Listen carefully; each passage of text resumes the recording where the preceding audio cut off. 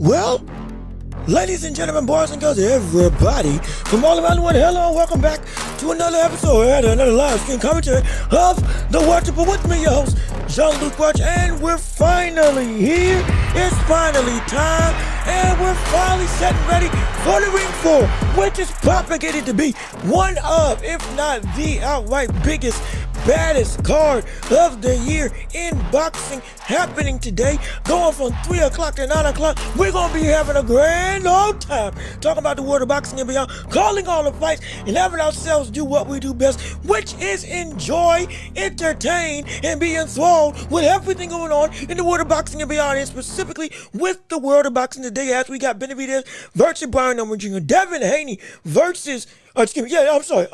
Benavidez versus Anthony Yarde, Brian Norman Jr. versus Devin Haney, Ben Rodriguez versus Martinez, and a whole host of other fights. Dylan Mason as well on the card. We're in the prelims of the fights right now, so we're going to be able to have some time to ease into the night, because it's going to be a whole lot of action.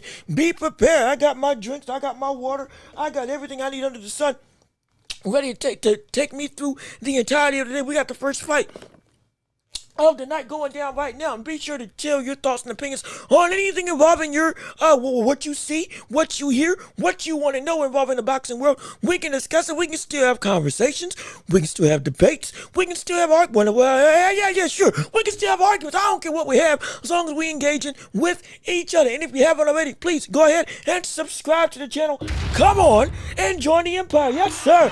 Be a part of the hottest show in all the globe right here on YouTube and on every podcasting platform imaginable. Also, be sure to hit the notification bell, leave a like on the video, comment your thoughts and opinions, like in the chat down below so we can see what you got to say on the matter. If you want to give us support to the channel, hey, we got super chats. That's right. Well, again, this whole week we celebrating that we officially monetized, so we got super chats down in the chat. You can send gifts, whatever the word you want to do. Hype up this channel. I think it's like a hype button you can do to help push this to everybody else, as well as we got Cash App and PayPal links down below in the description if you'd like to come support anything we'll do. Hey, this is how I make my money, and so the viewers like you help make this show possible, and we appreciate it oh so much. We're gonna earn our money. We're gonna earn our keep. We're gonna earn ourselves a phenomenal bit of green by doing a phenomenal job calling all the action on today, and we can't wait. Oh my gosh, we've been waiting and enthralled so long for what tonight's going to bring around. We're finally going to have our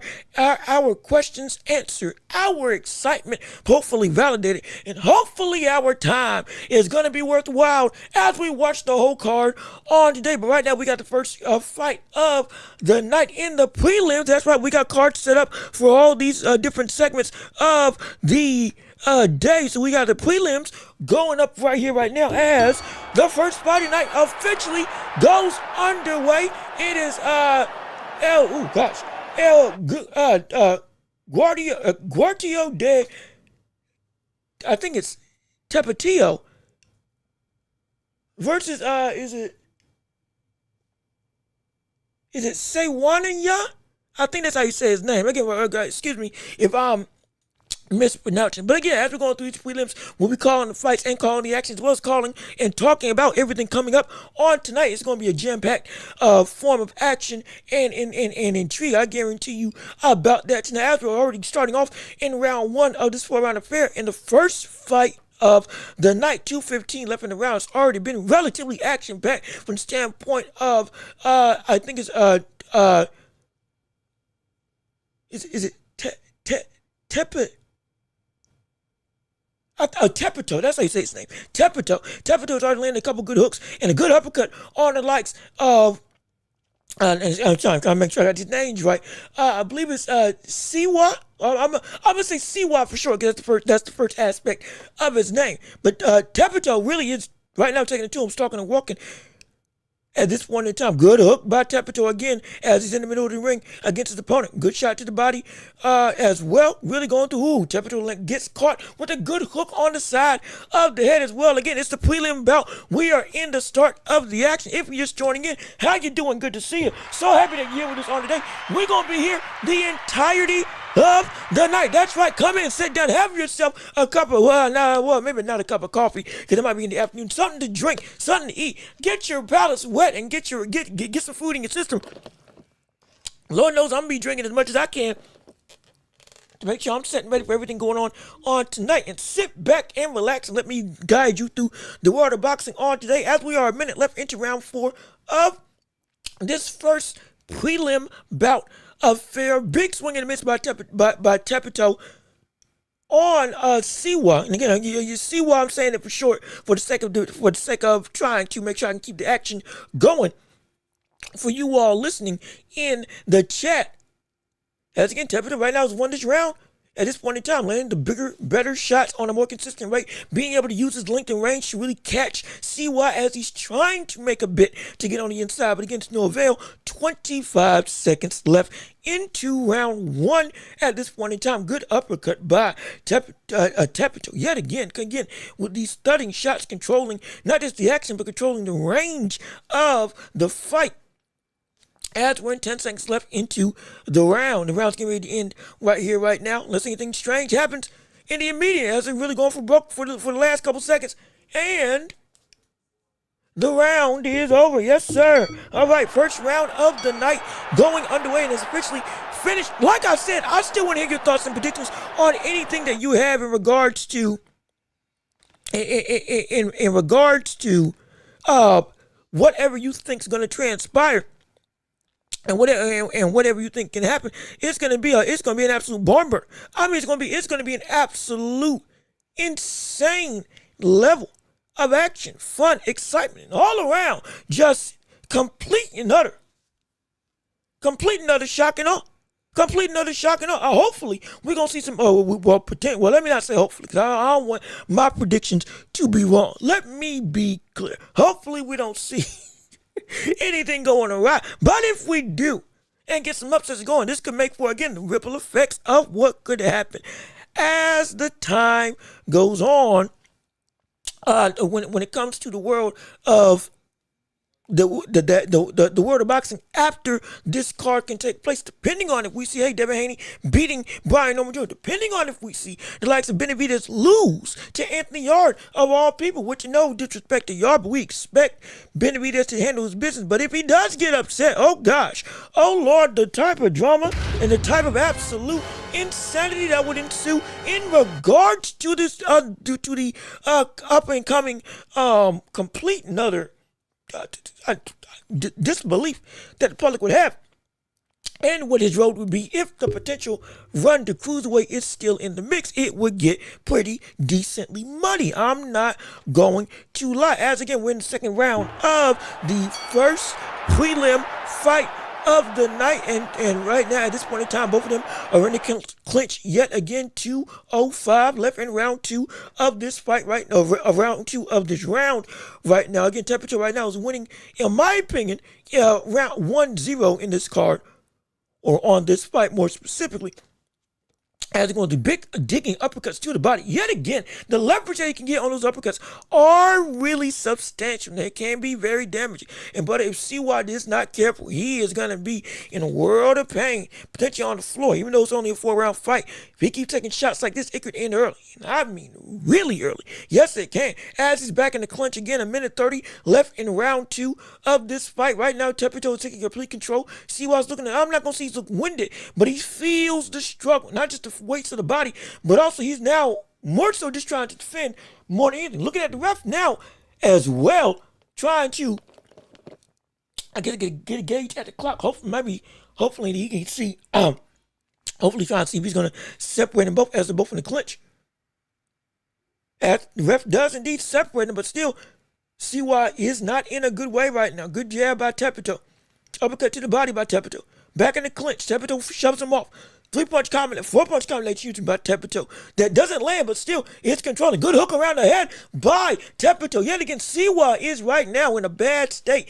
He ain't hurt, but he's hurt. He ain't in a wobbled state, but that brother feeling the effects. He's already looking out of it from the standpoint of, hey, this might be just too much for me to chew right now. 35 seconds left in round 2. Big uppercut by Tepito. Yet again, Siwa again is clinching up. This man is outmatched at this point in time in the fight. There is a clear and present discrepancy in talent that both of these people are showing against each other. And Tepito is getting the upper hand fully. Siwa again is in the clinch, just trying to hold on. At this point in time, he might be looking for a way out. I kid you not. Though it's only a 4-round affair, and we're only in round 2. Good shot to the body by Tepito already. As again, he's hooking on the inside, working good, baiting out the big hook to land a counter of his own by Tepito as the round is over. Let me see. Franklin, I believe it's Franklin's on it. Hey, brother, what's going on with you? How you doing? Good to see you. Thank you for tuning into the show. Welcome back. Hopefully you're enjoying the show. Hopefully you're enjoying the time. Like I said, we're going to get some people trickling. It's going to take a minute. Again, the card is at that kind of a unique time of 3 o'clock. So we're going to get the people coming in. They're going to be exciting. We're still going to give the energy. It's going to be an exciting night. No question about it. And thank you so much for tuning into the show with us on today. Who's the favorite in this fight? I would assume Tepito, especially by the way that this fight has unfolded in the first 2 rounds. There's a clear and present gap between the two. Tepito is a sharper puncher, able to land uppercuts and control the action with his height, as well as in the close range aspect of the fight on the inside. Specifically with that uppercut to the body, he's been able to land on Siwa all night long. Now I'm calling him Siwa just for the sake of trying to make sure I can keep the flow of the fight calls going.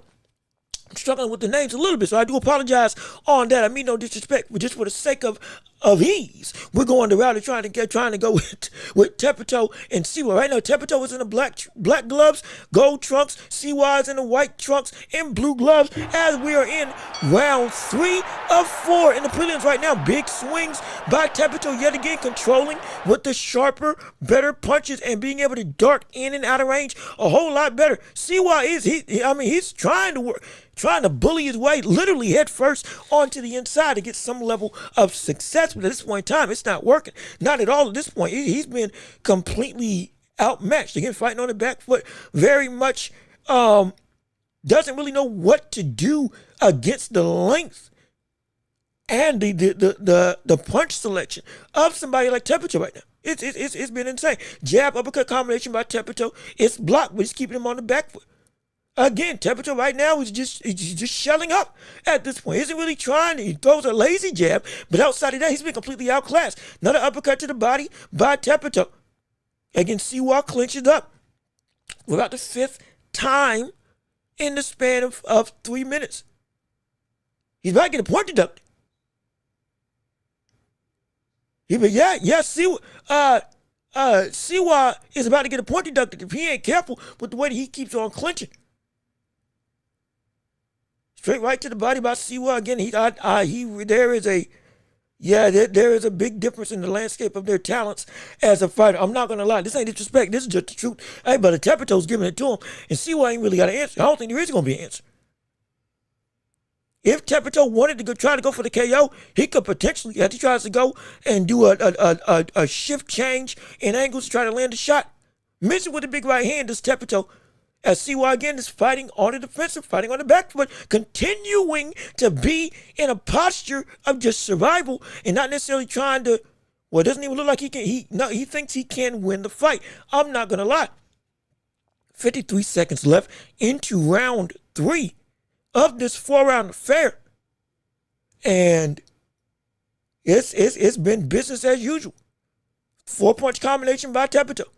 Good, legitimately some decent hands, some good combinations, but it's a gap. It's a huge gap. It's not even close. Who's winning this fight right now? 1-2 by Tepito that lands. 25 seconds left in round 3. Hook to the body by Tepito. Hook again by Tepito. Siwa can't get on the inside. It's the same rhythm, same back and forth posture, shelling up. And again, now he's just trying to become a turtle and just be able to make it out the round. This is good uppercuts to the body, good hook to the head by Tepito again. Another uppercut, another hook to the head as the round does end. Yeah, this is, my gosh, this ain't pretty. From the standpoint of an ease in production, this is becoming very, and I do mean very substantial. My Lord, my goodness. Great day in the morning. Could it be? Could it be that this man should not be in the ring? With all due respect, everybody who gets in the ring, hey, we always respect. Yes, we do. But could it be that this man shouldn't have been chosen for this fight? Because I'm not going to lie, this is not, emphasis on not, a great affair, a great outing for him in terms of Siwa at this point in time.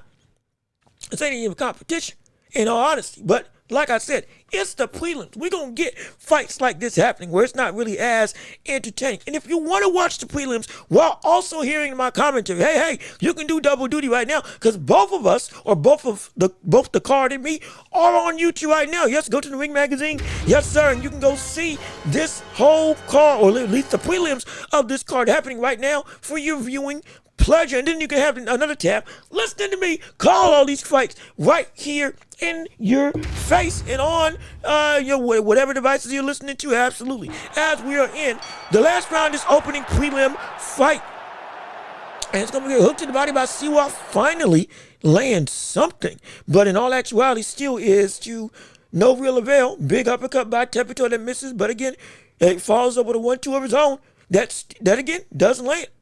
He's been having his way, doing whatever he wants. No real sense of urgency on the side of Siwa. Now he's trying to get a little bit of a fight, but again, it's in the clinch. And again, in the clinch, Siwa ain't even throwing nothing. Short uppercuts to the body. Another overhand right by Tepito. That was not to the back of the head, Siwa. Come on now. If you don't go out, try to go out with a little bit of dignity, because you ain't been nothing. You ain't been doing nothing this fight. I'm not, in all actuality. Minute 48 left in round 4 of this fight right now. Again, it's the prelims. Another clinch by Siwa. Yet again, hey man, take a point. Take a point. Take a point. Thank gosh, finally. Thank goodness. Lord, thank goodness. How the one are you clinching this much in a 4-round affair? It's ridiculous. Now let's see if Tepito, we're going to see if Tepito actually goes for the KO, and he does again and again. Siwa trying to clinch up yet again. Again, clinching. Yet again with another clinch. He already just got a point deducted. And if he keeps it up, he could get, I dare say he might get disqualified if he keeps doing this. And there's only a minute left in round 4. Or excuse me, a minute 15 left in round 4. Good 1-2 by Tepito. In a fight that it has not been close in the slight. Not even. I mean, not even. This wasn't even a contest. As 57 seconds left in round 4. Like I said, we don't expect every fight to be a barn burner. This is the first fight of the night. But my goodness. My word. Good 3-punch combination by Tepito. Another hook misses by Siwa. Again, barely throwing any shots already. Siwa getting off balance, getting turned around. Good uppercut to the hook to the body, hook to the head combination. Straight right by Tepito. Another uppercut to the body. Another uppercut to the body. And again, another clinch. 10 seconds left. Siwa trying to just get out and survive. Uppercut again to the body. Another uppercut. Again, he's clinching up. Good straight, short right hand by Tepito. Going in, 10 seconds left in the round.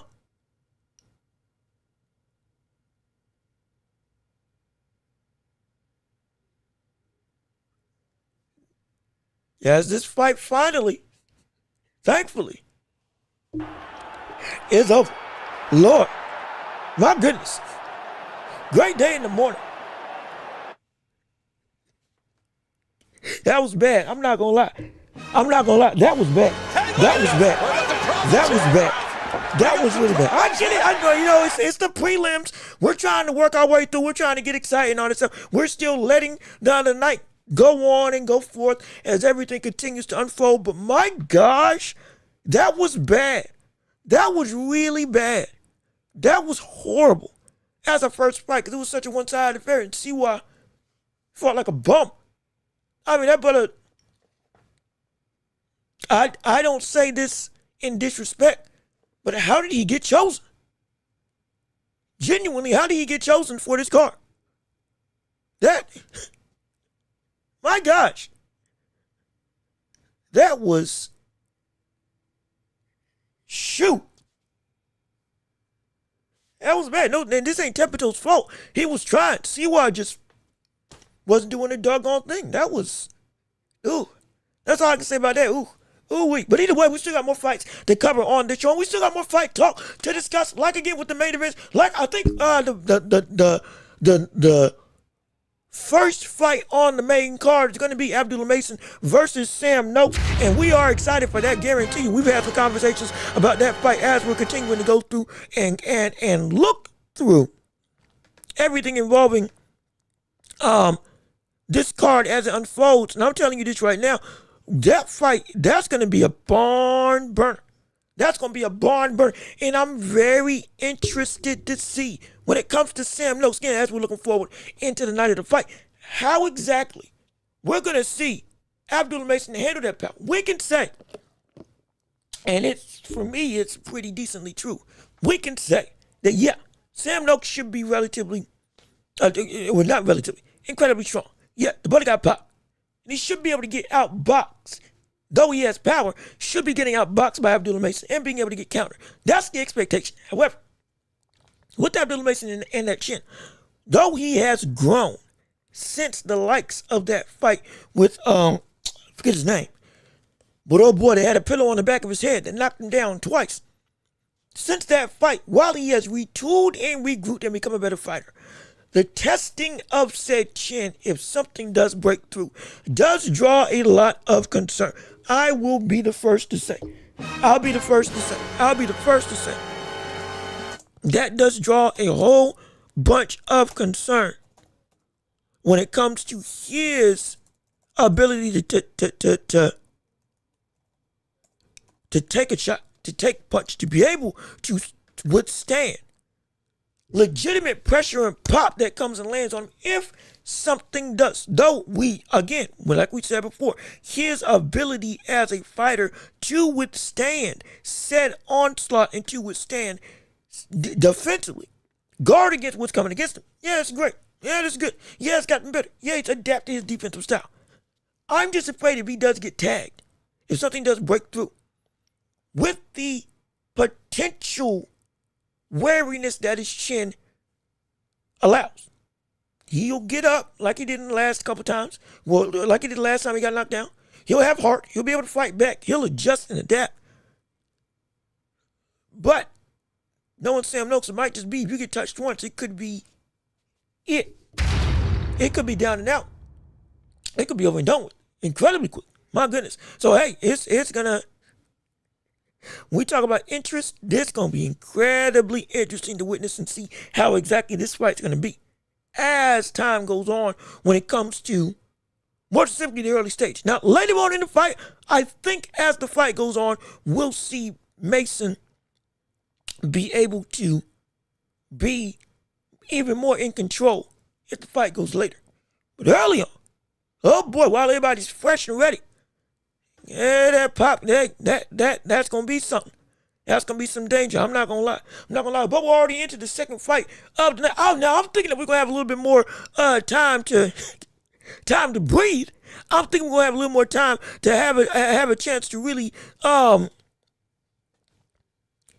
digest what's going through, have some time to talk. But I guess not. We're already in the second card or the second fight of the night. Now again, some of these fighters some of these fighters, again, a lot of them are I don't want to say local, but more so with what they've been doing. I think they were going out and having like multiple sparring sessions around the globe, or at like specific events that they would go through, and then because of how you perform there, you get cards done on, or you get opportunity to show up on some of these major cards in the prelims because of what you show in these parts. I think it's at what was it called? They did it right after the press conference of Devin Haney versus Brian Norman. It was like was it Spar X? I forget what it's called. Whatever case it may be. So that might be the talent that we're seeing coming on stage right now today. But regardless of which, hopefully, and I do mean hopefully, that fight's better than the first fight that we saw. I'm not gonna lie. Hopefully the fight coming up, is better than the fight that we just witnessed, because man, that was not good. That was not good in the slightest. But I still would love to hear from you all as to all of your thoughts and opinions of what's going to happen as the night goes on with everything and any other fights. Who do you think is going to be the fight of the night? As again, we're buying time, waiting to see the fighters get into the ring. Right now, it's Sultan, is it Al Muhammad versus Usman Chavin. And most of the public thinks that Al Muhammad's going to knock him out and get the victory in what should be a very easy, dominant display. Will it find? Hopefully, we're just looking for a better fight as a whole. That's my biggest thing. That's my biggest thing that we want to witness and see right here. Joe, give me 1 second. Just trying to make sure that we got everything still in order for the card on today. So we're not going to run into any potential issues or situations that cause us some strife and pain as the fight goes on. Because Lord knows we don't want that. Lord knows we don't need that. We've already had a scare on some past events. And I think we should be good now. At least for this one. I think we should be okay. Also, real quick, just so you know, we are going to take some time to eat. To be clear. We will take some time to eat. Oh, yes, we will. I guarantee you, once these prelims end, or this situation where we get a breath, we are going to take some time to eat and refuel. I promise you that. It ain't going to, I promise you that.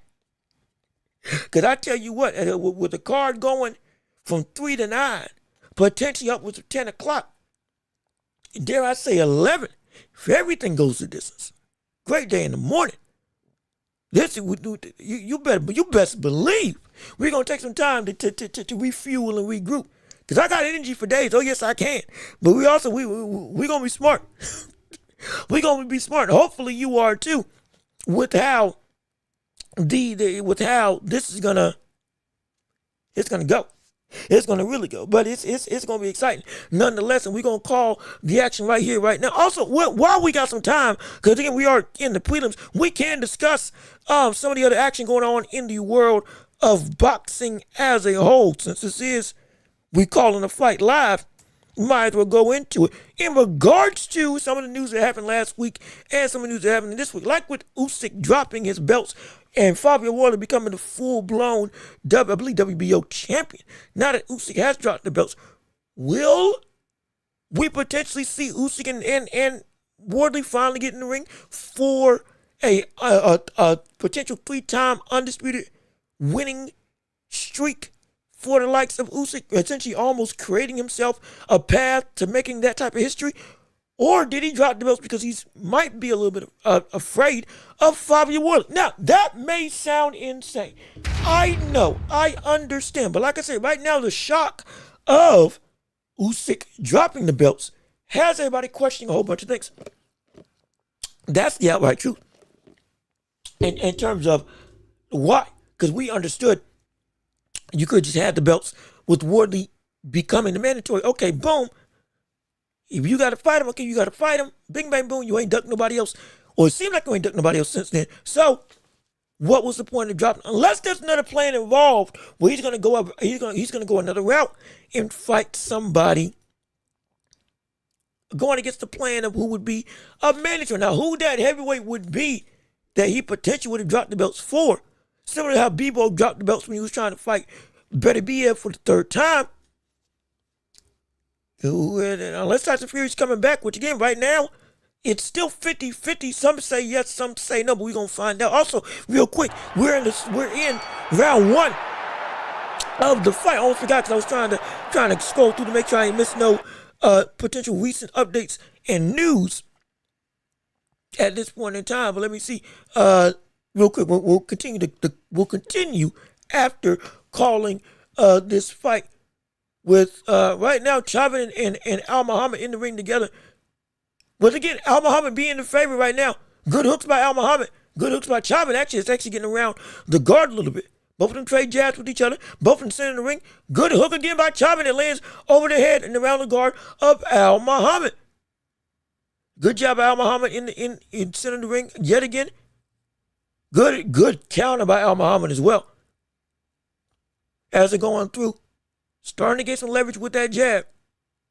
Almost lands a big right hand counter, but Chavin baits it out and makes him swing and miss entirely. Minute 40 left in round 1 right now. Going through, feints a shot to the body. Chavin again lands a shot to the body. Al Muhammad lands with a hook of his own. Both in the clinch, get back out. Chopper, I'm not gonna lie, Chopper's actually putting up a pretty decent fight for the standpoint of the good shots by Al Muhammad, though. That one rocked Chopper a little bit. Wait a minute. Chopper, he's fighting. He's landing a big hook of his own as well, but Chopper is in trouble. Chopper is hurt. Chopper's hurt right now. He's fighting. He is fighting back. Somehow, good head move. I'm crazy enough. Good head move. Oh, good shot by Chopper as well. Taking a big shot by Al Muhammad as he's in the corner. This fight could end right here, right now. I'm not going to lie. 57 seconds left in round one. Wait a minute. Oh, shoot. Oh, wait a minute. He quit. Oh, shoot. Oh, no. Oh, no. Chavin turned his back on his opponent and threw his hands up in the air, probably thinking that was going to count as him taking a knee and taking a standing ain't count. But instead, he turning his back, throwing his hands up, gave the sign to the ref that he's giving up, and then boom, ref waves it off. My goodness. Hey, well, congratulations to Al Muhammad in an insane one-round demolition. Again, Chavin was indeed holding his own up until he didn't, but he went through. He didn't take a knee. He instead turned his back and put his hands in the air. Ref couldn't do anything else but say, up. That's it. As you can see in the replay right now, big swings and lands by Al Muhammad. He gets rocked again in the corner, gets put in the ropes. Al Muhammad's doing work. Chavin puts his hands up, turns his back. Ref was almost in shock about, hey, buddy, wait, are you serious? What you doing? And then he waved it off. Good, and no, that big hook downstairs to the body. That's what did it on the open body of Chavin. Al Muhammad came in with a wicked shot downstairs that, hey, caused him to give up. So my goodness, well, that fight was quick. Again, credit to Al Muhammad. Another prelim fight on the card. Crazy enough, that fight was better than the first one, and it lasted a fourth as long. So my goodness, but even still, back to the conversation at hand in regards to Usyk, who I still don't know why he dropped the belts. It still doesn't make sense to me. We still, again, he said, now he is saying he's still recovering from injury. How far that recovery has gone, I don't know. We shall find out. But one thing I do know is the fact that with Usyk, we are watching very closely on what he is going to be doing for his career as we're continuing to watch the tail end of what's been, yes, a historic and dominant reign, but at the same breath, with the up-and-coming talent coming forward, like with Moses Talent, like with Fabio Ward, like even with the likes of a Justice Hooney, who again, yes, he lost, but still, that's a threat coming into the fight. Teta Moana, nothing but I think he's like 6'6", long and lanky, built like Tyson Fury, but can hit like a truck. There's some people coming. There's some real threats coming in this division. And so we want to see if Usyk if he's going to reign, last and stand the test of time with, again, his 5-fight deals. We're still questioning where exactly that is going to go, but at this point in time, everything's kind of, I don't want to say up in the air, but everything is very much in the world of Usyk, a cause for a little bit of concern, some would say, but like I said, we'll be tentative and we'll hold on to it. Also, in the way, if we are still going through and previewing the main event with everything going on this card, more specifically, when it comes to Devin Haney in this fight, again, as we're rolling through the Rolodex of potential conversation and ripple effects of what this night can bring, as we're witnessing him fight, if he does beat Brian Norman Jr., well, the question is, where does he go afterwards at that point in time? Because it would be a shock, absolutely. But does he then go and does he stay at 147 and reign and try to get all the belts? Or does he move through and now go back down to 140 and try to fight against the likes of Tio? Potentially. Try to, because at that point in time, no, actually, I take that back. I know what's going to be coming around. If Devin Haney beats Brian Norman Jr., scratch what I said about him moving back down to 140. He's going to fight Ryan Garcia. That's what's going to happen, because right now, Ryan Garcia is in talks of fighting, well, not even talks, it's signed and sealed. He's fighting Mario Barrios in, I think, February of next year. If you didn't know. Yeah. Hey, look at him. Yeah. We're having problems here. He signed the contract on television.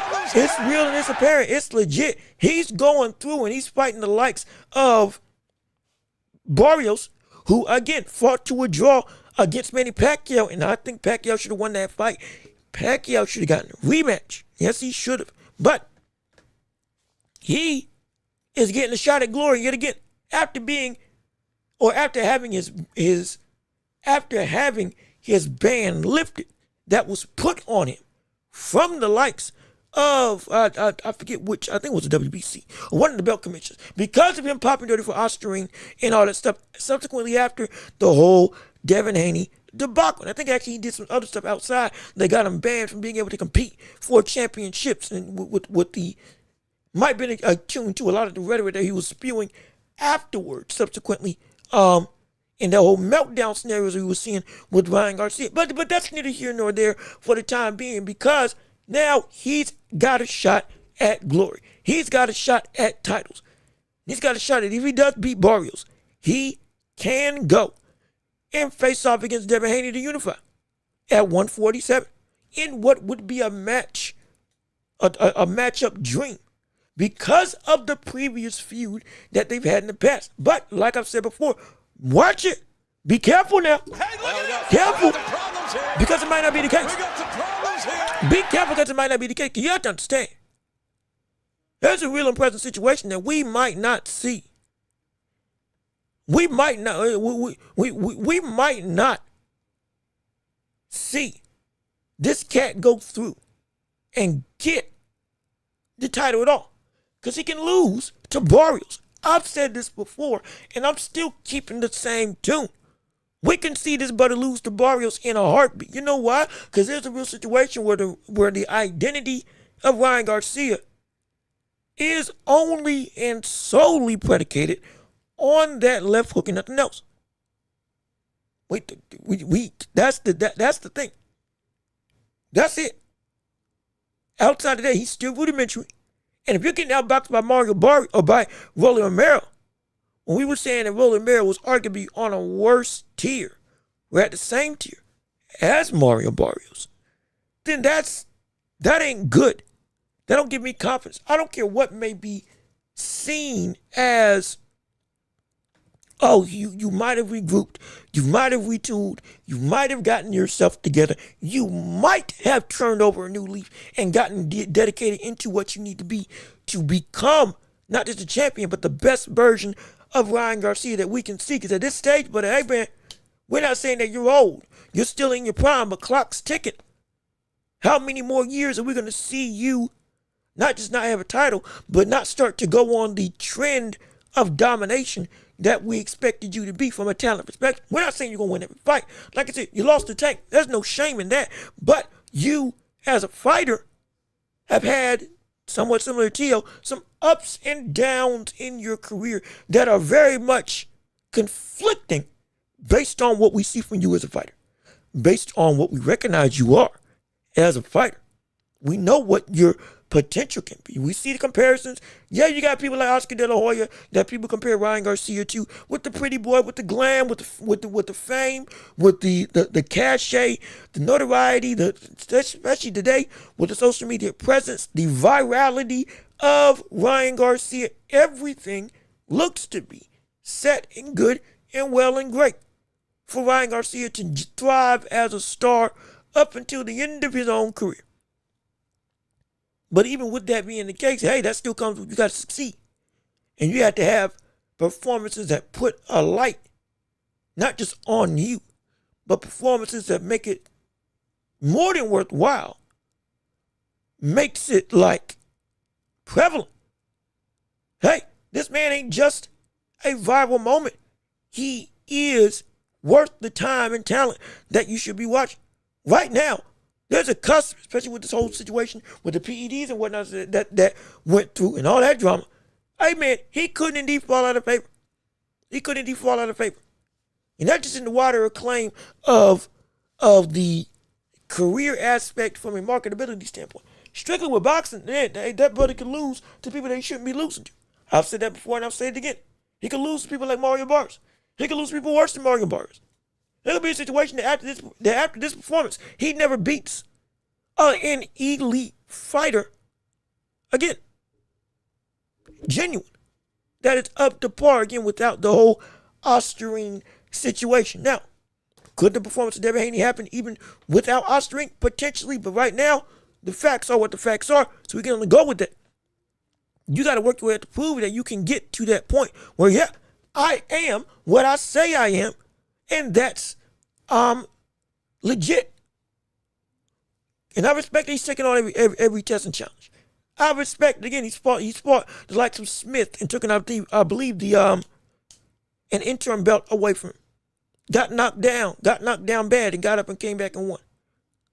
Tried. Like we can say the Ryan roll or the silly shell, whatever the word you want to call it, with that shoulder roll that he had, we can say it looked awkward. We can say, what were you doing? I said, what were you doing? But even still with that, when we showed, we at least in that point, it showed that he was trying, which I can't dismiss. I can't hate on somebody trying to do something different. But at the same time, everything is predicated on success.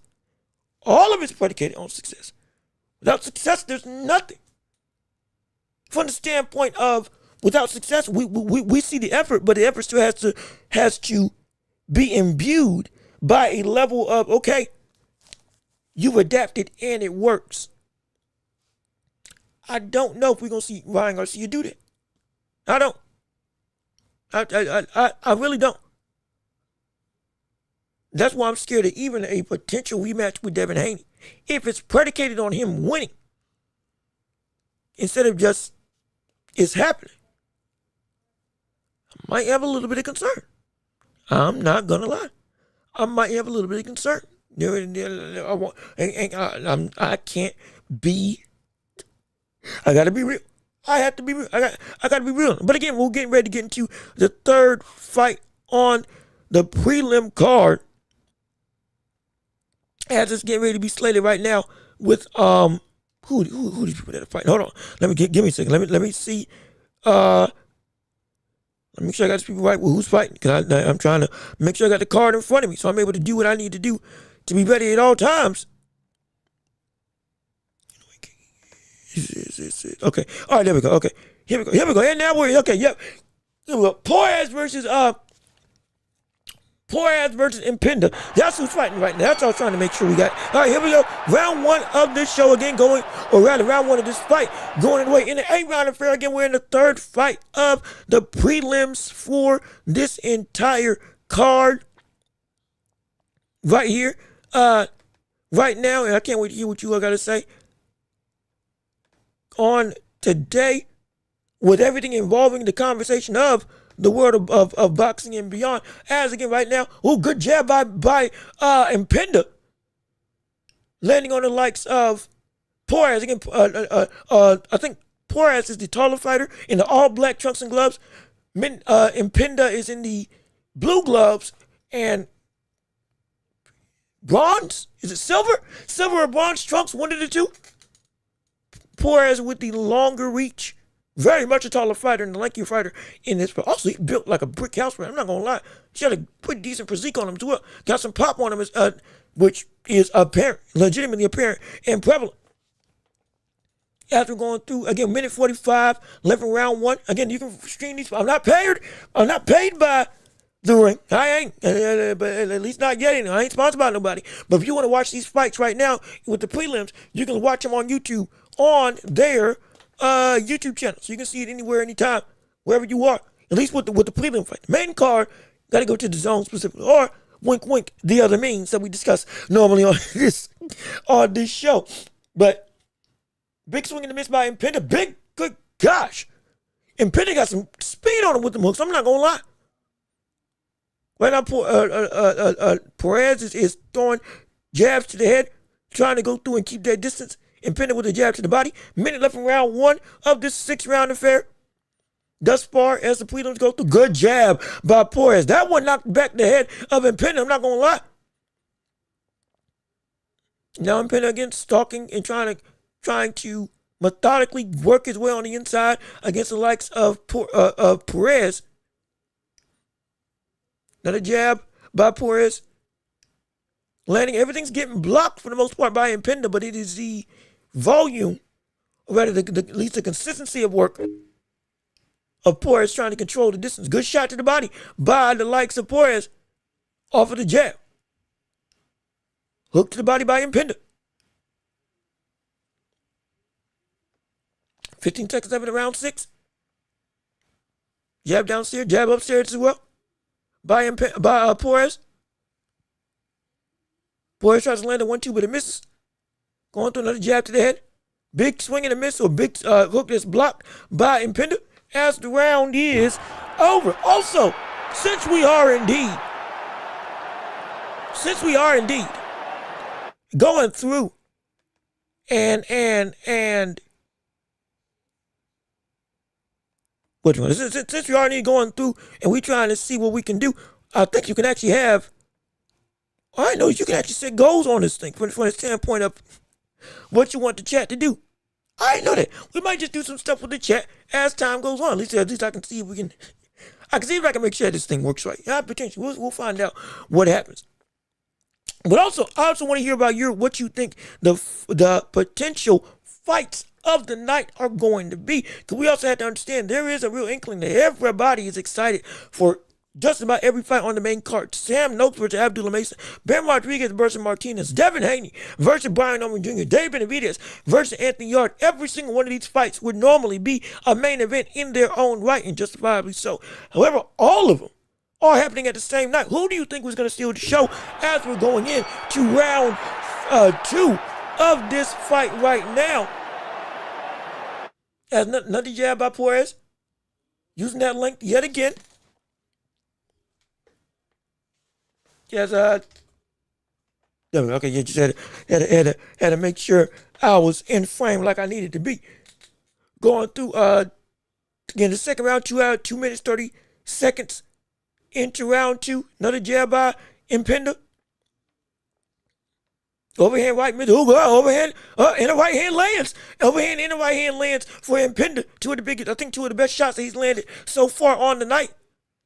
He got some zip on his punches. He might only be 11-4 with 5 KOs on his resume, but yeah, he got some punches that can affect him. I'm not gonna lie. And from how slow he goes and tries to methodically move forward, when he commits to throwing shots, he does have some speed on him. As again, now he's got Porras shuttling up a little bit as he goes on the attack, and Porras ankles out and works back to center of the ring. Jab by Impenda, jab by Porras. Minute 40 left in round 2. 3-punch combination misses by Porras.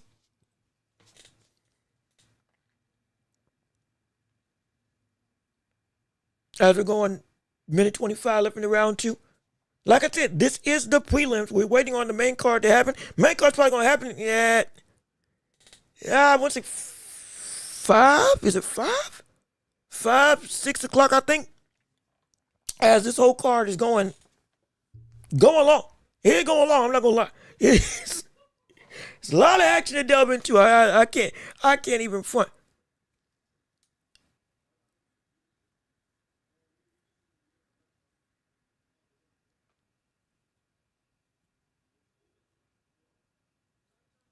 As we're going to do uppercut by Porras. And sorry, my stream froze just a little bit from the standpoint of on YouTube. And now we're back in action. Good right hand by Porras that lands on Impenda. Minute 35 left in round 2. Thus far. Right hand by Porras. Right, he pulls back on that right hand. Doesn't actually let it go. Misses with the hook, and now Impenda tries to walk him down. Shots to the body by Impenda, but it's blocked. Both of them in the clinch. 15 seconds left in the round 2. Back into the center of the ring. Porras with a hook to the body. Again, using that link. Both of them trade shots to the body that time. 10 seconds left in the round. Impenda tries to come through. Big swing and a miss by Impenda. Trying to land a home run shot on the chin of Porras. As the round is over.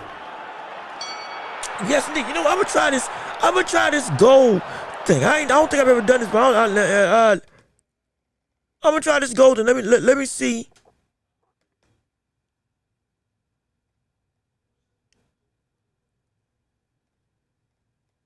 trying to see exactly how this will go. I'm not really sure. Let me see. I'm gonna test it out. We're just gonna see how it works. This is gonna be my first time.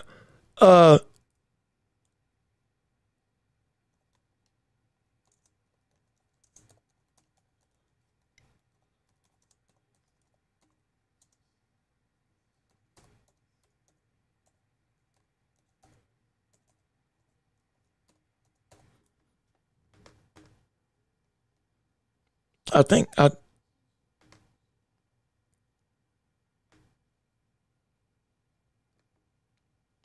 here we go. I got it. I got it now. I got it now. Here we go. Okay, hold on.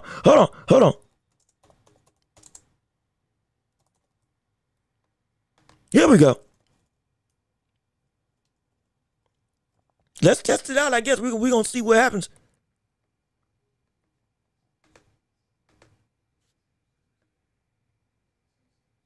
We're gonna see what happens. I don't know what this is gonna do, but we're gonna find out. When it comes to whatever, I think what this is. Oh, okay. This is super chat. Go. Okay. All right, we're learning something new. Hey, we're learning on the fly as time goes on when it comes to how we're working with super chats and getting paid down. Again, we're still working. We're still trying. We're still going and trying to see how this exactly is going to work. But regardless of which, if we can make it happen, we can make it happen. As we're in round 3 right now of the fight with Porras and Impenda. Right now, I think Porras is up 2-0 on this card. Again, this is the prelims of the Ring 4. We're getting ready for the main event with Benavidez versus Yarde, Brian Norman Jr. versus Devin Haney. It's going to be from here till 9 o'clock. We were here at 3:10. Fight probably ain't going to end till about 12, 11 o'clock. We're going to be here. Get some food, get some popcorn, get some drink, get comfortable. So I can say get comfortable, because my gosh, it's going to be a long night of fights, absolutely. And you can see these prelims on YouTube right now, along with me streaming on the show for the standpoint of calling the fights live, if you would like to, on YouTube as well. Get 2 separate tabs, prop them up, and listen in and enjoy and have yourself a time with us on this auspicious occasion of action-packed intrigue when it comes to the world of boxing with the Ring 4. As it's built with 9 of champions on display, with every fight being just about a main event on the main card. And boy, it's going to be a time, and I want to hear your thoughts and opinions on everything as well. As we're in 53 seconds into round 3, good shot by Impenda. Finally lands 2 overhand rights on the head of Porras. Finally, another big swing by Impenda. Yeah, that hand speed is starting to come through. All right, now Porras is starting to get tagged a little bit with those big shots by Impenda. Though he's the taller fighter at this point in time, them overhands are working. Another hook but lands for Impenda on the head of Porras, as we are 20 seconds into round 3. Another hook to the body. Impenda trying to work his way on the inside. 10 seconds left into round 3 thus far. Impenda blocks most of the shots by Porras. Good jab by Porras, another good overhand right by Porras that lands, or by Impenda that lands. As the round is over, hey, I'm not gonna lie, Impenda might have taken that round. Impenda might have took that one. He might have took. He might have took that one. He might have took that one. I'm not gonna lie. He might have took that one because he landed some stiff, and I mean stiff, shots on the head of Porras right now. Yes, and also real quick, I still want to make sure we cover the rest of the news in the boxing landscape. As of right now, we covered what would happen if Ryan Garcia, if Devin Haney beats Brian Norman. That he will most likely fight against Ryan Garcia for a unification bout at 147 for the belts. If again Ryan Garcia beats the likes of Mario Barrios come next year. And then the grudge match with more titles on the line, hey, that'll be something to see. No question about it. However, in light of that as well, on the flip side, same thing could go for the likes of Brian Norman Jr. Now, we may have speculated, hey, maybe as we're in the next round of this prelim card, when it comes to Impenda and Porras. Again, Porras is in the all black trunks and gloves. Impenda is in the blue gloves.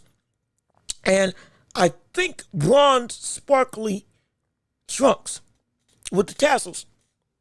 But when we're looking at Brian Norman Jr., if he beats Devin Haney, well, we talked about the stardom. Yeah, it's going to be there. We talked about the potential moving up as one of the future faces of this sport and bumping himself to the front of the line. Hey, maybe, absolutely. Especially if he does a devastating job on the likes of Devin Haney.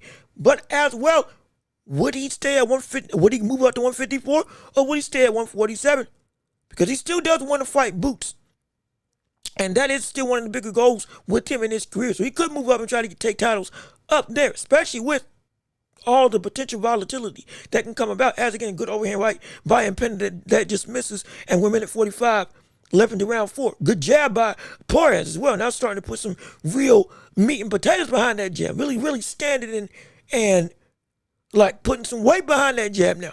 But he could also stay at 147 and he could fight Ryan Garcia. Now, if he fights Ryan Garcia, that would be interesting.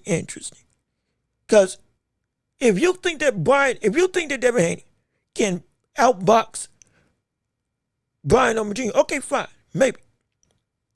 But as we saw that wasn't able to work when Ryan Garcia just literally walked right through him when he wanted to go in and beat him and tag him and beat him with punches, beat him with countering, beat him with the left hook.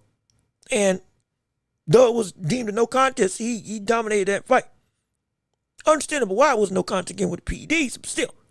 As again, good swing and a miss by Porras. Porras lands with a big shot. Impenda might be hurt. Oh, shoot.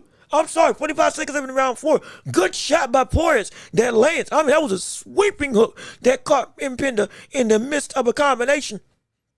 I thought he was going down for a second. Oh, good gosh. Now Impenda again seemingly has recovered and is now walking and stalking and coming forward even more. Good shot to the body by Porras. That body shot by Porras also hurt. That one hurt. That was a good shot downstairs. Good hook again by Porras through the guard.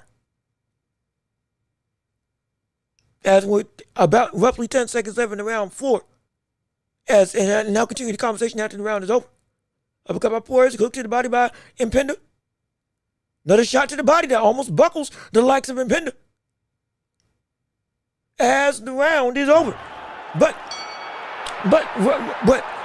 Ryan Garcia, he won't be able to do the same thing that he did against Devin Haney if he fights against Norman, because not just of the pop and power, but also because of the physical ability of Brian Norman won't allow for him to be able to control just, okay, I'm going to get in range and I'm going to do what I want to do, even with my hand speed, without having to have something to worry about. Again, if you can make Ryan Garcia respect your power, at least if we're going off the backs of what happened with Rolly Romero, you got a good chance at stifling what his ability can be. You do. I'm not saying it's gonna work every time, but I am saying it's a good way to change the outcomes, and specifically change the mindset of what Ryan Garcia can be as a fighter. Brian Norman definitely got the pop and boxing ability, specifically the boxing ability, to be able to implement some of the stuff that we thought Devin Haney was going to do in terms of when he fought Ryan Garcia, but it actually will be able to work because physically he won't be controlled like he was against Ryan Garcia. And so if that fight did take place, we could be looking at Brian Norman getting himself a unification shot. Absolutely. No question. Also, we got people in the chat as we are in round 5 of this prelim bout. Hey, what's going on? What's going on, buddy? How you doing? How you doing, Teddy Berkshire? Appreciate you coming through on the show today. How long until this stuff is over? Hey, look, we're waiting. Like it's the prelims. This is the second to last prelim fight on the card right now. And take it. So we're just waiting to see what's going to transpire. Right now, we're just waiting. Like, I'm not gonna lie. Some of these prelims ain't been all that impressive. We had one where it was Siwa doing a fight and really just was in it to survive, wasn't really trying to do anything against Tepito. You had Al Muhammad knocking out Chavin in one round, honestly making Chauvin quit when he turned his back. Chauvin might have thought he was trying to take a knee, but when he threw his hands up and turned his back, Rebel was like, I can't do nothing but say this fight's over because you quit. So it's been a very confusing turn of events when it comes to some of these prelim bouts. But again, the main event is what everybody's paying to see, and I can understand it because it is indeed worth. It's worth the time. Oh, yes, it is. As we're going through right now, big swing by Porras that lands. Big hook again by Porras. Now they start to trade blows with each other. Impenda with a good shot, good right hand by Impenda yet again. Another good right hand by Impenda, starting to gain some success on the taller Porras. Now starting to empty the gas tank, trying to go through and really land some thudding shots on the taller man at this point in time. Getting aggressive, throwing his shots a little bit more. Good uppercut by Porras. That's a long uppercut, boy. Porras got some real length to him from the standpoint of reach. My gosh. That thing came from the other side of the ring. Great day in the morning. Another jab by Porras that lands. Rather 44 seconds left in round 5. You can watch this on YouTube as well. The prelims are on YouTube. While the main card isn't on, is going to be on the zone. The prelims, they're on YouTube right now, so you can see it. And so you can see it at this point in time. Right now, for me, it's saying round 5, 25 seconds left in round, getting ready to go into round 6 right now. In fact, let me make sure that my stuff is up to snuff. Wait a minute. Am I behind? Wait a second. Let me change my thing. Hold on.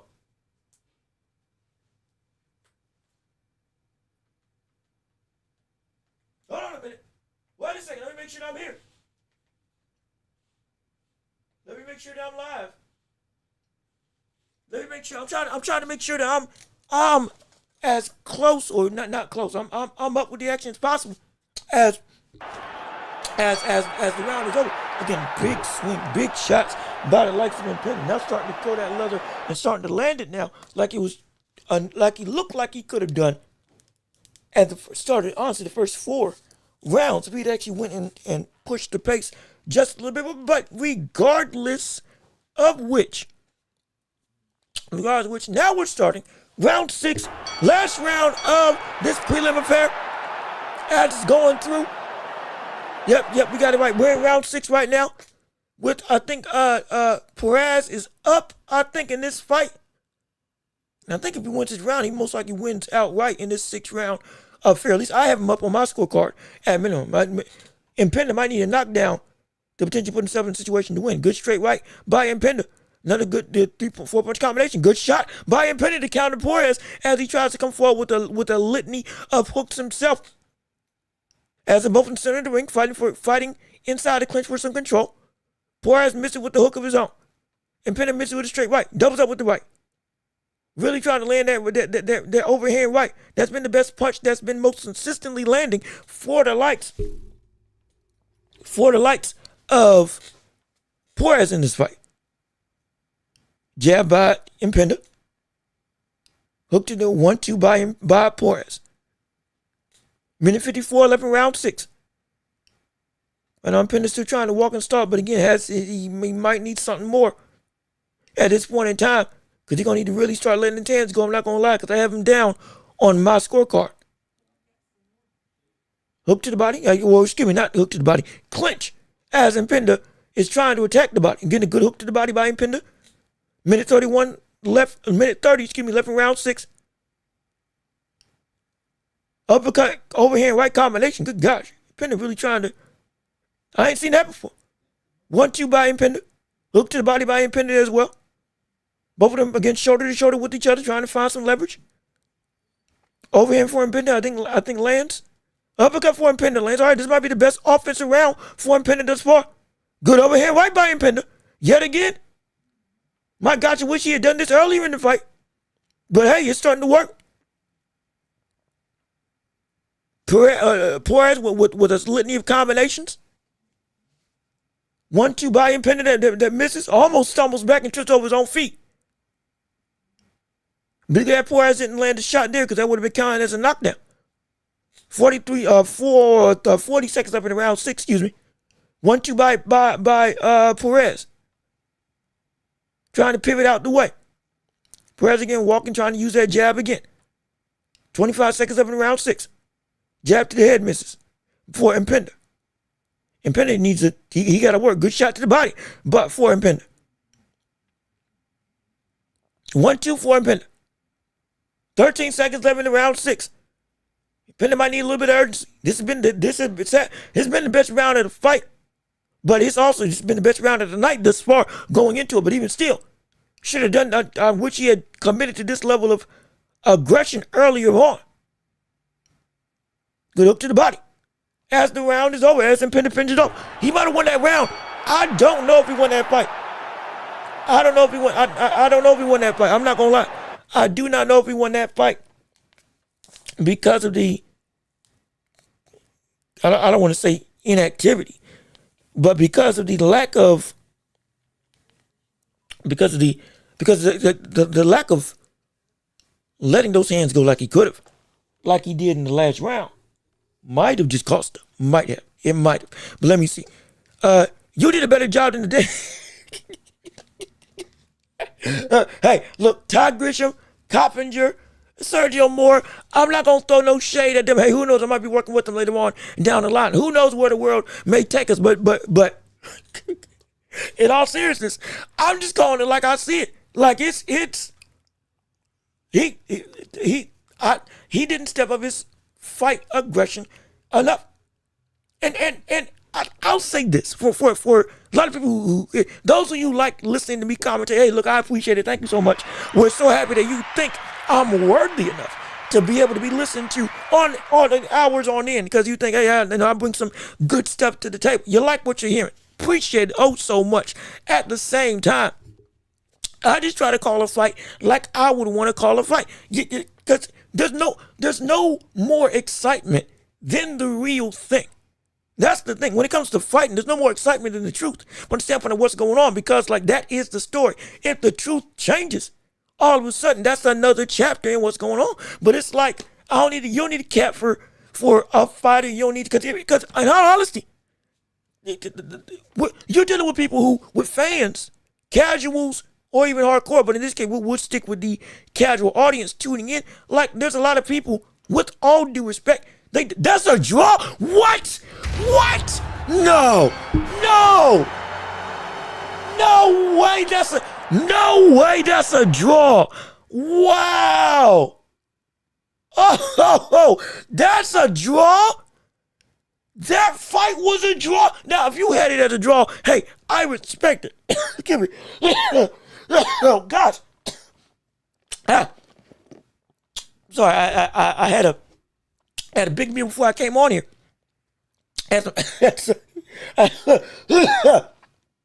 Didn't chew everything, Pop. But all that didn't hear. That fight was not a draw. There's no way that was a draw. Impender didn't do enough with his activity. He might have blocked a lot of stuff, and when he didn't land shots, yeah, they were devastating. The last round was the best round. I don't think he won that fight though, because he started too late. I don't, man. That should have been a draw. But regardless of which, it's like there's a lot of fans that don't know what they're watching or what they're seeing. From the standpoint of explaining what's working and what isn't, explaining the repetition of patterns, the tendencies, the ability of not just having a fight called to you, being able to see, okay, why is something working? What is it that the guy is doing wrong or right? What is the thing? He's getting hit, but why does he keep getting hit? He's starting to gain ground. Why is he gaining ground more than he's just hitting the brother more? A lot of people, they don't know that. You want to give a little more detail, you know? And also, if somebody's performing bad, hey, this guy's performing bad. This is not a good fight because da-da-da-da-da-da-da. So the fan knows what to expect, and the fan can be smart. This is what I'm trying to do. Hopefully I'm doing it, but regardless of which, it's hopefully I'm doing a good job. It's the enthusiasm. Imagine you with a suit, how excited you get to be out ringside. I mean, yeah, I would love it. Now, again, would I want to wear a suit? I would love it if I could have, my own fashion, my own, style. Maybe if I call fights, I'm gonna call fights in a big old feather cap with a cane and a coat. I would look like a pimp if I get on TV. I'm gonna tell you that right now. I guarantee you get me on television. I'm dressing. We getting a diamond studded cane. We getting a gold cane rod. We getting a sharp pinned point at the end. We getting a mink coat. Oh, we coming in. We showing out there. I'm gonna be like Walt Frazier. If you ever seen Walt Frazier, who commentates for the New York Knicks, him and Mike Breen, they do a phenomenal job. But Walt Frazier specifically, more than just a Hall of Famer, more than just the man who was the last to give the Knicks a championship, one of the greatest players of all time, no question about it, absolutely. Knicks legend, NBA legend. Thankfully, he's still around with us, and he's still fly. And he was dressing like that all his life, especially especially when he was in the NBA. And I'm talking about I'm gonna be dressing like that, but to the tens. Oh, we blowing that out the water. You're gonna think I'm auditioning for a movie role. Oh yes, indeed. It's gonna be fun, man. Oh gosh, it's gonna be fun. Oh shoot, that would be exciting. Let me see. I understand because and Bang made a statement, but white boy who was a stock in, and again, I thought poor ass won it. I did think he legitimately won it because I thought and Bang he started that level of constant offensive aggression too late. And if he had done it early, he honestly, a lot of the shots that he landed later on in the fight, he could have had earlier. He could if he wasn't so, I don't want to say methodical, but if he wasn't so forthwith with trying to be patient. Sometimes you can be too patient. And sometimes in boxing you can be too patient, in sports in general. But in boxing specifically, you can be too patient, waiting on a certain sect of instances to open up instead of making your own instances happen. That's kind of what happened. So it's cost himself on that one. I'm not gonna lie, even though it was a draw. Let me see. Part of boxing, youngin, when you finish well, you will get rewarded. Yeah, that is true. That is true. That is true. I'm not gonna lie. I mean, remember that saying, "You're only as good as your last fight." Well, the same with judges in the round. Yeah, and you know what? I have noticed that. You ain't saying nothing wrong. I've noticed that for some reason, somebody can be doing everything right, and all of a sudden the judging shifts and changes. I get momentum shifts, absolutely. But to some degree, you have some judges that will skew their judging off of up. One round was bad, and he must have lost the next one. Well, since he lost that one, he must have been going to lose the next one. The predisposed inkling of what's going to happen, based on what happened previously, happens with judges as well, and that can be problematic. That can be problematic because it should be round by round basis. Some people, I don't know what some of these judges are watching. I can't lie, but hey, the more we criticize it correctly, the more we correctly criticize the problems, the more vocal more people will become, and the better it can be when it comes to being more consistent with fixing this, at least hopefully. Anyway, let me see. Hey, Track Girl, how you doing? Good to see you. Thank you for tuning into the show. We're so happy that you're back, so happy that you're here. Hopefully you're enjoying the stream. If you haven't already, leave a like. Come on and join the empire. Come on, be a part of the hottest show in all the globe, right here on YouTube and on every podcasting platform. Imagine we streaming all day long, going into the world of Benavidez versus Yarde. As the main event, we going through all day through. And if you reach the super chat goal, any amount will do, no matter where. We get 20 super chats. Hey, we're going to have ourselves an hour-long post-fight presser. Well, not presser. An hour-long post-fight, whatchamacallit? What's the thing? Post-fight show. That's what I was looking for. I'm taking a million miles a minute. We're going to have an hour-long post-fight show if we can reach the super chat threshold. You know what? We're probably going to do it regardless of which. We were just testing out this super chat goal thing to see what transpires. But hey, if you like what you're hearing and you want to keep supporting, hey, we now just got monetized. So again, thanks to all of you for tuning in and helping us out. We appreciate it. It's been a long road, but we got there. So now that we're here, let's make some money, shall we? Yes, sir. Let's make some dough and let's earn our keep. Because we're going to make sure we're going to earn your patronage if you so choose. But if you don't, just sticking around and having fun with us and enjoying us is worthwhile. Yeah, sure, we want to get paid, but we want to make sure that we do put you the people first. Absolutely, no question about it. Hey, stick around, have some fun, enjoy what we got going on, because boy, it's gonna be great to see. And it's gonna be ready to see. And I think who's this? But we got up next. We got the last card of the prelims. Muhammad Alaka. Oh, okay. All right, Muhammad Alaka. Yeah, this buddy, he's been on the past three or four ring cards as a prelim fighter, gaining ranks and gaining experience. He's been being pushed legitimately as like, hey, this cat can actually be something. And he does have some good skills to him. As we continue to watch his career unfold early on, we're going to see whether or not this brother is actually going to live up to that type of hype. Also, we got people subscribing, like with Jermaine Howlett. What's going on, brother? How you doing? And thank you for tuning into the show. And welcome to the Empire. Yes, sir. Yeah, buddy. We got another one. We got another soldier in this army that's continuing to take over the globe right here on YouTube and all across the social media landscape. We appreciate it. We love you. We appreciate you. Thank you so much for tuning into this show and being a part of this community. Absolutely. Anybody else who wants to do it, come on in, sit back down, and let's have some fun, shall we? As we're going into the last prelim card, Alakel versus Lee. Super featherweight 135. Right now, Alakel against 6-0, 1 KO on his resume. But again, is a more privy technical boxer.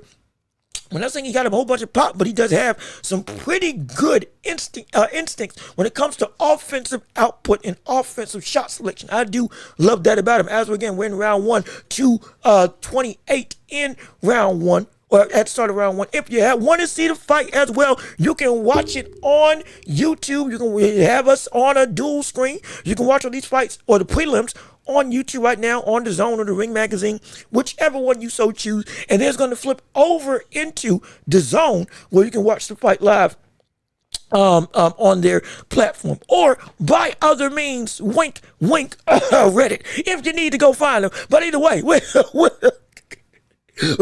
that's neither here nor there. We don't want to get no sites taken down, but for those who can't pay, we understand. Hey, do what you got to do. There are means to find it. But I'll just leave it at that. But either way, regardless, with good right hand by Alakel at the start of round 1 as a counter shot. Again, the hand speed of this cat is pretty good. And the punch selection, I told y'all, it's something legitimate on what this guy can do.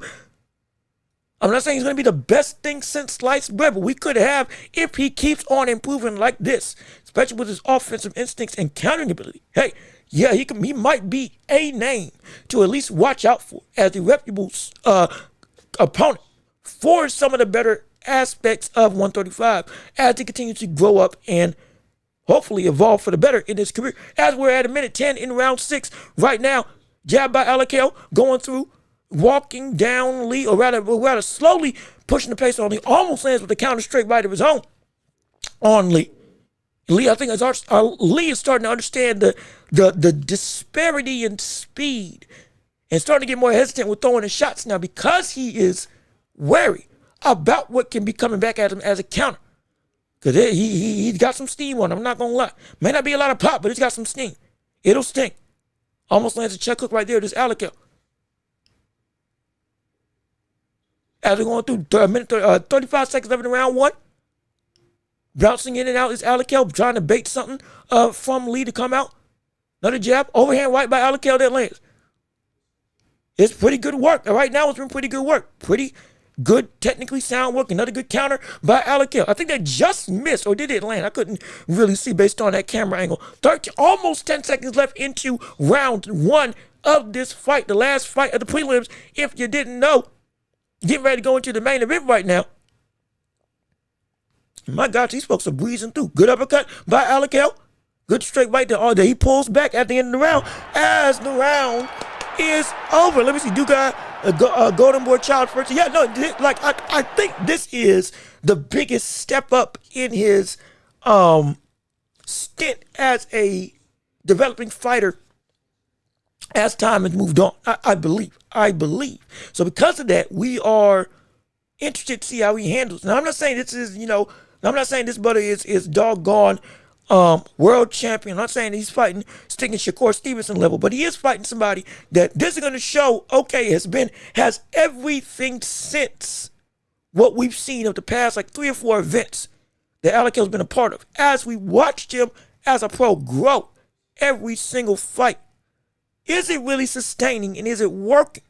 Is it substance filled, or is it potentially a fluke? Right now, after round one, it's looking pretty good. At this point in time, after getting ready to delve into round, round two of this fight.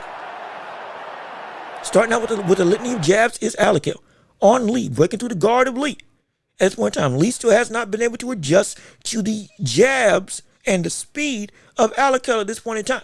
Again, Alakel's in the green tasseled trunks and black gloves. Lee is in the brown, I think bronze, or like dull brown. Black in the black trunks and red gloves. At this point in time, both of them land on the flurry of exchanges. What did you tell the Alakel with another uppercut? Yeah, Lee is really being hesitant now. 2:15 left in the round two. Going through right now, Alakel's up 1-0. Jab to the head by Alakel. That lands. Again, but he's smiling in the ring now. Oh, good gosh. Hey, but almost tries to land an uppercut from way down under. I mean, just completely scrapes the floor trying to land a shot on the likes of Lee. But if you saw what set it up, was that subtle recognition of distance. Didn't even have to step back that time. Just stood still and was able to know what was coming his way. Tell him he's got some good eyes. He's got some decent eyes on him.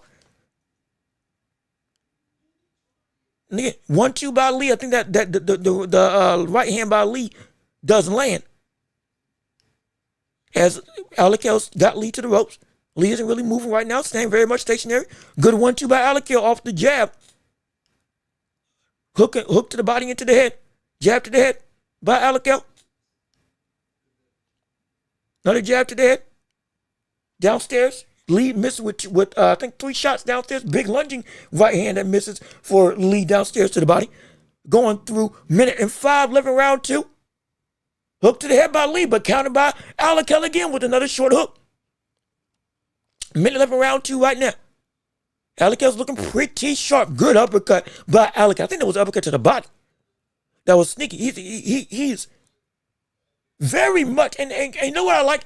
Alakel is not trying to, has a great 3-punch combination. He's not getting overzealous when he has full control. At this point, he's not getting overzealous when he has full control of his opponent, which right now he does. Let's be clear. He's got full control of this fight, but he's working at the pace that he wants. At this point in time, 25 seconds left in round two. Throwing out some jabs, trying to bait something out of Lee. Lee is not moving, staying on the ropes. If I was Alakel, I would start jabbing to the body, attempting to not just score some more points, but make him worry about something else other than just the shots in the head, which again are necessary, with 10 seconds left in the round. Good 3-punch combination by Alakel. Good uppercut to the body by Alakel again. As he tries to say that it was below the belt, but it wasn't. As the round is over for round two, and we got Bam Rodriguez getting ready, walking into the arena. We got a couple of the other fighters starting to delve in, and the anticipation starting to come about. We starting to get a little bit excited. I'm not gonna lie, with a fight card this big, I believe this is over in Saudi Arabia. I believe it's over in Dubai. I ain't got no issue with it being over there. The only thing I wish is that the venue was bigger.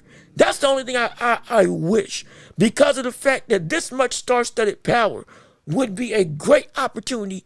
If you want to show it at a big, and I mean huge sect of a new populace, which no issue. I really wish it was over in a stadium that was, with no disrespect to where it is now. The pomp and circumstance, 40,000 people, 30,000 people. Not saying that this stadium isn't, it's nice, don't get me wrong. But the grand, I think this was the same spot that we saw Benavidez versus Beaver, which again, everybody turned up and showed out, no question.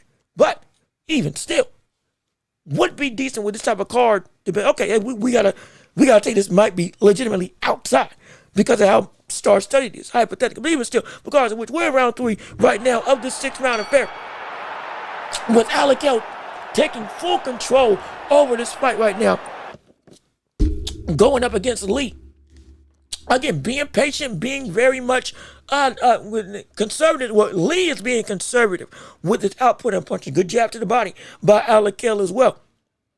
As again, it's up until this point, this is the best test from a standpoint of, I think, experience that we've seen Alakel face off against in his 6-fight professional career. But ain't got a whole lot of power, but has a good chunk of speed. And from what we've seen, at least at this level, has a good perception for depth in terms of the punch perception. Understanding where you can and cannot land on him. Seems like he's gaining a real good outfit and a great counterpunch. As we just see, steps back in the lands with an uppercut and a hook combination, both to the head. And crazy enough, minute 40 left in the round 3. Jab to the head again by Alakel. Lee is not moving, and I'm surprised Lee is not trying to do some level of feints and work his way forward a little bit.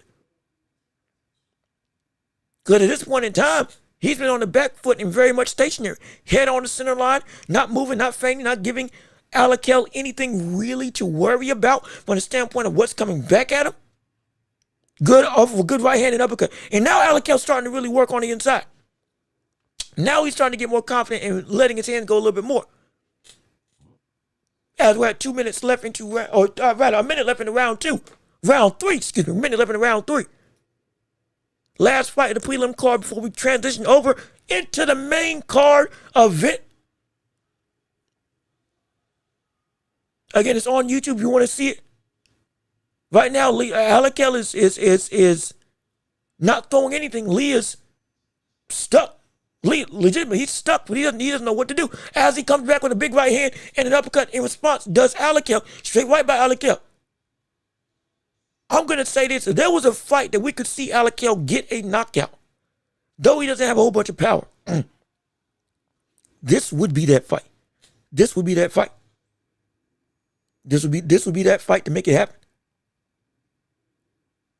10 seconds left in the round 3. Great right hand around the guard by Alakel. Big swing and a miss by Lee. Again, jumps out the way with ease, does Alakel, and goes back on the attack as we're getting ready to end off round 4 right here as round 4 does end. Yeah, no, this would be a great opportunity. I want to see Alakel go get Lee. I'm not saying being stupidly reckless.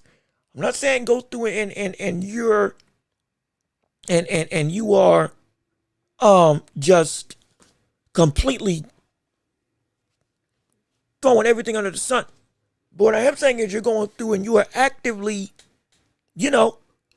pushing the pace now.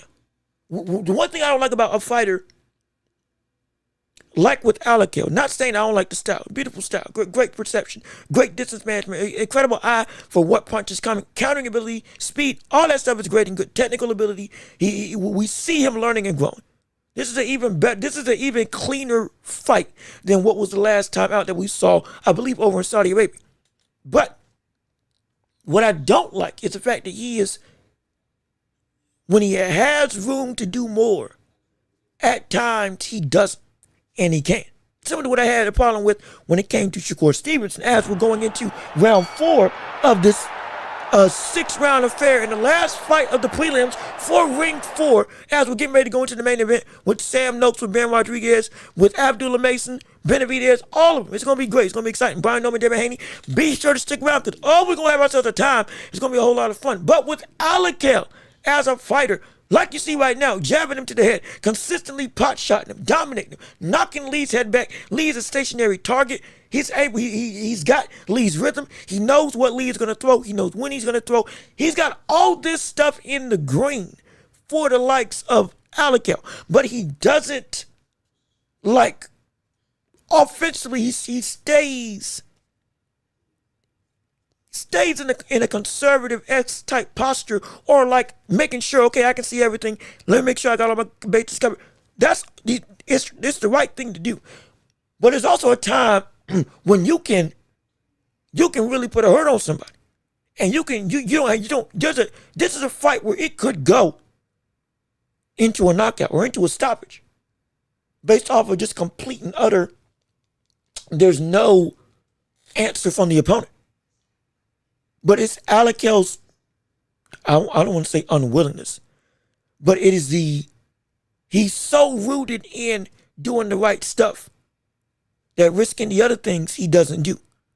or what could be, opportunities to end the night, he doesn't push forward in because it might be too big of a risk for the standpoint of getting away from the game plan. But no, actuality, this wouldn't be getting away from the game plan. This would be finishing the game plan with the bang. Because again, with what he's doing right now with Lee, it's whatever he wants. Lee lands a jab there. Alakel responds. Alakel responds in kind with a shot of his own. Good gosh, hold on. Make sure I got my voice right. We're gonna be talking about it. We're gonna be talking here for a minute. Make sure I ain't conking out early. But like Alakel right now, he could go jab downstairs to the body, throw a litany of hooks off of that counter that he just landed. He could go through and then keep that pressure up, even if it's just a straight up 1, 2, 3, 4 punch combination with his jabs and straights to open up. Boom, digging to the body. Yet again, digging downstairs, going back, waiting for you to counter. Boom, landing a jab, another counter. Now I'm going back into committing. Those types of things I would love to see Alakel do. Because I've seen it in spurts in this fight and in the past, but he hasn't gone and consistently done it as much as I know that he can. And to a degree, that's a little bit frustrating. Not gonna lie. As the round is over, another round for Alakel. Because Lee is a sitting duck that does not want to deal with the speed. And so Alakel, you can make him have to deal with the speed. And you can force him to make even more mistakes in between your offensive flow. If you let your offensive flow. Let it flow. Let it work. Let it work. Let it go. Let yourself have an opportunity to go through and be. All right. We're going to try to go for the finish. We're going to try to go and more than put a hurt. We're going to try to do some damage. We're gonna take some initiative and try to get a stoppage. We're gonna use everything we got now because we have downloaded and have nullified everything that he is able to be as a fighter in the realm of Lee or my opponent or anybody who's up against. Because he's done this the past like 3 times. This has been the cleanest outing that Alakel has had throughout his entire career, at least up until this point that we've been watching him as we're starting round 5 of 6 in this final prelim fight for the Ring 4 card, which is, again, after this, we going into, it's time for the main events to come about. And boy, it's going to be exciting. It's going to be intriguing. It's going to be worthwhile. Yes, it will. Oh, yes, it will. It's going to be great. As we're going through right now, 232, 11 round 5, straight right by Lee, straight right by Alakel, big hook by Lee misses. Wide swing and a miss. See, Lee can't even throw that fast from the standpoint of his own ability. And he's been fighting on the back foot this whole time. Everything Lee has thrown, everything Lee has tried to throw, he's been out of range with. So, there's no point in trying to have to wait around. You can take it to him. You can take it to him. And my gosh, the fact that he doesn't, that's the only thing about Alakel at this point in time that I don't like. But outside of that, everything else is flawless. As we're at a minute 50 left into round 5. If you're watching right now, we're watching the Ring Magazine prelims. You can watch this on YouTube or listen to us right here or do both. Have it on, go to the Zone or the Ring Magazine YouTube, pull it up there, then come back here, have us on a separate screen, listen to us commentate on it, because it's going to be great. It's going to be fun. We're going to be having a time.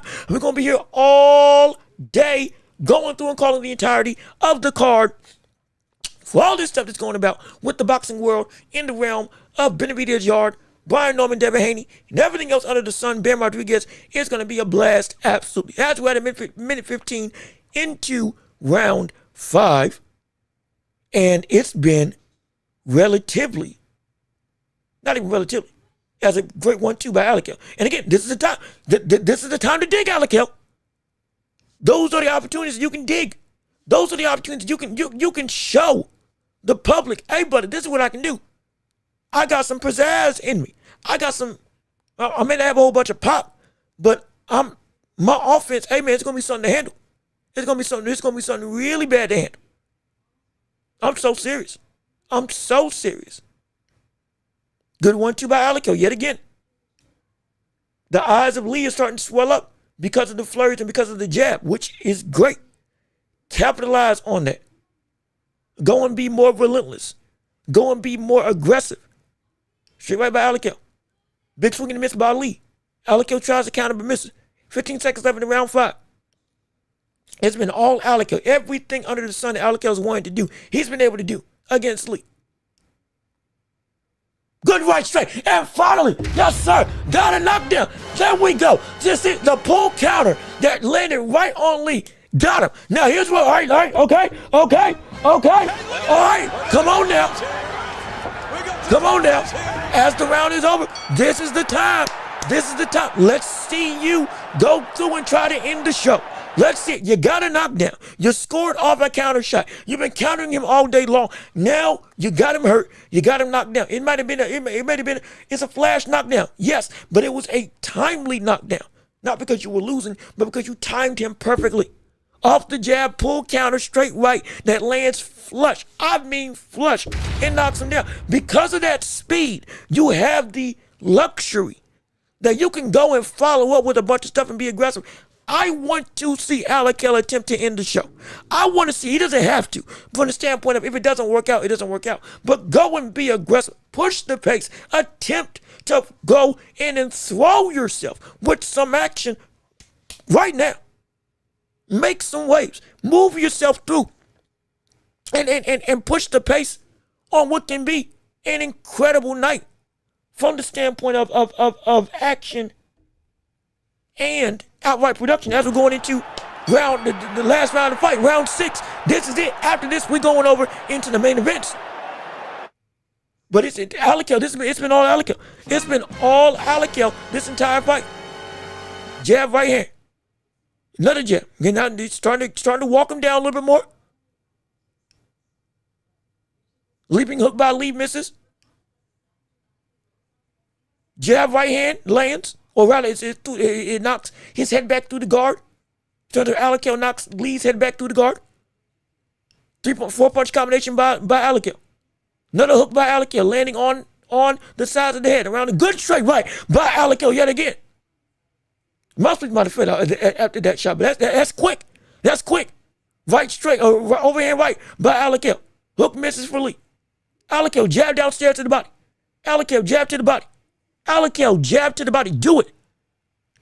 Throw some jabs downstairs. Big hooks to the head by Alakel. Alakel set this stuff up downstairs. Come on. Good hook upstairs. Lands an uppercut downstairs. Now this is what I wanted to see. You going and you pushing the envelope now. Making your presence felt and pushing the pace. Jab to the head by Alakel. Going to another jab to the head. Jab to the body by Lee. Straight right by Lee misses. Minute 30 left in round 6. Come on, Alakel. Attempt to end this night off strong for yourself. You already got a knockdown. Go. Be relentless in this regard. Be relentless in this facet. See, and now he's back to the.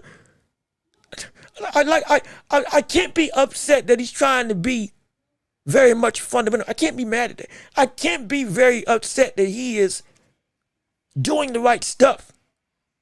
But I am upset that he's got windows to really good uppercut that time. Good now here we go. This is what I want to see from Alakel. Great 6-punch combination by Alakel, working his way on the inside, attempting to really do some damage, letting his hands go fully. If Lee keeps trying to say that stuff is going below the belt, keep on punching below the belt until the ref stops you. From the standpoint of keep punching at the body, not actually punching below the belt, but like keep punching downstairs if you don't like it. 27 seconds left in the round 6. Alakel's got Lee on the ropes. Again, waiting as Lee is standing still. Alakel again, 15 seconds left. Feints, tries to land it straight right, misses. Good uppercut downstairs by Alakel. Good shot by Alakel. Lee lands a shot of his own, but Alakel, again, is in the mix. Now Lee is trying to really go for broke. Alakel clinches up. Lee's trying to fight out of the clinch. Lee's last-minute desperation heaves. Did lead through.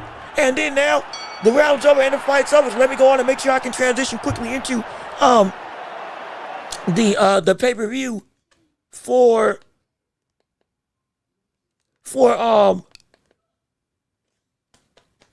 for for DAZN. But yeah, Alec won that fight going away. He won that fight going away. Which no issue. Phenomenal. Incredible. But same breath, same issue comes that the one thing I don't like, the brother isn't as aggressive as I know he can be with the amount of speed that he has at his disposal when he has his opponents figured out of what they can and cannot do. That's the only thing I don't like. That's it. Outside of that, everything else was flawless. Everything else was great. Outside of that, everything else was phenomenal. Nothing, everything was stupendous. Loved it. Absolutely loved it. But, my goodness. Just my little inklings. All that I didn't like. But let me make sure I can get my TV up and switch over. Because again, Alec Hill's going to win a unanimous decision. Most likely, almost absolutely, especially with that knockdown. So, now, we can go through and get ready to see the big kahuna, the main events of the water boxing with the likes of Benavidez and Yarde, Devin Haney versus Brian Norman. Everything under the sun in regards to the biggest fights of the night going about and making everybody excited. Hopefully, this lives up to expectations, and hopefully, we see a level of not just fights but intrigue that causes this to be worthwhile. We don't want this to be a dud, I'm not gonna lie. We hope. My gosh, we hope it ain't a dud. Because some of us pay too much. Some of us pay some good money to make sure this card is gonna be worthwhile. And now and then they'll be very upset if stuff don't live up to the expectations that we want.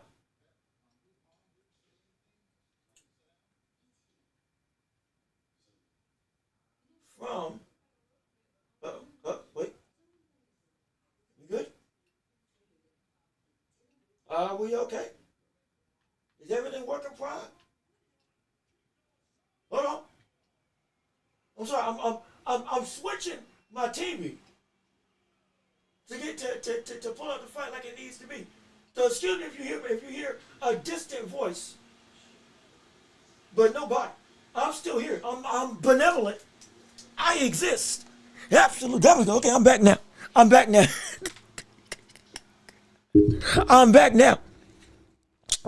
So we riding high. And so now we've transitioned through.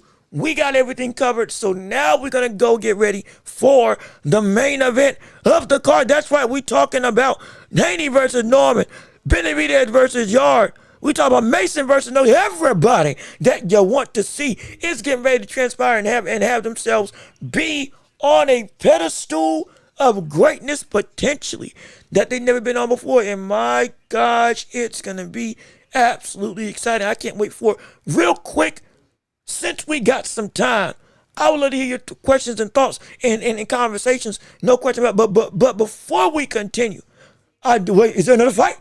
Hold on. Wait a minute. Do we get a break? Wait a second. Hold on a minute. Do we get a break? Do we get a chance to breathe real quick? I was gonna try to grab a bite to eat. Just something slight. Something I was gonna try to grab something slight to eat just while we had some time. If we don't though, hey, we'll keep it pushing. We'll keep on shoot. I'll bring the food on the camera. I don't care. I'm gonna do what I gotta do. I could care less. What it may seem like, what it may look like. I was trying to eat. I'm trying to make sure I don't pass out while this thing goes forward.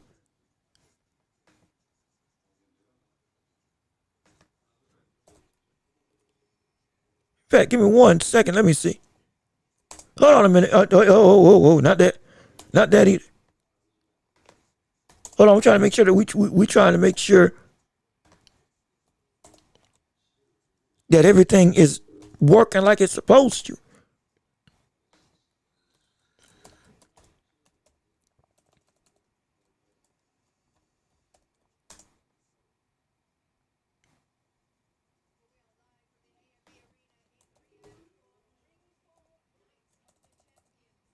Okay, yeah. Here we go. Okay, we're good. We're good. We're good. We're good. We're good. We're good. Everything's all set. Okay, yeah. Okay, yeah. Okay, we got it. We got it made. We got it made, and we're set and ready to go. Okay, just had to make sure. Just had to make sure. Absolutely. Real quick. I'm gonna let me grab. Let me do what I do best. We're gonna eat. We're gonna eat. Give me 30 seconds. Let me grab some food real quick. And then we're gonna return right back with the stream and get ready to stream the entirety of the main event. So give me about 30 seconds. And we're gonna have ourselves a fight. In fact, I'm gonna do a countdown right here. So don't go anywhere. Tell a friend to come on through. Let everybody know. Now this is the place to be on the hottest show in all the globe, and let the world be witness to what's considered to be the best card of the year right here on YouTube with me, your host Jean-Luc Welch. As we get ready for the Ring 4 main event, get excited, get locked in, have your stuff ready. We're gonna return in about 30 seconds. Give me some time to get some food, and we're gonna be ready to go through all of the night. So we'll be back here. Be ready, because boy, we're going to have ourselves a time. So don't go anywhere. We're going to return in just a little bit.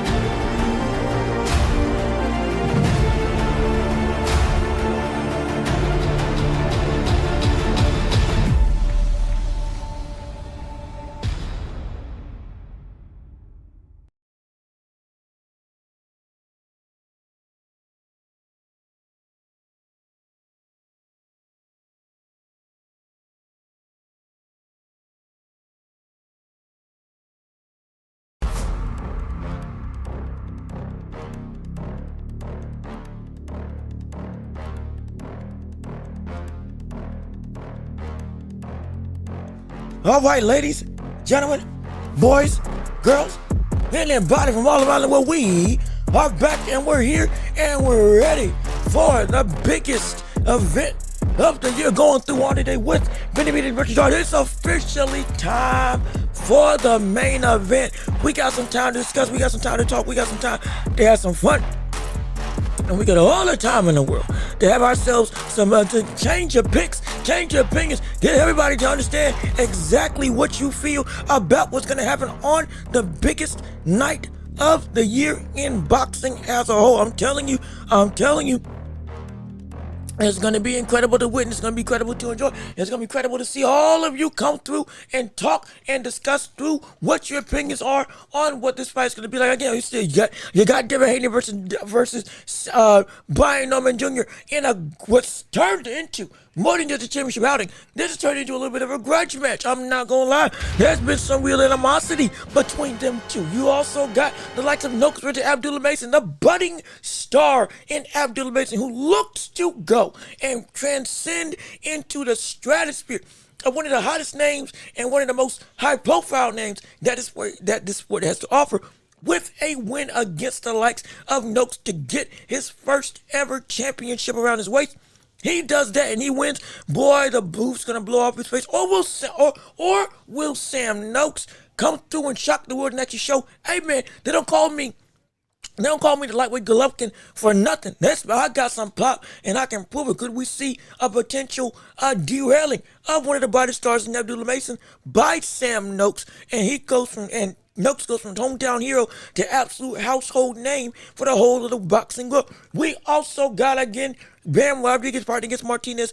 Puma, as we normally call her, as his nickname goes, and this brother can crack, and this man is looking to bring war, absolute war, to one of the most technically gifted, one of the most powerful, one of the most destructive, and one of the most exciting fighters that the boxing world has offered today in Bam Rodriguez, with Bam, if you didn't know, being, I believe, not just undisputed, but having the bodies of Hall of Famers laid in his wake as he's gone through and decimated his way through multiple divisions. Potentially has got his eye on the likes of Junto Nakatani sooner rather than later, and potentially even in a way sooner rather than later. If we're going to be completely honest with the way that he's been moving through his career, I'm telling you this right now, that fight genuinely might steal tonight. We're going to be honest. We can talk about the grudge matches, with Noakes and Haney. We can talk about Abdullah Mason and the grudge match between Haney and Norman.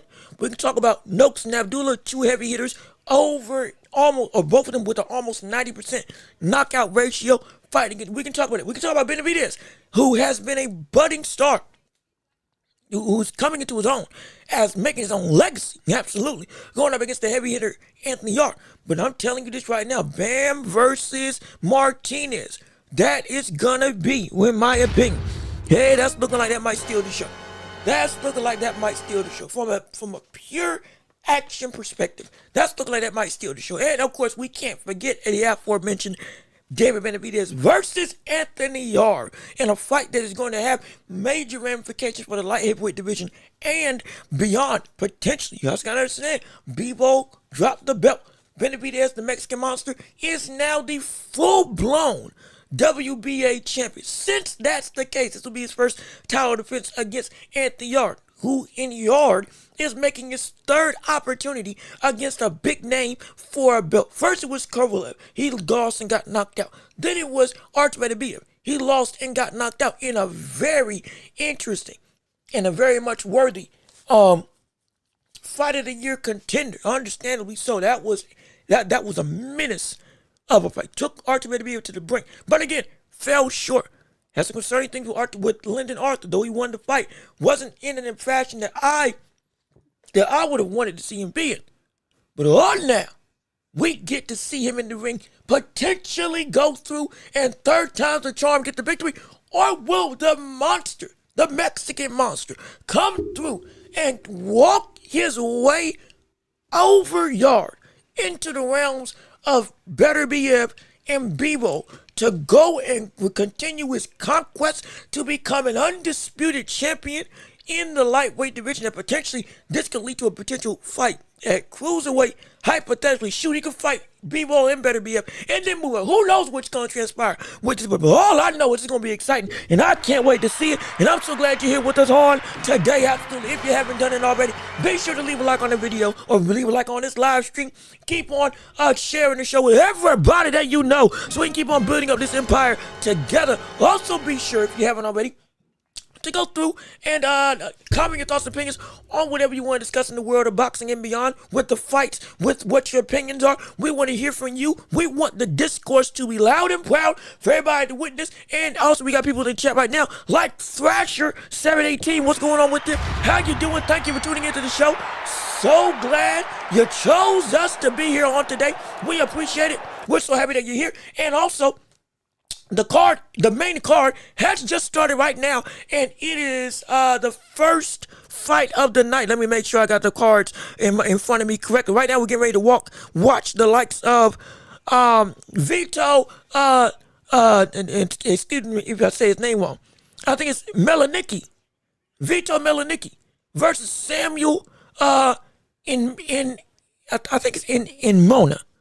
I think it's Samuel in Mona is his name. Right now we're watching Samuel walk to the ring right now. And so again, if it's on the Zone right now, if you want to see it, you can watch it through the Zone app or by other means. Wink, wink. If you want to go with the old the old saying with two-tone, fire stick boys back outside. Hey, do what you got to do. Understandable. I ain't got nothing to say, because hey, I'm gonna tell you this right now. I get it. I completely understand it. Absolutely. But regardless of which, it's going to be a phenomenal night of action, and I can't wait to see it from you all. And stick around, have some fun, talk with us, because it's going to be a time and a half, and you'll be able to enjoy. Also, we just got paid, ladies and gentlemen. Thank you to John Davis. What's going on with you? How you doing? Thank you so much for tuning into the show. We appreciate you. Donation to the Empire. Thanks for being a part of being able to make this show bigger and better and greater and grander, all with your patronage, helping the Empire grow, helping us thrive. Hopefully you subscribe if you haven't already, and we appreciate it so much. Thank you for the $2 chat. Let's see what you got to say. It's Sergey Kovalev on this card. No, Kovalev is not on this card. It is the man who Kovalev fought years ago in Anthony Yarde, who is on this card. He's fighting David Benavidez for the World Championship, or a piece of the World Championship, going up against the Mexican Monster, 30-0, who touted as, I believe, number 8 or number 6 in the world of boxing.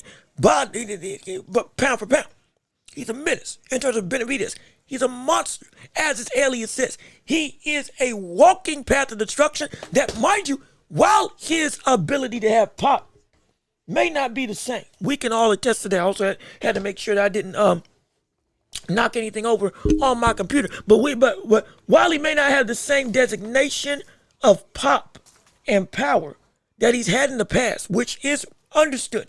From the standpoint of he's dealing with bigger people, dealing with bigger men, dealing with a circumstance where there is a lot, and I do mean a lot, of durability at 175. He has become a better fighter than he ever was at 168 since he's made his transition up here. And so this is the man who, while he is not Sergey Kovalev, I'm going to tell you this right here, Yarde might have a harder time. He might have a harder time, because it's looking like, brother, this man is etching his name not just in the legacy, but as a talent. He's turning himself into, Benavidez is turning himself into one of the best boxers in the world. Already touted as top 10. He can get higher. And if what the rumors that potentially are coming about are true about what he's going to be, as time goes on, Lord knows we're going to see, we might just see this brother come through and move up to cruiserweight. Dare I say, fight like some Zerto Ramirez and Jai Apatai. Try to get a shot at the undisputed cruiserweight championship after potentially beating Bebo and Benavidez to gain and retain his undisputed championship at 175 right now. So there's a lot of window. It ain't window dressing. It's a lot of drama. It's a lot of discourse that can come about as this night goes on. And I want to hear from you all as to what you think it's going to be like as we're going through the whole of the night, because it's going to be a blast. It's going to be fun. It's going to be great. It's going to be phenomenal. We're going to have polls. We're going to have questions. We want to hear your thoughts and opinions. Again, we got a goal. Can we get 20 people to give to the Can we get 20 people to do super chats or gifts or whatever the word you can do to support the channel? Whatever the case, we ain't gonna beg. We ain't gonna plead. We gonna earn it. You're doggone right. We gonna earn it in the squared circle of the social media landscape. You're doggone right, and we appreciate all of you just tuning in and being here. No question about it. It means the world to me, and hopefully you'll love the commentary. Hopefully you'll stick around. We do blow by blow, play by play. We react to news. We go through and we have discourse. We have conversations. We want to hear how you feel about the entirety of the night. Do you think that Norm is overrated? Do you think that Devin Haney is overrated? Do you think that Abdullah Mason is going to get exposed against the likes of Sam Noakes with the power that Noakes brings to the table? Is there an opportunity that Bam Rodriguez could get upset in what should be a retention title, a standpoint with him being the unified and a lineal champion at I believe it's 180. 115? 115? 115? I think it's 115. If it's not a 118, I forget which division. But whatever the case may be. Insane what he is as a fighter. Do you think he's gonna get his comeuppance going up against the likes of Martinez or Puma, as we aptly call him? Because that brother, he will gnaw on you and rip you apart inside the ring. That man has got some power. That brother can go. I'm talking about from an aggression standpoint, from a dirty standpoint. That brother can go. He will elbow you, low blow, whatever the case you can think. He will make it so that you are uncomfortable. Never regard. This is going to be a test that Bam may never faced before. It's going to be very interesting. But boy, it's going to be, I'm going to tell you this, Sergey Kovalev, you will be proud to see this card. Now, he ain't dead. Be clear. He ain't dead. But if he was on this card, he'd be proud to be on it. Because boy, it's fun. It's exciting. It's a lot going down. And I'm telling you this, it's going to be a lot that can change. A lot that can change in regards to what the results of this card is going to be. And it's going to be a card that you don't want to leave because you're going to want to sit down because every fight is going to be a main event worthy affair. And we all going to be witnesses to everything that transpires. And oh, I can't wait to see it. And I can't wait to see what the rest of you all have to say on the matter. Let me see. 215 JD, what's good? How you doing? Thank you so much for tuning into the show. We're so happy that you're here with us on today. We appreciate you coming out and having yourself a time, having some fun, and enjoying us on the channel. Hey, well, hopefully you subscribe to the channel. Hopefully you leave a like on the video, and because it helps push the algorithm and all that stuff, gets more people involved in the conversation and get some wanting to see what we got going on. Absolutely. But hey, let's see what you guys say on the matter. Norman Jr. by knockout. I got that as well. If you didn't know, I got Brian Norman Jr. knocking out Devin Haney in, I think I said 9 rounds. As he was either 7 or 9. It was either 7 or 9. Now, there is the possibility he could get outboxed. I don't care what we may think Devin Haney is. He can't get outboxed. Brian Norman can't get outboxed, potentially, hypothetically. But, honestly, I don't think it's going to happen. Because I think Brian Norman's a better boxer than you may feel. But either way, we got a main event. We got the main card is starting. We got a fight going through. Yes, sir, it's time to call it. It's time to get into the commentary. Round 1 of this 10-round affair in the first fight of this main event threshold in this card. Melaniki Jr. versus Inoma or Imone. Is it Imone? Is it Imana? I think Imana. I'm gonna say Imana. With respect, I'm gonna say Imana. Imana in the gold. I believe Imana in the gold tassel trunks, and Melaniki is in the white. Yeah, white trunks. All white trunks. As in Mona just lands a great shot to the head of Melaniki. I think we've watched Melaniki fight before on a previous card, if I remember correctly. I can't remember which card it was on. So we are familiar with this brother and his style. And he does have some decent pop to him, and he can do some real damage to you. Let's see, out of Jersey. Okay, out of Jersey. He's from there. Oh, okay, he is from Jersey. You right about that. Because it did say that, because I missed the introduction or missed him calling out, the city and all that stuff. But he is from New Jersey. I forgot about that. He is from Jersey, and we have seen him before. I can't remember whether or not we were upset at the performance that he had, or we were saying that he put a hurting on somebody. I can't remember. I know we watched him before on the stream, but this is going to be a second time. So, hey, it's going to be fun to watch. As we're at 1:15 left in the round 1 right now, it's been really big swing and a miss by Inmona. Right now, as they're both in the clinch. As they get separated, Inmona again back in the center of the ring. Big swing and a miss by Inmona again. Melanicki slips a shot. Both of them in the clinch. Yet again, another clinch. Melanicki fighting in the clinch. Short hooks downstairs to the body. Both jockeying for a position right now. Another hook downstairs in the clinch by Melanicki. Jab to the body by Melanicki. Melanicki in center of the ring. He's doing a good job of slipping that right straight that's coming out at him. As this has been a very much internal rough and tumble type of affair from the standpoint of it. Both it's going to be a clinch war. Good counter shot by Mona off of a leaping hook by Melanicki. Jab to the body by Melanicki again. Walking down Mona. Working Mona to the ropes. Mona circles back out. Right now, I think Melanicki's won this round thus far with activity and the shots downstairs to the body. Good jab by Melanicki to the head. Knocks Mona's head back. Uppercut. Hook combination blocked and missed. Almost turns Mona around. 10 seconds left in the round. And the round is over. A little bit of punches out to the bell now. Wait a minute, a little bit of animosity in the ring as the round ends thus far. So right now, Melanicki, he's winning this round. Similar to what we saw from the last time out. Using his jab to the body. He loves throwing that jab to the body. He'll go through and I'm telling you, he will be able to counter you.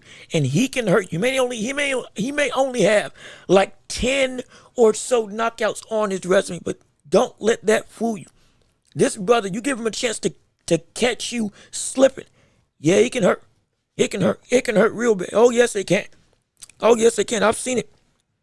And so we're going to see. If the fight keeps going like this, then yeah, most likely he's going to win. Most likely he's going to win by unanimous decision. I don't think a knockdown is going to take place, but most likely he's going to win by unanimous decision. But even still, we're going to see how the fight goes as we're getting ready to go into round 2. We still want to hear your thoughts and opinions on how this whole fight is going to go. Absolutely. As we're starting round 2 right now, Melanicki's up 1-0.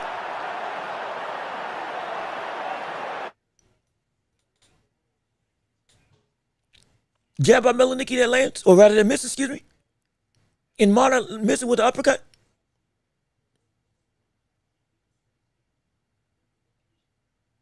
Good jab by Melanicki through the guard. Another one. You better, hey, I'm not going to lie. And Mona better tighten that guard up. Well, that jab alone could be a controlling factor in this fight that he can lose off of. Melanicki slowly walking and stalking. 2 minutes, 20 seconds left in round 2. Going through, and Mona's trying to move. Good hook to the head by Melanicki and a shot downstairs. As they can break the clinch and then go back into the fray. Good right hand by Melanicki off a jab. Got Mona on the ropes. As they circle back out. Or rather, they step back into the center of the ring. Minute 55 left in round 2. Good jab by Melanicki. I'm telling you, hey, look, that jab is going to control this fight. That jab Melanicki, he's going to continue to catch him. He's going to continue to break through that guard. He's going to continue to time Mona with that rhythm of how he goes about with this posturing when he's trying to look for an opening. And I guarantee you that's going to cause him to get hurt. It's going to cause him to get hurt. Minute 30 left in round 2. Both of them trading jabs with each other. Melanicki slowly closing the distance. Overhand right. Uppercut. Misses for Melanicki.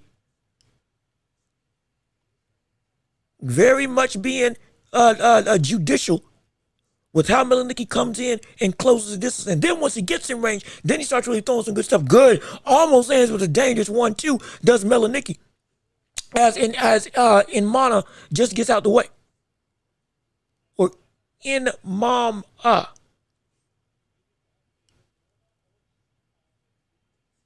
1-2, good uppercut to end that 3-punch combination. Does Melanicki. 48 seconds left in round 2.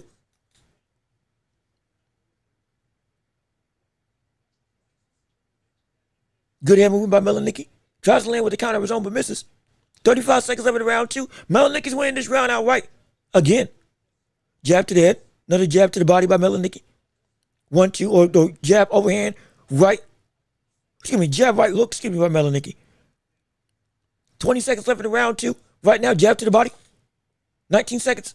We'll get ready to get the 10-second mark,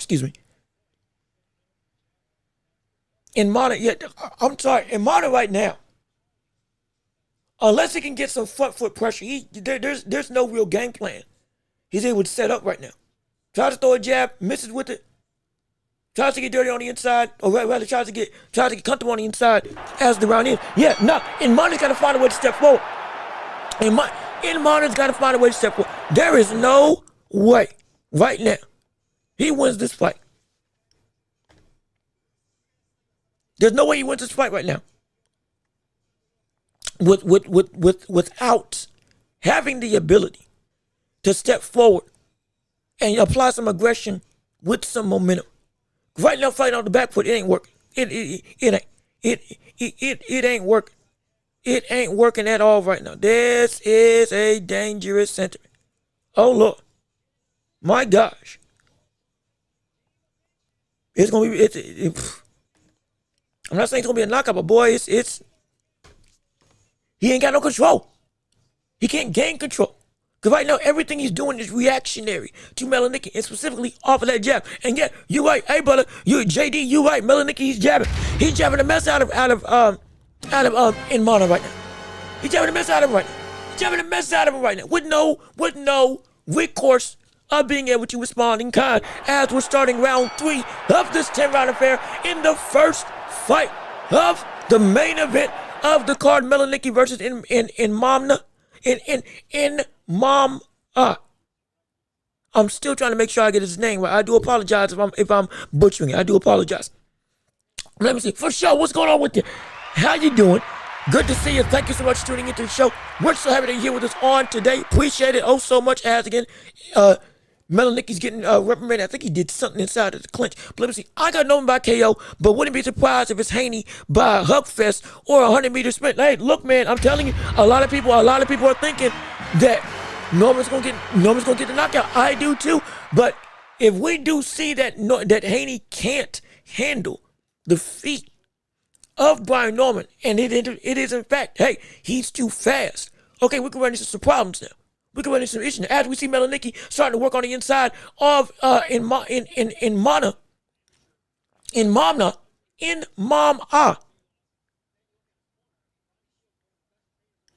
one of the. I think one of them, one letter silent in that name.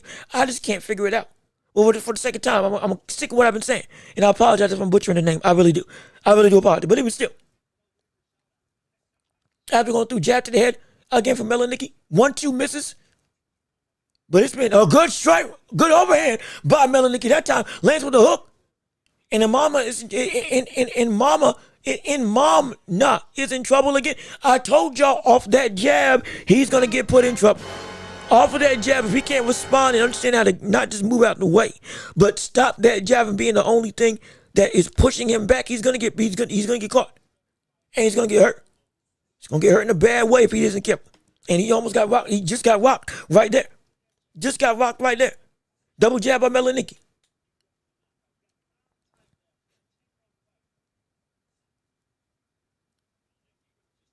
As he going through another off the jab, almost lands a counter right hand. Does Melanicki got you know what, we'll call him Samuel, because that's his first name for the sake of, to make sure I got everything right. Samuel. Right now, it's like this brother is in no man's land from the perspective of he has the ability to get any forward offensive momentum. And so it's insane. It's ridiculous. Also, let me see. I think somebody just got in the chat. I'm gonna go read it out of this round, because right now it's been all Melanicki legitimately hurting the likes of Samuel right now. Uppercut downstairs to the body. Another two hooks downstairs to the body. Another jab by Melanicki, and the round is over yet again. All right, so yeah, it's all Melanicki. All controlled by one man, the brother from New Jersey. Melanicki is controlling this fight, not just with his jab, but also now following up with power shots, more specifically that right hook and that straight right down the pipe. Always working beautifully. Let me see. Also, I think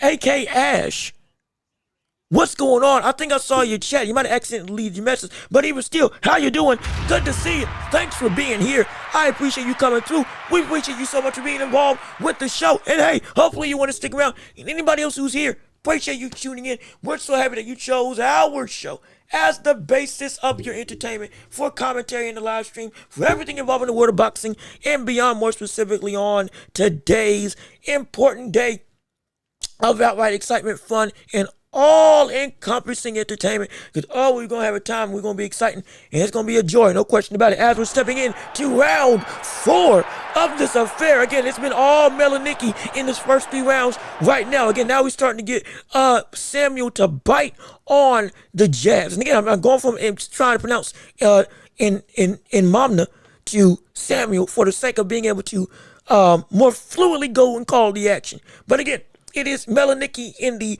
white trunks, white gloves, Samuel in the gold tassel trunks and black gloves. If you're listening at home, if you're watching on the screen, I apologize if I'm behind or if I'm ahead on this stream, but hopefully you still want to enjoy nonetheless. But regardless of which, we're going to have ourselves a time.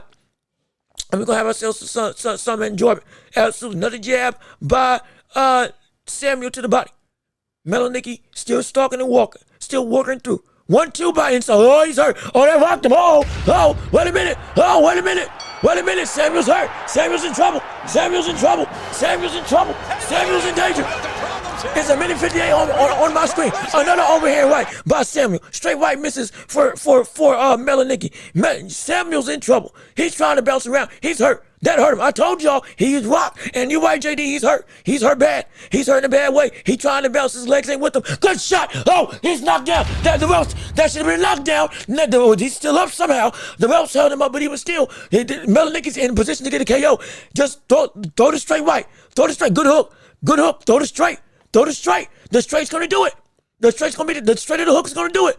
Forget the uppercut. The straight or the hook is going to do it. If you're Melanicki right now. Samuel clenches up. He's in a bad way right now. Ladies and gentlemen, he's ready to go.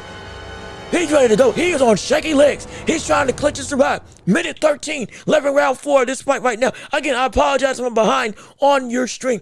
Good hook by Samuel that time. That's the best shot that he's landed just for. A leaping hook on the inside, landing on Melanicki. And it was a lead hook. Another big swing and a miss for Samuel. As I dare say, Samuel might survive this round. He still is in a bad way. Jab by Samuel misses. Melanicki still is in position to get a knockout on this card. He is. Leaping hook by Melanicki that misses. Or that's blocked, excuse me. Going through 36 seconds into round 4. Jab by Melanicki. Almost lands a full counter on Samuel, but misses. Jab to the body by Melanicki. Go back to that. Go back to the jab downstairs. That's what you already do. Keep on setting these shots up. Don't let the pace of the KO get away from what's been working. Because that will set up the KO again, I guarantee it. 15 seconds left in round 4. Melanicki misses with the 1-2. Samuel still trying to adjust his footing. He is still in a bad way. Looks like he's starting to recover. But even still, it was a complete and utter dominant round by the side of Melanicki. As the round is over. Yes, it is. Melanicki, boy, I'm telling you. At this point in time, Melanicki is having his way. He's having his way. And Samuel's in a bad state. Samuel's in a bad state right now. He gets rocked like that again, I guarantee. And again, that should have been be clear. That should have been a knockdown. Be clear on that. That should have been a knockdown. The rope, when Melanicki got caught with that right straight that put his back to the ropes, it was a hook to open up the guard. Jumped in, straight right that landed flush on his chin. The ropes held him up. Those ropes held him up on that knockdown. They did. There is no doubt in my mind. Those ropes held him up. If it wasn't for those ropes, he would have gone down. If it wasn't for those ropes, he would have gone down. He would have gone down. He would have gone down. The fact that wasn't a knockdown perplexes me. But even still, Melanicki, if he keeps on going downstairs, and he keeps on applying that jab to the body, as well as, again, doing what he's been doing with the jab to the head. It's been the jab that's been opening up every single one of these openings for Melanicki to thrive and shine. As we're going into round, are we going into the round? Are we?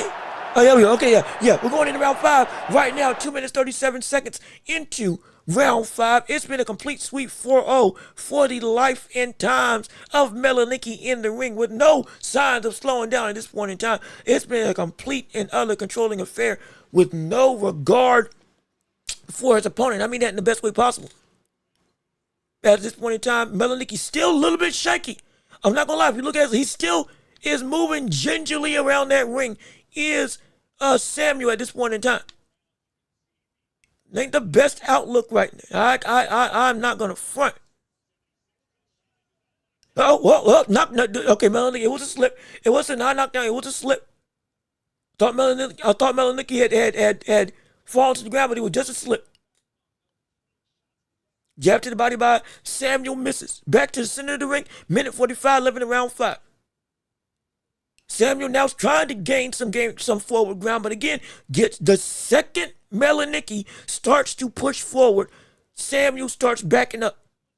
Good shot, good 1-2, and a straight right by Melanicki that lands on the face of Samuel. Now Samuel's starting to get some dust on it. Now he's starting to try to stalk and walk. He's the one taking control now. Okay. Starting to plant the front foot, throwing out some more jabs now. Pushing Melanicki to the ropes. Straight right hand completely missed. That brother is slow as dirt. My gosh. My goodness. That man, that punch came from Timbuktu and it got mailed in 3 to 5 business days. That punch was so telegraphed. My gosh. All of his punches into the Samuel have been incredibly telegraphed and very much easy to predict. A lot of them. Jab to the body. Good slip by Melanicki off of that jab. Going through 53 seconds left in round 5. Another jab by Melanicki that lands. Back into the center of the ring. Another complete round for the likes of Melanicki. Almost left with a leaping hook. If I was Melanicki, that just like that, keep going downstairs to the body. It's been the most guaranteed point of emphasis and success that Melanicki has had outside from the jab to the head. Almost lands another pull counter. Does Melanicki. 25 seconds left in round 5. Walking down Samuel. Still got Samuel on the ropes now. Is trying to cut off the ring now. 15 seconds, almost roughly 15 seconds left in round 5. Yeah, Samuel's just right now he's just a step slow. Forget it, he's a couple steps slow. I'm not gonna lie. Especially off that back foot, he is a couple steps slow off of that back foot. Good cook by Melanicki as the round goes to end. As the round now officially is over. But yeah, he's man. I'm telling you all that the jabs of Melanicki are going to be the thing that end the night. Or if it does end in a KO, those are going to be the things. Those are going to be the punches that set up it. I'm not saying that as a cliche. I'm saying every time that Melanicki has hurt Samuel, it's been off of a setup on a jab and the reaction of Samuel. And then he responds in kind. Either he baits him into a trade and he lands better with the right hand, or he gets that he doesn't respond and he goes back downstairs to the body. Or if Samuel tries to respond with the hook or leans back, he throws a straight right, overextending to land on the head, or to land flush on the head of Samuel, like he did when he rocked. So in every given situation, he's been able to do everything that he wants to do at this point in time, and it's looking impressive. After going into round 6. This is round 6, right? Yeah, round 6 of this fight. As I'm trying to make sure I stay hydrated as we keep watching and responding to all of this is going into fray. Both of them into the center of the ring yet again. Trade jabs with each other. Melanicki has been able to not just control, but just with pressure alone, without punching, push Samuel back to the ropes on a consistent basis, turning Samuel into a reactionary fighter, which is where he's been caught multiple times trying to respond with inferior speed inside of the ring. Another jab to the body. Going back to the well of what works. If he wanted to, he could throw a 1-2 downstairs. If he really wanted to. Melanicki could really try to hone in on the basement of Samuel. Beyond just a jab, off of that jab, land, a hard straight right. Off of that jab, close the distance and come in with the uppercut. That's a good 1-2. Good 3-punch combination by Samuel now. Starting to make a little bit of a fight out of it in this round. There's another jab to the body from Melanicki. Both of them trade jabs to the body that time. Or rather take turns jabbing downstairs to the body. Minute 35 left in round 6. Big swing in the miss for thought the ref was going to dock a point off somebody. Never mind. It was a swing and a miss for Samuel. But now the action ensues. Both of them back in the clinch again, fighting and jockeying for position.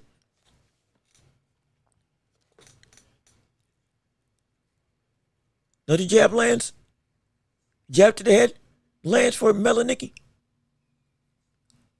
Another jab. Good up jab that time. As we're at the last minute in round 6. Right now, big swing and a miss by Melanicki. Yeah, now Melanicki right now is just having it's not even close. It's not even close what he's able to do right now. From the standpoint of outright dominance and control. It's a good uppercut by Samuel that time. That one stumbled him just a little bit. Seems like he recovered quick, but man, that was a good shot by Samuel. That was a sneaky shot. I'm not gonna lie. Ooh, that shot was below the belt. I'm not gonna lie, by Samuel as well. But 20 seconds left in the round into round 6 of this 10-round affair. Straight right by Melanicki that lands. Over the counter of Samuel. 10 seconds left in the round 6. Uppercut downstairs to the body. Hook to the head. As the round is over. As it is right now. Yeah, no, it's still. I'll say that was a better round for the likes of Melanicki. Yes, it was. However, that was a better round for the likes of Samuel. My apologies. But still, I think Melanicki won that. I think he did. And then the sneaky uppercut of the likes of Samuel was good. Beyond that, nothing else came back with it. So it's like, what can you do? What you gonna do? So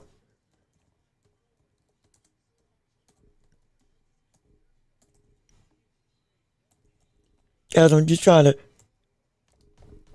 make sure that my stream is indeed up to snuff and okay.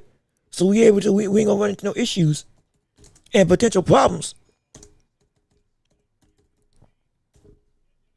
As we're starting round. We starting round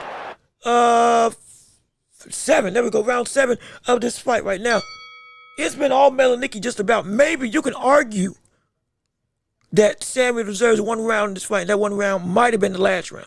But outside of that, it's been nothing but Melanicki completely being able to control this fight with the jab alone, as well as being able to off that jab rock the likes of Samuel.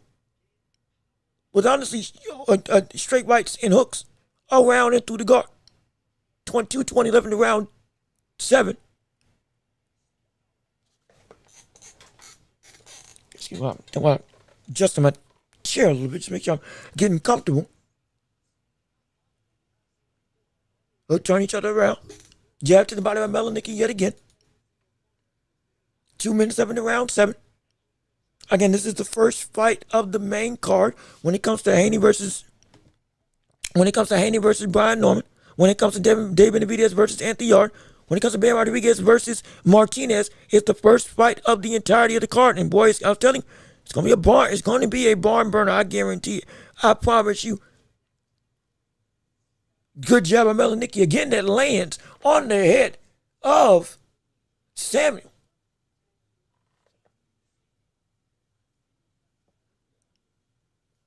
Minute 25 left in round 7. This is more so of a lackluster round based on what we've seen and experienced over the past couple rounds in this very fight.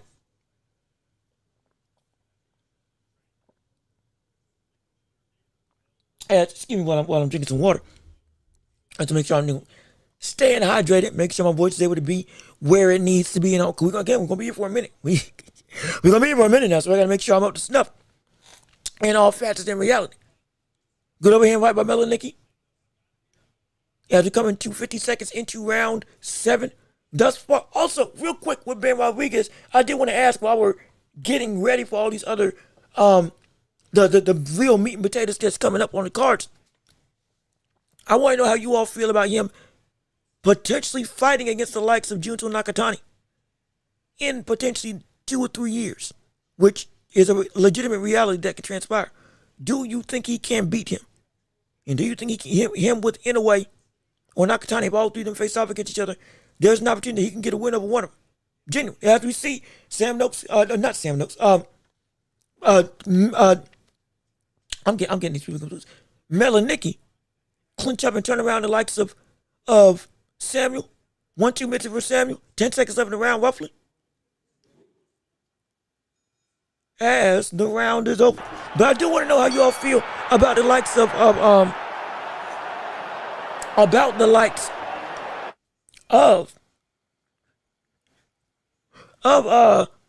whatchamacallit, Bam, fighting the rest of the competition.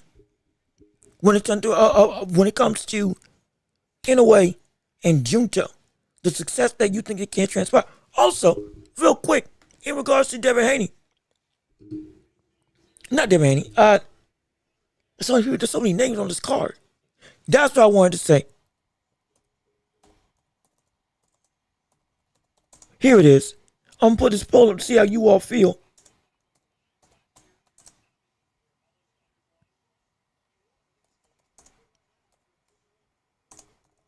In light of this card, if we do see Abdullah win this fight, I would love to know how you feel about at 135 who you would have winning. Let me see. Bam taking them all out. Power and boxing skill. Really? So you saying gonna take everybody? Oh shoot! Wait a minute. That's a bold claim, brother. That's a huge claim. Oh my gosh. That is insanely bold. Wow.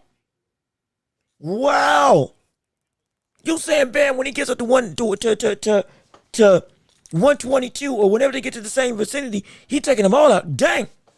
I don't think I've heard that one before from the standpoint of his talent and ability, which again, it's worthy to be touted as such. It's just like, oh my gosh. I think you're the first person I've heard that said he takes them both out. That's interesting. That's interesting. After this fight, we're going to have more time to talk about it, but I just wanted to get a poll or opinions out to the people to see how they felt about it all. And I got another poll as well on the screen or in the chat about Mason versus Shakur. If we do see Mason beat the likes of Shakur Stevenson, if we do see Mason beat the likes of Noakes, and they most likely faced off against each other, I would like to know early on who you think would win that fight if they did fight. If everything goes according to plan, quote unquote, with what we expect to see, with Abdullah most likely winning against Noakes as the favorite. We're going to find out. Regardless of which, let me get back to calling the action at hand. Melanicki versus Samuel. Right now, it's been complete and utter. Now, I'm not gonna lie. Samuel started to get a little bit of action. As I think he just got rocked again, actually, off of Melanicki's hooks. But he started to get a little bit more success than what he's been having over the past 7-6 rounds. Good shot that time by Sam. Hey, brother, that time Melanicki got the worst of that exchange. I'm not gonna lie. Melanicki got the worst of that right hand when they both traded with each other. I can't front with that. That's the best punch that Samuel's landed all fight long. Good 1-2 by Melanicki though, as he's still trying to walk down Samuel. Seems like Samuel might have made a little bit of adjustments to start to turn this fight around, but it could be too little too late for a wild consensus already round 8. Big leaping hook by Melanicki that misses. Back into the center of the ring, 43 seconds. Good straight right by Melanicki off of a counter. Taking back control of the round. I think he's got, I think that hurt him. I think that hurt him again. Every time we see Samuel start to really dance as he's moving out the ring, he got rocked for real. He trying to recover. Good hook by Melanicki. Cut off where he was trying to escape to immediately. As we're going into 15 seconds left in round 8. Big hook by Melanicki again. Double hook by Melanicki that time. As he's got Samuel on the ropes. 10 seconds left in the round. Samuel trying to bop and dance. Right now, he's in a bad state, brother. He's in a bad state. He's in a bad state, y'all. He better be careful. He better be careful because he could get sticky. He could get sticky real quick. Let me see. Robert Garcia in his corner. That does mean something. I'm not going to lie. Robert Garcia being in his corner can affect the whole of the outcomes. He's a genius trainer. But as a talent, it's hard for me to, at least when it comes to Him against Junto, I could see that being Bam Mike can get an upset in that regard. And yeah, he's got skills to win that. I don't know if he can be Inoue. That's the biggest thing. I don't know if he can be. I think Inoue is the one that beats both of them, Junto and Bam, if they face off against each other. But boy, you want to talk about a triangle of damage and danger that all three of them pose to each other. That would be incredible. No question about it. Let me see. Aaron, what's going on? How you doing? Good to see you. What's up with you? Glad you're back. Thank you for tuning in. Hopefully leave a like on the stream. Hey, now that we are fully monetized now, we got a, whatever this goal is at the top of the chat thing. I don't know. I'm still trying to figure out how this stuff is. We're going to see if we can get 20 people to give. We're going to try to make sure we're worth our while to earn our keep. No question about it. If we don't, it's fine. We got the goal. If we hit the 20 people giving something, whatever the amount is, we're going to have an hour-long post-fight thing. We probably going to have it anyway. But regardless of which, just as we're just testing something out to see how it goes. But let me see what you got to say on the matter. What up, Welch? Thanks for the updates as always. Can Dev Dollars win?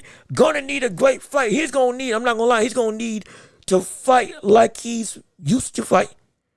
He can win. He can outbox him. He can go through and get the best of the likes of Devin Haney. But the issue is he's going to have to. And I do mean have to. He's going to have to fight. He's going to have to fight. I'm not saying, yes, stand and bang with him like he did with Regis Progress, because I'm going to tell you this, you don't want to do that. This ain't Regis Progress. With hindsight's 2020, this ain't Regis Progress at all. Don't act like you're going to stand in the ring in front of him and be like, oh, yeah, I'm going to knock you out. Win, win, win. Until you show us, we ain't going to believe that. What we are going to believe is that you being able to move, box, and fight. Gonna be your best bet to win. And by boxing, I mean legitimately boxing. Actually going through and using your skills like you did against Kambosos, against Lomachenko, shoot against Jojo Diaz. Whatever fight you want before the Ramirez fight, you're gonna need that. Because if you don't, it's gonna be bad. It's gonna be really bad. If you run, you're gonna lose. If you try to be stupid and brawl the kingdom come, you're gonna lose. And you can win. You can outbox Devin Haney. Or you can outbox Brian Norman Jr. There is the ability. But it's the mentality of what you need to be as a fighter when you do try to go and box. That if it ain't there, you're going to end up like you did against Ryan Garcia. Or against Jose Ramirez. Both of whom, if it was Brian Norman in those two fights, you would have gotten knocked out. So you can't be that. And you can't be afraid. You can't be fearful, because if you are, it's going to be bad for you. Guarantee you. As, again, I didn't mean to run away from the task at hand when it comes to calling the fights. It's still round 9 of this fight. 51 seconds left into the round. Thus far, getting the fights on the zone. If you can watch it, if you can't, there's other means. Wink, wink, Reddit, if you know what I mean. But even still, you can, you can go through and listen to me, call it play-by-play, and give you all the ins and outs of everything going on in the world of boxing and on today on the fight landscape with the Ring 4 happening right here, right now. As we're 30 seconds left into round 9 of this 10-round affair. After this, I believe it is it Sam Noakes versus Abdullah Mason? It's either that or Ben Rodriguez versus Martinez. Either way, it's going to be insane. Either way, it's going to be insane. As I'm watching 10 seconds left in the round. Oh, good shot. Oh my gosh. Oh, he knocked him down. Oh, he got caught. He finally got caught. He's been hurt 6 times in this fight. And finally, Samuel got caught with off of a jab. Started a combination of flurry of shots that went through. Oh my gosh, and the fight is stopped. Oh my goodness. Wow. And the fight's over.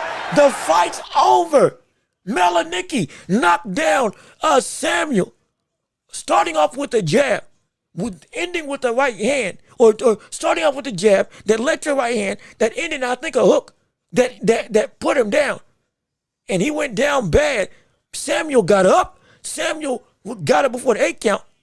But the ref was saying, oh yeah, he's not cleared to go. And waved it off. Now I know he was hurt, but the end of the round was already going through.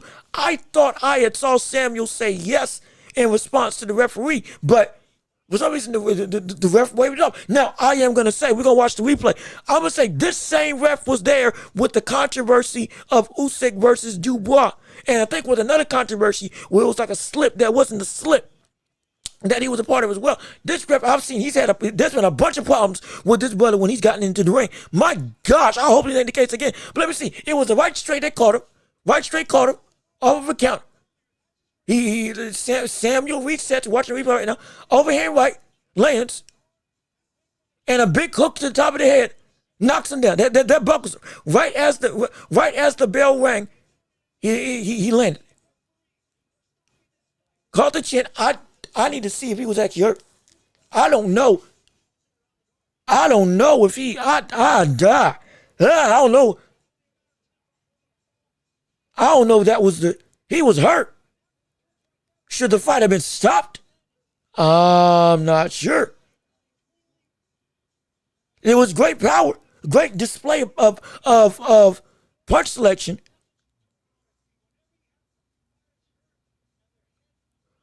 Yeah, no, that was a bad stop. That was a bad stop. Hold on now. Wait a minute. You can say that it was going to be the beginning of the end and that he was going to get knocked out. But what I'm not going to do, we're not going to act like that fight should not have been, okay, you got up, you responded. You were shaking your head, yes, when I asked, can you continue? And it was the first knockdown of the fight. Yeah, I might have been in a bad state, but no, I don't think that was a good stoppage. I don't think that was a good stoppage at all. Ooh, buddy, that's the third time. That is the third time I have watched this brother, this referee, whatever his name is. This is the third time we've had a card that we've seen together that this brother has made a bad decision in a fight that has potentially changed or preemptively ended what was going to transpire going forward. That's ridiculous. Oh my gosh. My goodness. And I get it. You're looking out for the safety of the fighter. You want to make sure that they don't take too much reckless damage. You don't want any of that. I completely understand. But at the same time, the round had ended. He had gotten up and he was awake, tentative, and responded to you. Urgently, seemingly. To wave that off, even if you say he was going to get knocked out the next round, that's perfectly fine. But you at least give him a chance because he did get up and say yes. And it was the first knockdown of the fight. You can say, and he was taking punishment, but it wasn't enough punishment that you should have been, okay, yeah, we got to end this now. It wasn't that bad. That was, man, shoot. Doggone it. This brother again. He better not be reffing.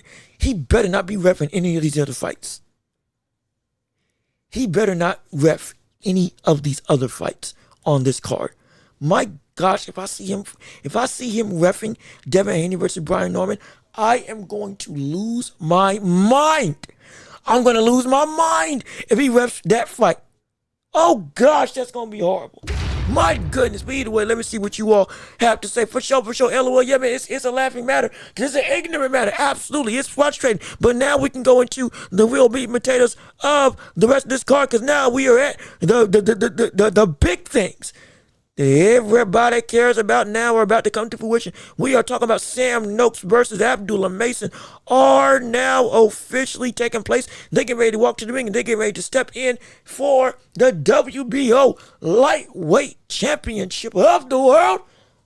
On the line, again, Noakes is the Golovkin of the lightweight division. Insane knockout power and ability going up against the 21-year-old Abdullah Mason, who has started his career at 17 in the pros and has blossomed into an absolute Goliath from the standpoint of a skills perspective compared to everybody else that came into that same era with him. He has started to really separate himself from the world of boxing in the landscape of 135. And boy, if he wins this title, there's a litany of names we can see him go after afterwards. We can see him go after Floyd Schofield, though he doesn't have a belt.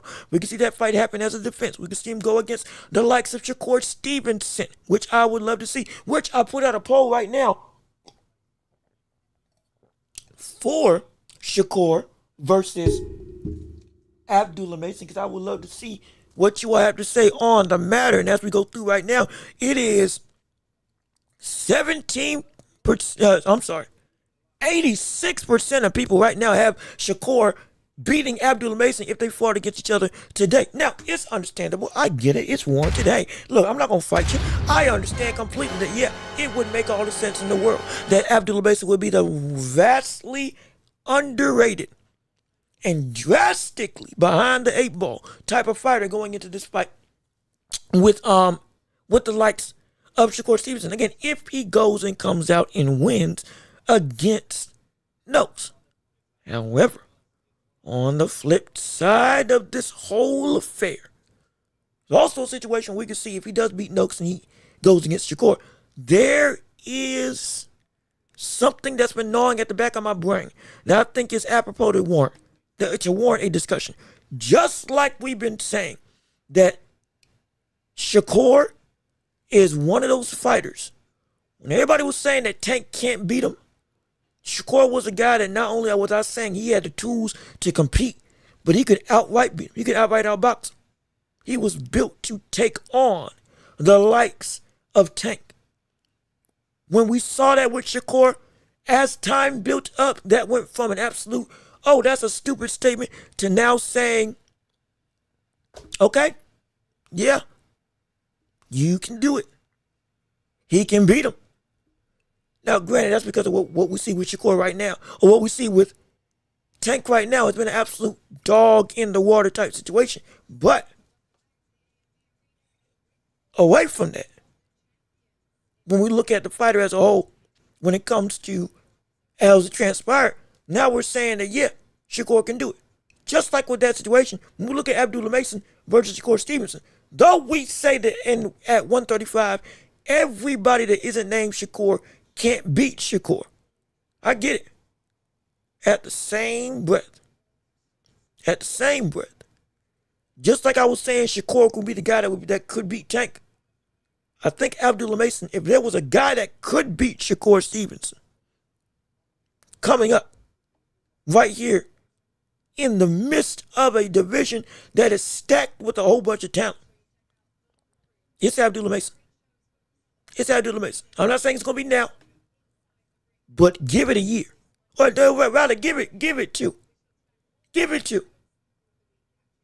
With how and if we see Abdullah truly blossom into the specimen of a boxer that we know him as, or that we think he can get up to, there's a real possibility that, yeah, we could see Shakur be the man that Abdullah not just is chasing, but that Abdullah's built to be.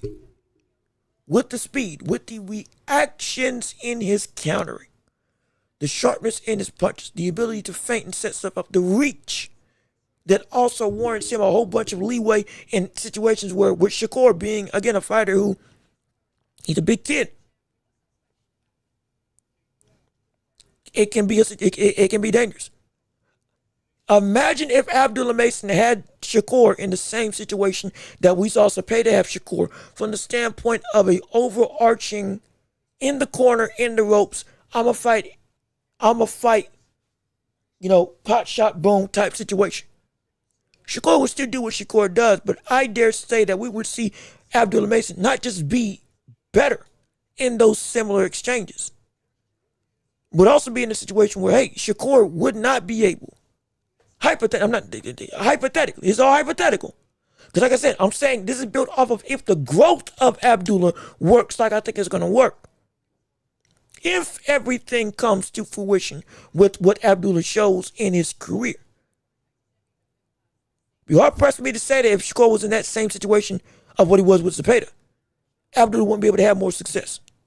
It's hard for me to say that it wouldn't be a stiff competition when the combination of the power of a De Los Santos with the poise of to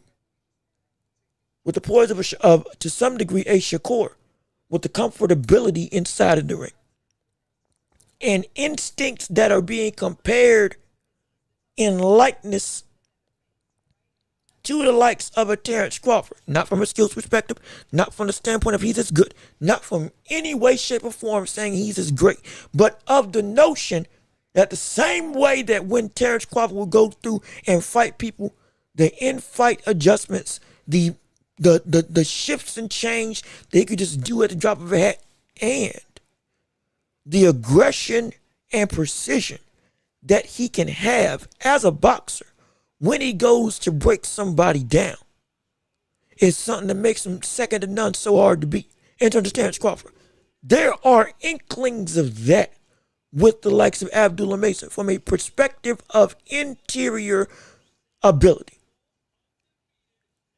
That's something that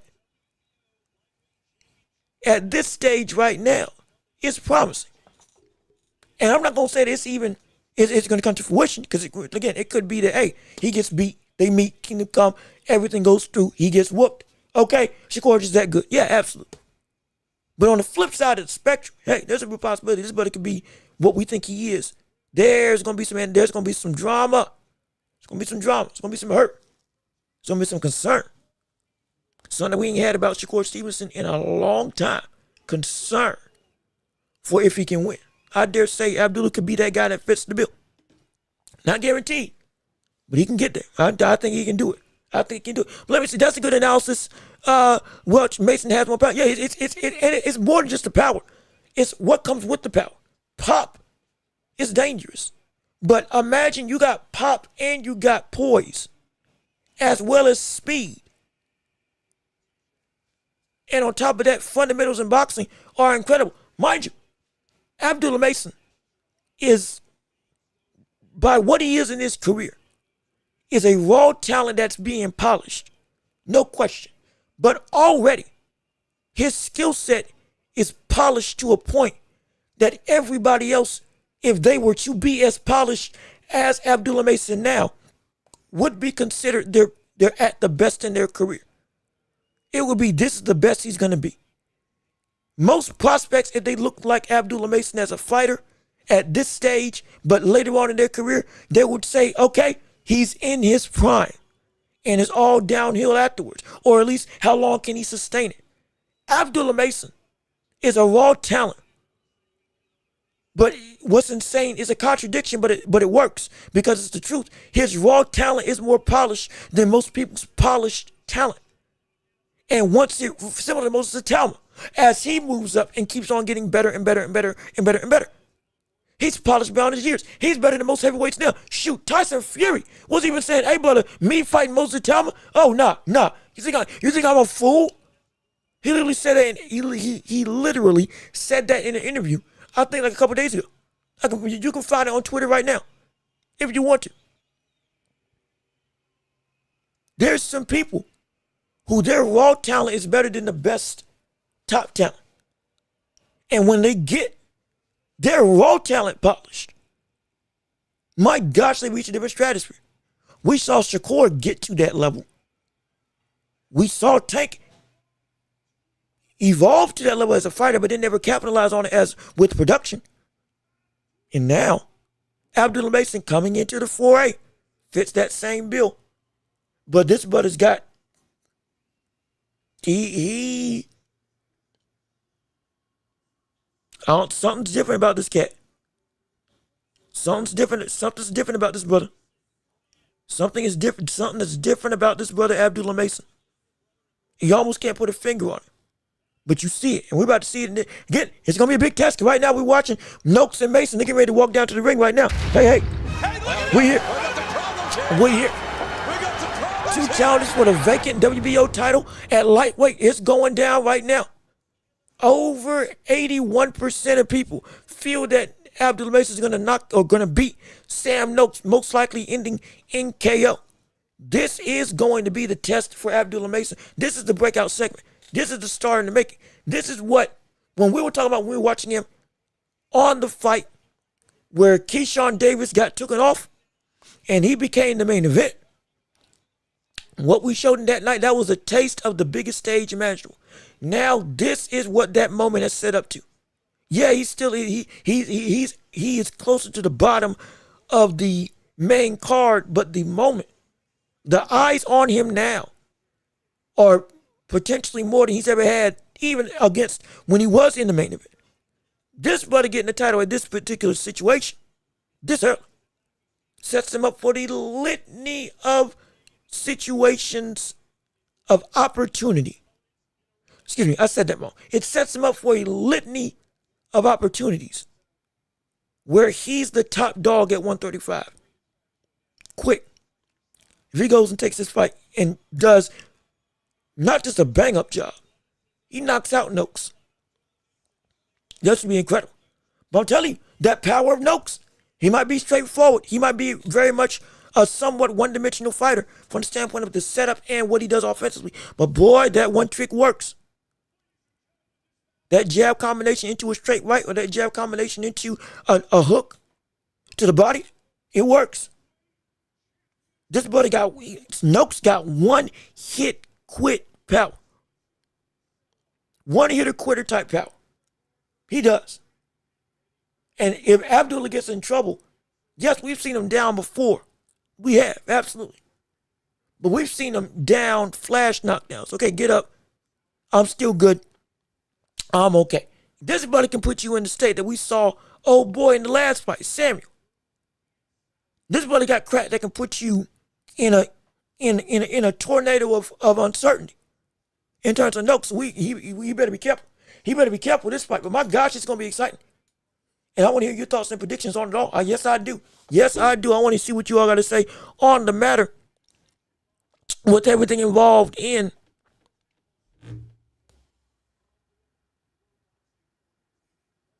what was it?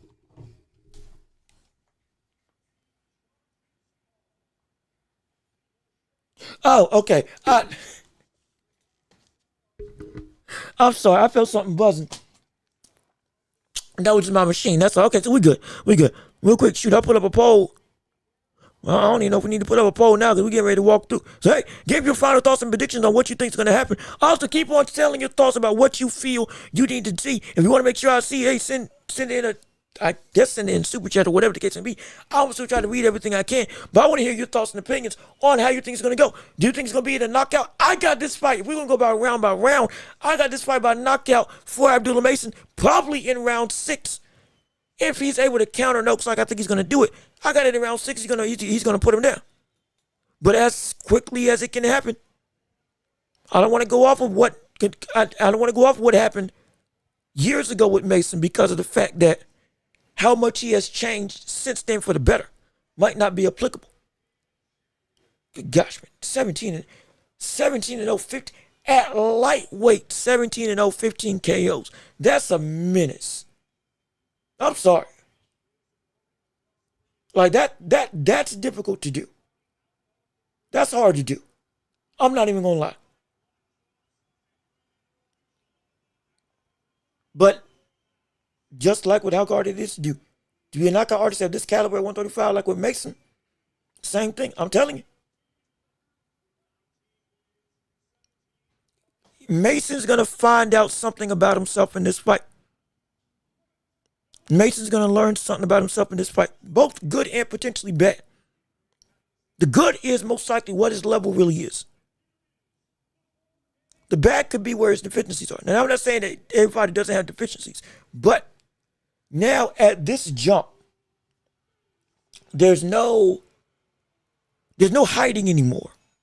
Not saying that he ever was, but this is where these types of positions, stuff hits the fan. And you learn something about what it means to be really at this level. Not saying because we knew he could always get there. Now, he gonna have to prove it. You gonna have to prove it now. And I can't wait to see it. I can't wait to witness it. I'm excited to experience it. So here we go. Round 1 going underway. Yes, sir. Abdullah versus Noakes. First of the big fights on this main card. Here we go. Round 1 is set in stone. After see Noakes, good jab by Mason, the first to attack. 1-2 by Noakes as well. Noakes taking the center of the ring. Noakes, both of them are in all black. I get the best thing I can say is Mason's the black man, Noakes is the white man in the ring with each other because they're both wearing about the same attire, black and red. Down to their shoes even. Good look by Mason, nose blocked by Noakes. Straight right by Mason to the body, or by Noakes to the body. Mason responds with a shot to the body as well. 2:15 left in round 1. Mason with the speed. We can see the speed advantage. It is apparent. I'm not going to lie. Straight right downstairs to the body by Noakes. Now Noakes got Mason in the corner. Mason gets out the way. Noakes is really trying to hone in on making himself small and narrow and landing shots downstairs to the body. Another shot downstairs to the body. Straight right. Good hook by Mason. Jab by Mason, but it's blocked. Noakes comes in with the 1-2, and Mason comes in and clinches up. Good hook to the body. Good hook by, good shot by Noakes, though. Uppercut downstairs by Mason. Double uppercut downstairs by Mason.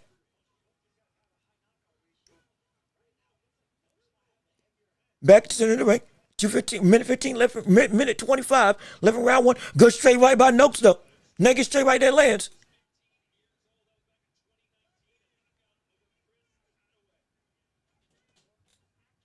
Good jab by Mason, though I think it was blocked.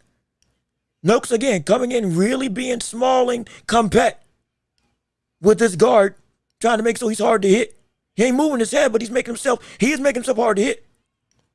And landing with that straight right to the body as his main offensive weapon. 54 seconds left in round one. 1-2 by Mason. But it's blocked. Another shot blocked from Mason. Good uppercut by Noakes. On the inside. Jab by Mason. But it's blocked. Noakes is blocking a whole bunch of stuff. Mason tries to land a counter, but he misses. Good uppercut that time by Mason. That one got into reacting and landed. Another jab by Mason. That one lands. Another jab by Mason. That one lands. Jab starting to actually work and cut through now. Mason tries to make it a little bit ugly, a little bit dirty. Fighting on the inside. Both of them fighting in the clinch. Ooh, good shot by Noakes off of a counter.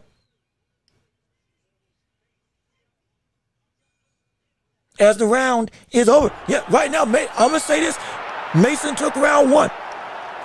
Mason did take round one. I can say that. I can say that definitively. 1-0 Mason at this point. Excuse me. I'm sorry. Noakes took round one.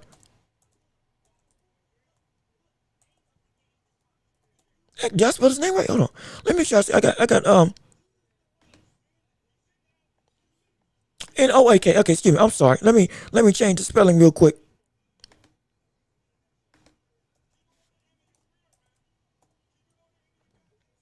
Let me change the spelling quick. But right now it's 1-0 Noakes.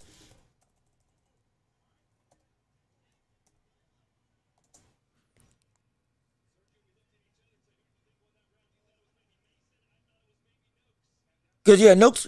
It was the straight rights downstairs to the body. It was the thudding shots upstairs off of the blocks he was landing. Mason, he is the faster fighter, but it's going to have to be that. The question is how exactly, at this point, can he get around or through that very compact guard and stop those shots downstairs? Because right at this point in time, that's what's been scoring for the likes of Noakes as we're starting round two right now. Right now, I got to fight 1-0 Noakes at this point. Jab by Mason misses. That jab lands. Check hook and gets out the way.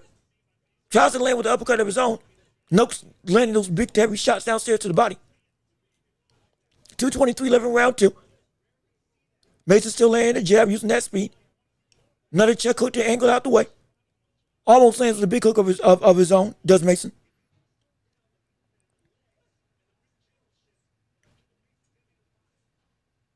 Noakes missing with the right to the body.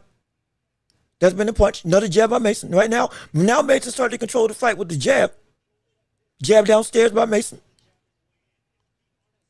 Good counter shot by Mason. Noakes lands a shot of his own in the corner though, but Mason's starting to work on the inside a little bit better. Mason better stop sticking his tongue out. I'm not going to lie. Because of the fact that you were in the clinch, Noakes continues to try to manipulate and throw. Up until the ref breaks him. A good shot. Good 1-2 by Mason. Starting to walk down Noakes now. Hook to the body. Mason is going to be, Noakes is most likely going to be looking for a counter. Good intercepting jab by Mason. Uppercut to the body by Mason. Mason's starting to get more comfortable now. Mason again sticking that tongue out like he's MJ. Better be careful, though. I'm telling you, he can get caught. Good straight right by Noakes that time. The best punch of the night for Noakes. Straight right, clean on the chin. Mason took it well. Another double straight right hand by Noakes. As Noakes really is making this a physical affair.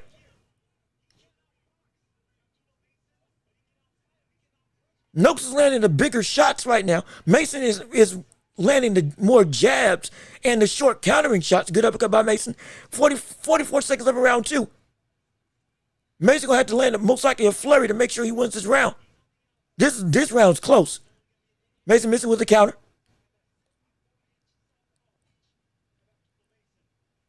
Another jab by Mason. Noakes' jab interception that time. 1-2 by Noakes is parried away. Noakes has been landing the bigger shots. Mason's been landing, I think, more shots in this fight. Both of them against the ropes with each other. 10 seconds left in the round. Pawing jab by Noakes. Misses, I think. Another jab by Mason lands, and then the round is over. Let me see. Jean-Luc Yarde had to ask at a time like this, but what time is Haney Bryan versus Devin and Yarde? So those fights are scheduled to take place, I think, at 8 and 9 o'clock respectively. Right now, the main card is happening right now with Abdullah Mason versus Noakes. And so at this point in time, look for 8 or 9 o'clock for Devin Haney and Brian Norman Jr. to be when that fight takes place. And then 9 to 10 is when Benavidez versus Yarde is going to happen. So hopefully that answers your question, Daryl. Also, how you doing, Daryl? Appreciate you tuning in. So glad you're here. Thanks for showing up. Right now, we're calling the fights. And I think Mason, because of the controlling nature of that jab in this round, though Noakes landed the bigger shots, I think that just skinned by giving Mason that round. But right now it's 1-1.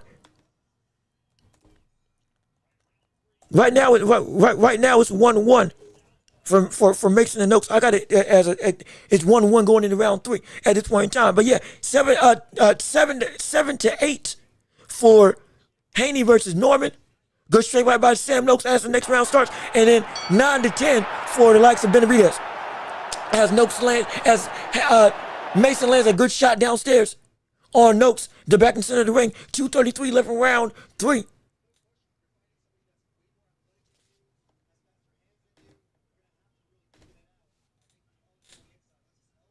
Another jab to the head.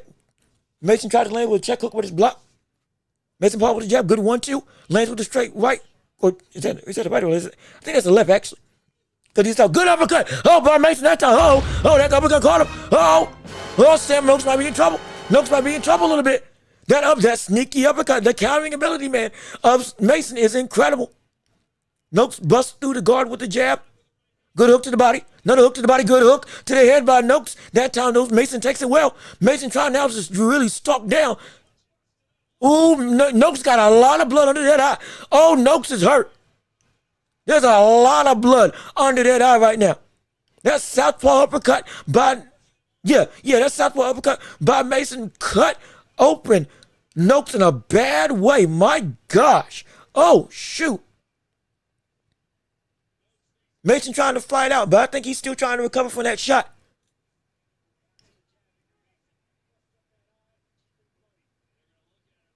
And now the doctor's gonna come in and look at it. Yeah, it's cut. It's cut and it's swelling. It's already purple. Shoot.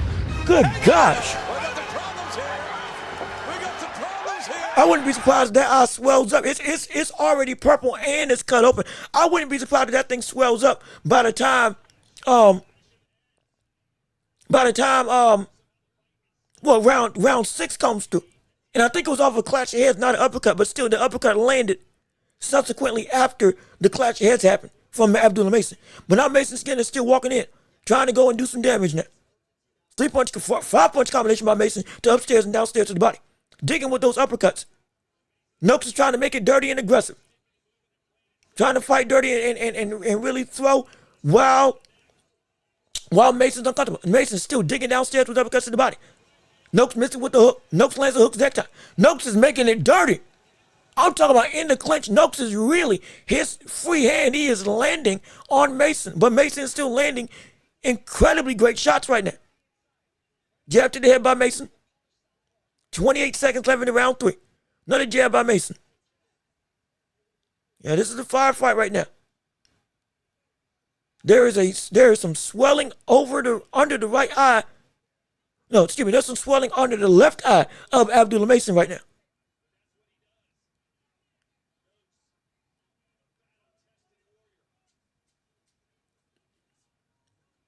Good slip by Mason. Noakes lands a straight right hand, grazing him. Mason in the clinch. Noakes is in the clinch, trying to find a way to throw. 10 seconds left in the round, and the round is over. And yeah, this is, man, it looked like he pulled Mason's head into his own. He might have. Like I said, it's probably because Mason was trying to get some leverage back, because Noakes has been the man when the clinch comes about. Noakes has been the guy that's been able to free his arm and land consistently on the head. Now, outside of the clinch, at least with this round. Oh, no, I'm sorry. You talking about Noakes. Yeah, no, I'm sorry. You talking about Noakes. Yeah. Noakes hooked him.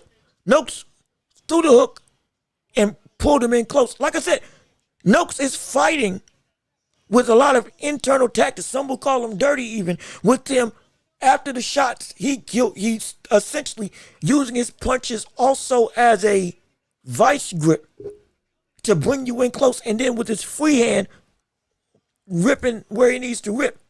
Absolutely. And so Mason's going to have to adapt to that as we're going into round, I believe this is round 4. Yeah, round 4. Round 4 of this fight. Noakes again putting his head in, like you see in the clinch, going through and really trying to make it a dirty, sprawling affair. Quick combination by Abdullah Mason. Noakes lands with a good hook. Off the clinch. Yet again, Noakes is trying to make it dirty. Noakes is trying to really be physical in there.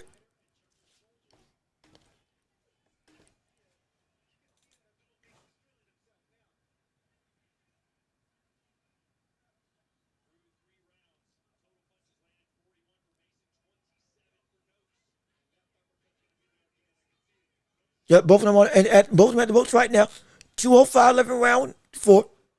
Noakes again is trying to grab and hold and really trying to manipulate Mason on the inside. Doesn't want to deal with that speed at range. Mason obliging in kind, both of them head to head. Uppercut is blocked from Noakes by Mason. Hook around the guard. Good uppercut to the body by Mason. Gets low. Noakes lands a good hook. Good straight right by Noakes. Right now, that jab of Mason is really working really well. Another jab. Mason trying to use his speed, trying to be able to bait something out. Good straight left by Mason. Coming through, good hook by Noakes that time though. Taking some good shots is Mason.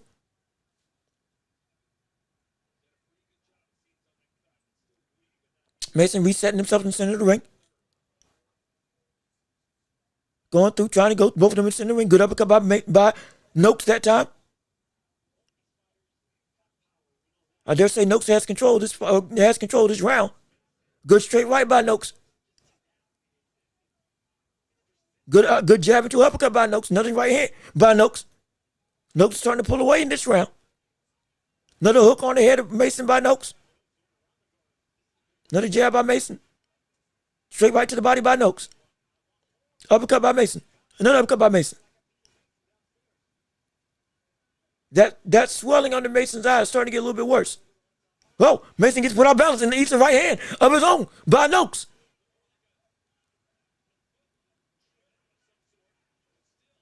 Straight right to the body by Mason. By Noakes, excuse me. 15 seconds left in the round 4. Uppercuts downstairs by Mason. He's going to have to do that a lot more. I'm not going to lie. His brother's in a fight right now. Hook to the body by Mason. As the round is over, Noakes took that round. Noakes took that round, absolutely. And it's back to a draw. Mason better go and dig downstairs. Stop. He's got to stop headhunting. Mason's got to stop headhunting. He has to. He has to. There's no way that Mason gets what he needs done unless he stops headhunting and go downstairs. That's the only, he's going to have to deter this. That physicality, that aggression,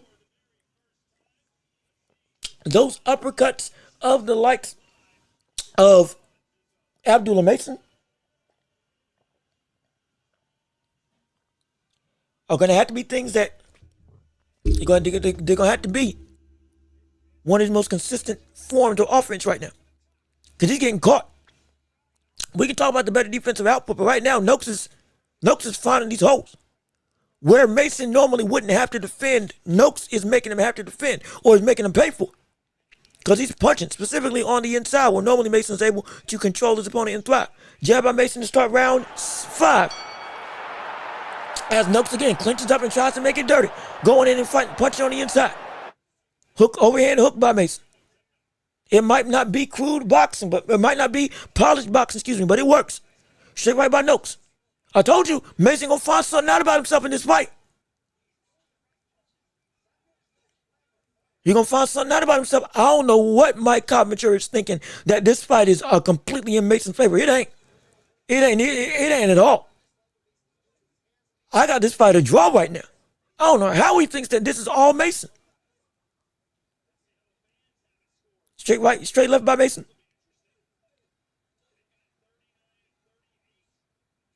Going through, clinching up again. Fans got it 39-38 right now. So it's Mason's only up by a round in fans' eyes. This is a draw for me. I was going through minute 57 left in round 5.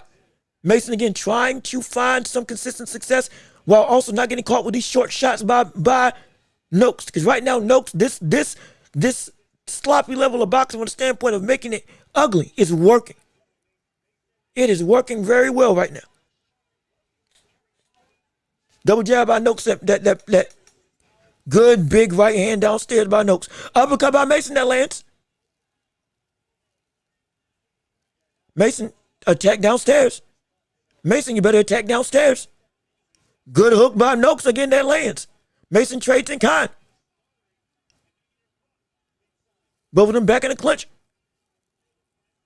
I'm telling y'all, the left side of me, good uppercut by Noakes. Oh my gosh. I tell you, Mason, he got a chin on him. He got a chin on him. We can say that. We can say that. He got a chin on him. Mason now recognizes he's in a fight. He's finding out something about him. This is what the championship level feels like. This is what the championship level feels like. Jab by Mason. Go to the body. You're trying to be too cute if you're Abdullah Mason. Go to the body. Good uppercut. Go downstairs. But good up. Oh gosh, Noakes caught him again. Noakes caught him again with the big cut. Good uppercut by Mason. Uppercut by Noakes to respond in kind. Both of them in the center of the ring. 15 seconds left in round 5. Another uppercut to the body by Noakes. Hook to the head. Oh, they almost trade shots. Mason almost ate a big shot. Lands 5 punches in kind. Lands a shot of his own to Abdullah Mason. As the round is up, my gosh. Noakes won that round. It's back and forth. Noakes won that. Noakes won that.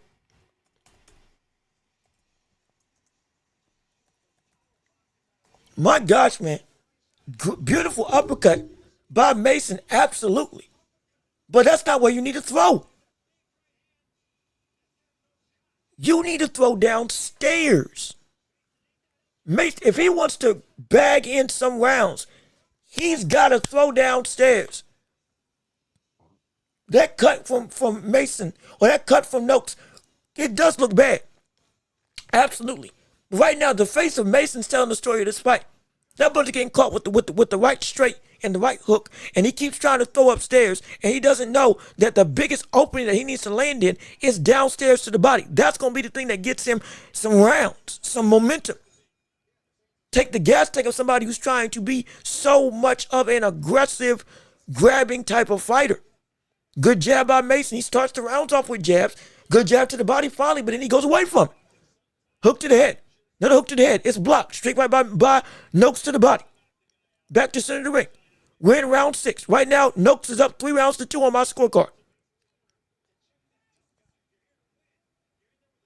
Mason, you need to go down.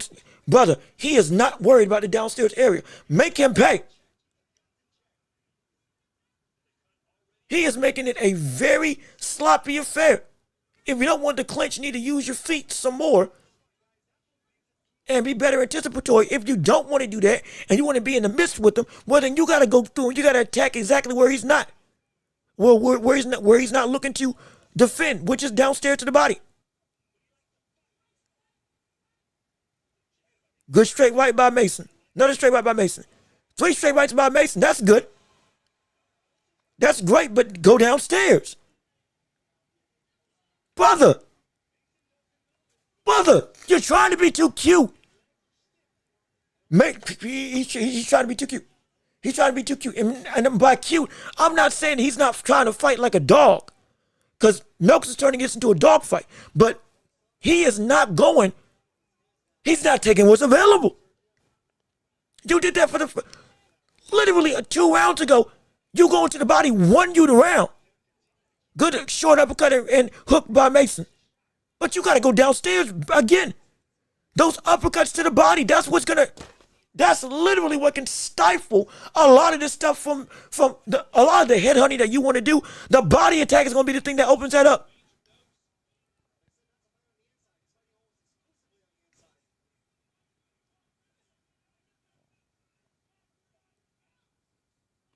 $56 seconds left in round 6. My gosh, Abdullah, brother, come on. Good straight right, good straight left downstairs. Good uppercut to the head by Mason. Good hook by Mason. And now Noakes is responding in kind. I think Mason is winning this round, but he's not fighting smart. What are you doing? 33 seconds left in round 6. My gosh, man. You keep trying to go upstairs. Good jab. Block the shot to the body. Good uppercut by Noakes, though. Good uppercut by Noakes again. 15 seconds left in round 6. Brother Mason, you better do some stuff. Good slips by Mason. Uppercut that lands. Good slipping at the hook. But my gosh, Mason, you have to go down. You got to score. You have to score. What the work? You gotta score. My gosh. I'll even give Mason that round, but this is horrible. This is terrible. This is. You keep trading rounds with a brother who you shouldn't be having to trade with because you're not moving like you need to move. For sure. You right. Mason fighting. He's fighting dumb. He's fighting stupid right now. He's fighting in an idiotic manner that is completely against what would actually work. It's completely against what would actually work. Completely against. No, nowhere close.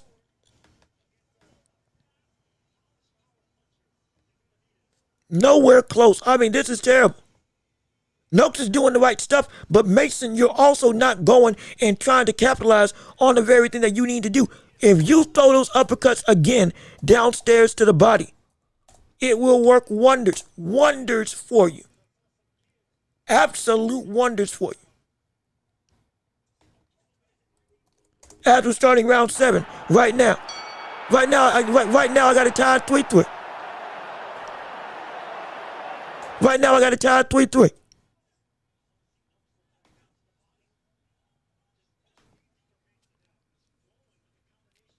As we're going through, good uppercut. You're risking, brother. Mason, you are risking way too much. Hook to the body. Mason's starting to breathe. Mason's starting to breathe. That body shot hurt him. That body shot got him. See that? That could have been Noakes that's wobbling back if you had went and gone downstairs. Yep. Now, yep. He's starting to get caught. Shoot. Noakes is. Mason,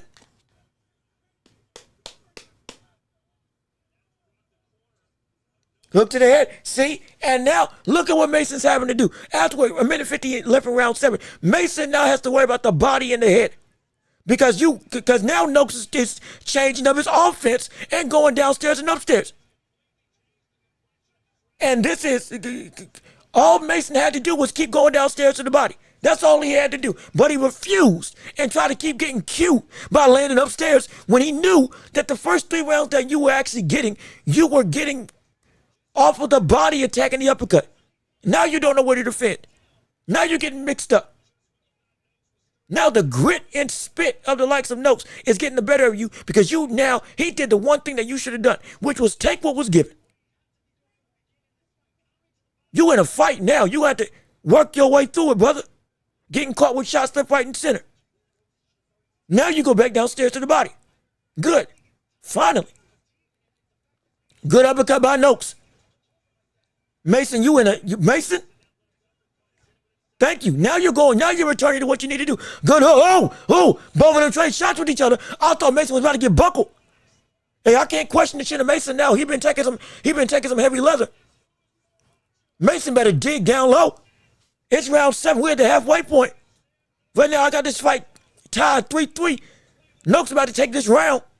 Noakes is about to take this round. 1-2 by Noakes. Mason, if you don't throw an uppercut downstairs to the body, if you don't forego that jab for the time being, and you land an uppercut on the very center pocket where there is no defense at all from the likes of Noakes, he has been strictly guarding his head. Almost lands with a counter to Abdullah Mason, but again, it fails. 10 seconds left in the round. Good gosh. And now, yep, you in trouble. You in trouble. You in trouble. You in trouble. Mason's in trouble. Mason is in trouble. Mason's in trouble. He's in trouble. He's in trouble. Mason's in trouble. Mason's in trouble. I got this fight. He's winning the round. He is winning. Again, if I'm behind on your stream, I do apologize. If I'm ahead of your stream, I do apologize. He's winning the round. Noakes. He's winning the fight right now. I got him up by 1 round right now. They've been trading back and forth every round of this fight. It makes for a competitive affair, but it's also ridiculous because Mason is not doing the very thing that can make him pull away with the greatest of ease. Mason's not doing the very thing that could stop all of this firepower coming back at him. You got mixed up, and now you don't know where to defend if you're Abdullah Mason. I'm telling you, as we're going into round 8. We're going into round 8. Noakes is up. Noakes is up right now. He's back. He could easily win if he would just box. Yes. Box, and if Noakes is turning into a brawl that you can't get away from, dig where he's not defending. Go downstairs to the body, my gosh. Good hooks by Mason off of the jab. Straight right by Noakes misses. 2 minutes, 35 seconds left in round 8. 3-punch combination by Mason. Come on, brother. You know what you can do. Mike Carpenter, brother, this is not a 68-65 type of fight. This is a lot closer than that. Noakes is up, in my opinion. Check hook misses by Mason. Straight good gosh, a big shot lands for Noakes on Mason's head. Hook to the body by Noakes. Another double hook to the head by Noakes. Mason lands a shot downstairs. Mason lands another shot downstairs. Finally. Straight right to the head for Noakes. Minute 45 left in round 8. My gosh, it's a great fight. But this is ridiculous on the side of Mason. 1-2 by Mason. I can't question the chin because he's been taking shots. Good hook, good uppercut downstairs. See that? Go back to that. Go back to that. That hurt. That hurt. No, the body shot hurt Noakes. Come on now. Don't. Good gosh, brother. Don't waste time. Don't let him recover from that. Straight right to the head by Mason that misses. Jab intercepts Mason's punch. Hook by Mason misses. Mason back on the inside. Uppercut to the body. Lands for Mason. Come on, Mason. Throw shots. Keep on throwing that shot. Uppercut. Keep on throwing that shot, which is the uppercut. Uppercut by Mason that lands to the head. That's good. Noakes trying to respond in kind. Every time you land, Noakes gets more aggressive. When he does that, go downstairs. My gosh, that's all you got to do. Double jab by Mason. Thank goodness. Another jab by Mason. If you don't, go back downstairs. Good uppercut by Mason. Another good uppercut by Mason. Now hook to the head. Now you're starting to work like you need to work. Now you're starting to be a fighter. Now you're starting to fight. Now you're starting to fight. There you go. Uppercut to the body by Mason. Hook to the head by Mason. Good hook to the head by Mason again. That one caught Noakes clean. Okay, here we go. This is the type of work. Noakes is not going and working like he used to. You know why? Because you started landing downstairs. Another uppercut. Another uppercut. There you go, Mason. Another uppercut. Yes. Good 1-2 by Noakes, though, that lands. Heavy shots. Esteban, thank gosh. Finally. Great day in the morning. Goodness. You see, this is why I said everything with Abdullah Mason is an if. This is why I said everything with Abdullah Mason is an if. You know why? Because of stuff like this. When you get too cute, you ain't doing what you're supposed to do. You try to fight too cute. You try to keep on headhunting. You try to keep on throwing that jab when it was either A, getting parried, B, not being very effective, or C, not controlling the fight like you thought it was. And now you have been rocked. You've been tagged. You're still eating shots that you ain't got no business eating. And you keep on going away from what's working. All of a sudden, when he started attacking downstairs to the body, guess what happened? He wasn't getting caught with nearly as many shots, was he? No! He wasn't getting caught with nearly as much flush right hands, was he? No! It ain't that difficult. My gosh. As we're starting round 9, excuse me. Noakes coming out, trying to really land flush. Mason shelling up properly.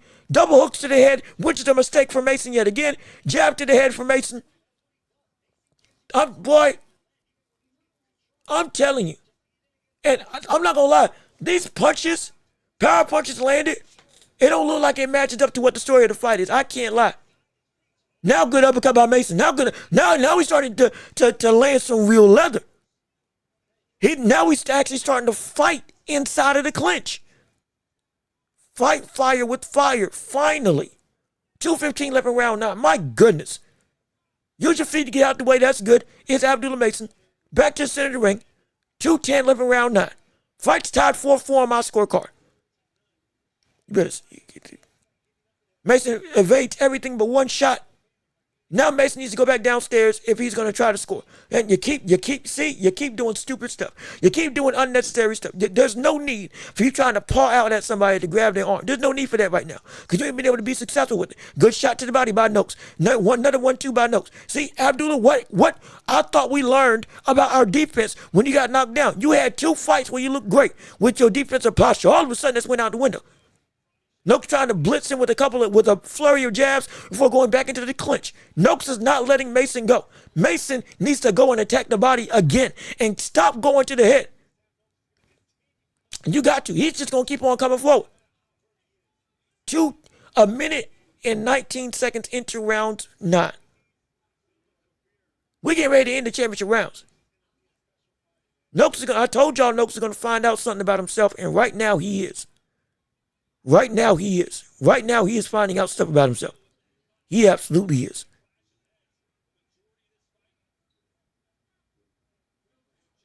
Mason still trying to throw that jab upstairs and get caught with the jab of his own. Miss it with the counter. He keeps doing everything under the sun and it ain't working. If he ain't careful, he gonna lose this fight. He gonna lose this fight. Hook to the head by Mason, misses. Short shots by Noakes lands. 36 seconds left in round 9.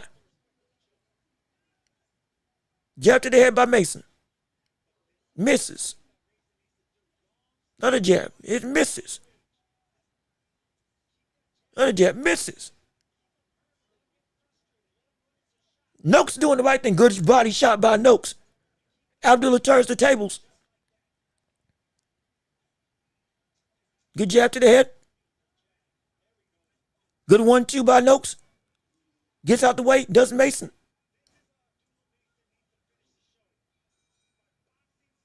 As the round is over. I mean, shoot, man. I don't know who won that round. I don't. I honestly don't. I honestly don't. You could not tell me definitively that Mason won that round clean. You could not for my life or yours. It's going, man. I want to say, okay, yeah, he's boxing great, but he's still getting caught with stuff. He's moving, sure, but it ain't amounting to offense that's being effective, unlike with Noakes right now. Yeah, I'm giving that round to Noakes. I'm giving that round to Noakes. It's Noakes right now, 5-4. Noakes is up on the card, 5-4 for me. I mean, this is ridiculous. Mason, brother. After going into round 10, we get ready to hit the championship rounds. Mason using his feet. Good jab by Mason. Trying to dart in and out. Now trying to use his length. Good jab by Mason again. Throwing the jab, but both of those jabs miss by Abdullah Mason. 1-2 by Noakes. That lands. Good. I think that was an intercepting jab by Mason. That was good. Back into the clinch. Good uppercut by Mason. Man, if you don't stop going upstairs, if you don't stop trying to fight upstairs, and you don't try to dig down low, it's the stupidest thing in the world. Good uppercut. There you go. Uppercut to the body by Mason. Double uppercut by Mason. Both of them now starting to trade in the center of the ring. Good hook by Noakes. Good uppercut by Mason. Mason's starting to get the better of these exchanges, but again, he needs to focus his attack downstairs. Good straight right by Noakes. Keeps on knocking Mason's head back. Short shots. Another short shot by Noakes. There's a hook that lands. Short shot to the body by Noakes. Uppercut by Noakes. Uppercut and hook by Mason. Response, same punch by Noakes. Hooked by Noakes. Uppercut by Mason's block. Uppercut to the body that time lands for Mason. Minute 35, 11, round 10. Another hook to the body. Another hook to the body. Mason backs up. Hey, Mason backs up now. Come on. I'm sorry. Noakes backs up. Noakes is backing up. Those body shots. Those body shots starting to take a toll. Those body shots starting to take a toll now. Come on, Mason. See it. My gosh. This is infuriating. This is ridiculous. Straight right by Noakes that lands. My goodness. Another double hook by Noakes that lands. Good gosh, Mason. Uppercut to the body. Overhand right by Noakes that lands. Uppercut to the body by Mason. Another uppercut by Mason. Those blocked. Overhand by Noakes that lands. Straight right by Mason that lands. That stiffened up. That stiffened up Noakes. Yep, I knew it. Go. Mason's ready. Noakes is ready to go. Noakes is ready to go. Mason, go for it. Mason, come on, brother. Come on, man. This might be your only shot. 20 seconds every round 10. Mason, this might be your only shot. You gotta go. Mason, you gotta go. Good straight right to the body. Good straight left to the body by Mason. Noakes is in trouble. Noakes is hurt. He might survive. Good gosh, he survived. Great day in the morning. He survived. You gotta be kidding me. You got to be kidding me. You were throwing 5-6 punch combinations to the head that weren't getting blocked. All of a sudden, this brother gets hurt. A straight left that hurt him. And I saw it. And I said his legs buckled when that left straight landed by Mason. But I couldn't get my words out. But I was trying to say he was hurt at that moment immediately. And it happened. He was hurt. But the brother, when all of a sudden, you then choose to get judicial, when he's on the ropes, when he looks like he's ready to go, when he's potentially is in the corner where he can't move his head. Like that was a perfect shot. That was a perfect left straight. And then with 20 seconds left, you stop throwing. My gosh, man, I'm telling you, this is the problem. This is the problem with Mason. All the skill is there. But my gosh, brother, we're in the championship rounds now. This is what it means to be elite. This is what it means to be to be with the elite. This is what it means to be of the upper echelon of the boxing world as we in round 11. Hey, brother, I got it tied 5-5. We're going to see who comes out on top right now after that started round. Good straight left by the likes of Mason to the body. Straight right by Mason again. Another 1-2 by Mason. Noakes tried to respond with the hook. Jab to the body by Mason. Brother, find the window. Mike Coppinger, brother, get off my screen with that idiotic scorecard, 98-92. What in the world are you watching? There's no way you have it like that. No way. You got it 98-90. Not with this type of fight. My gosh. 1-2 by Noakes. Minute 58 left in round 11.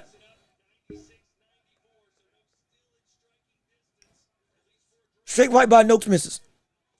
Uppercut to the body. Lands for Mason. Hook uppercut downstairs by Mason. 1-2. Good hook combination by Noakes. Mason been taking shots. I can't question this chin anymore. He's been taking these punishment. He's been taking the punishment.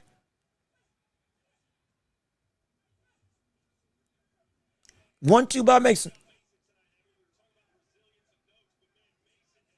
1-2 3-punch combination, 4-punch combination by Mason.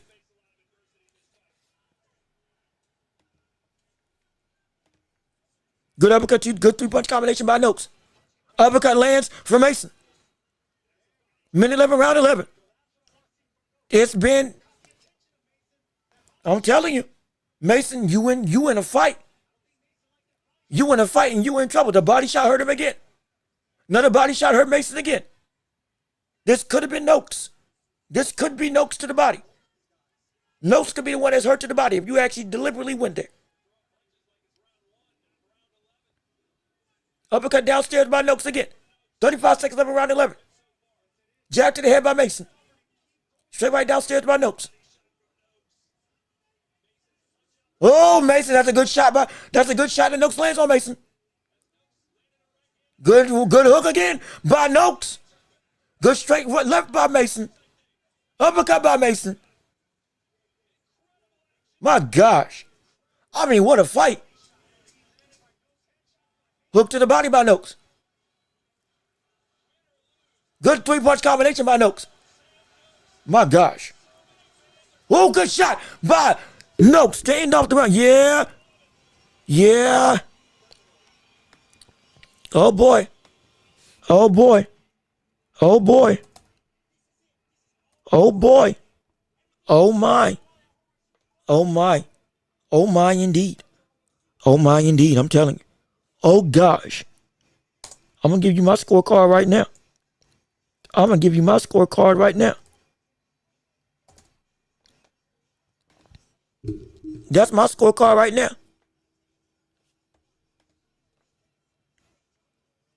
At this point in time, the last score, it's 6-5 Noakes right now.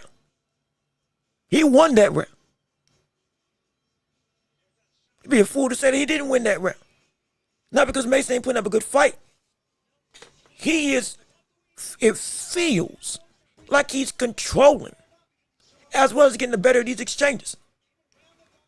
Abdullah Mason with the technical stuff, the changing footwork and all this stuff, it looks good, but no simplistic approach has been winning today.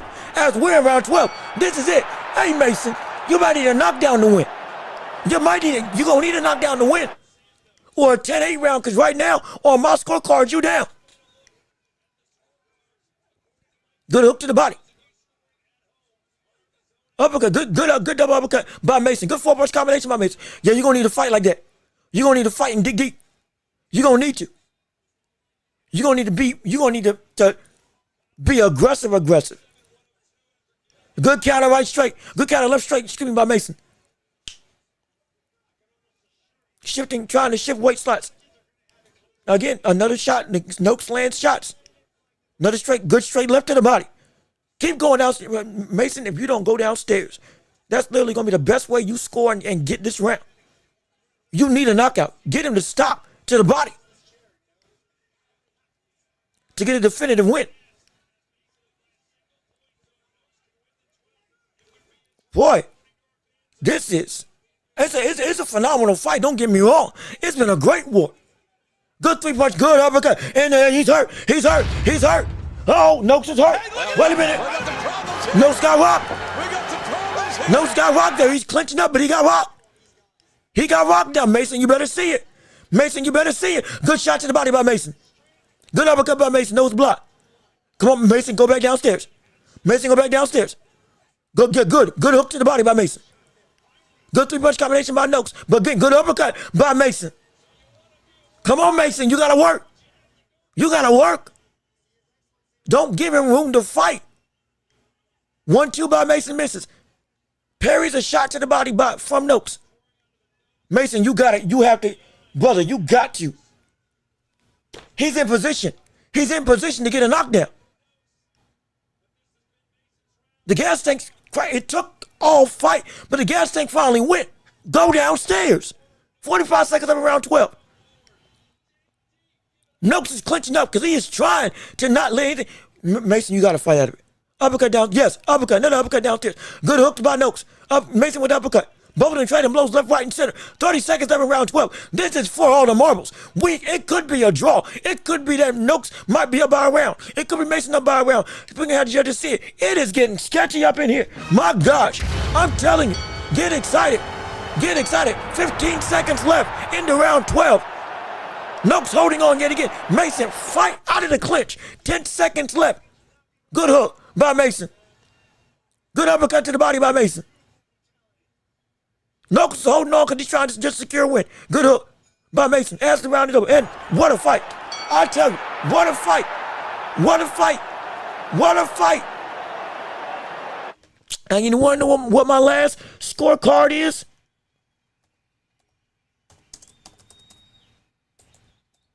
I'll tell you right now. That's a 6-6 draw. That's a draw. That's a draw. Mason won that last round. That should be a draw. There's not, Mason.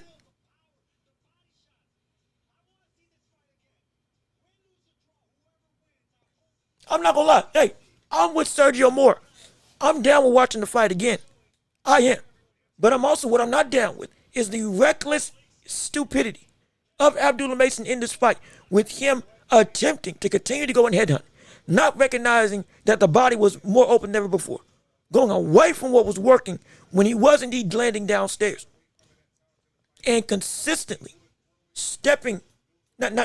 consistently letting Noakes off the hook when you had him hurt. There were 2 times where Noakes should have hit the canvas. Credit to Noakes' toughness. I'm not denying that. Noakes took these shots and kept on going, and he landed some bombs on Abdullah Mason. So I can now say that the chin of Abdullah, yeah, it's no question. Also, they need to do some color correction on one of them cameras on the screen, because right now it is the white balance ain't right for what it needs to be. But regardless of which, in this fight right now, Abdullah Mason could have gotten a knockdown. Abdullah Mason could have gotten a knockout in this fight. But this brother continued to let Noakes stay around and was too cute. He was too cute. He's a counterpuncher, and he showed it in this fight as well. But remember when I said a little bit of that show defense is starting to show up? Whatever happened to the consistent high guard, making sure he was deliberately blocking shots and going through and landing where the stuff was most apropos and available, he went away from it. Everything he learned from that fight with old boy with the back of his head, with the pillow on his head, he went away from it. But now we're gonna find out. Let me hear what the judges say. Hold on. They reading the result now.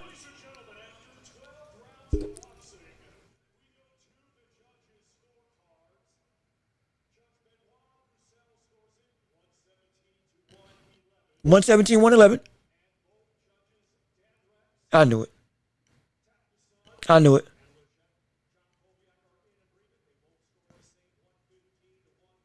One 113. Unanimous decision.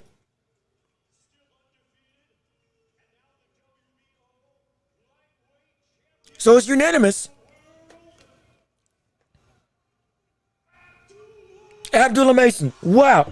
Wow. Wow. Wow. Wow. My gosh. By the skin.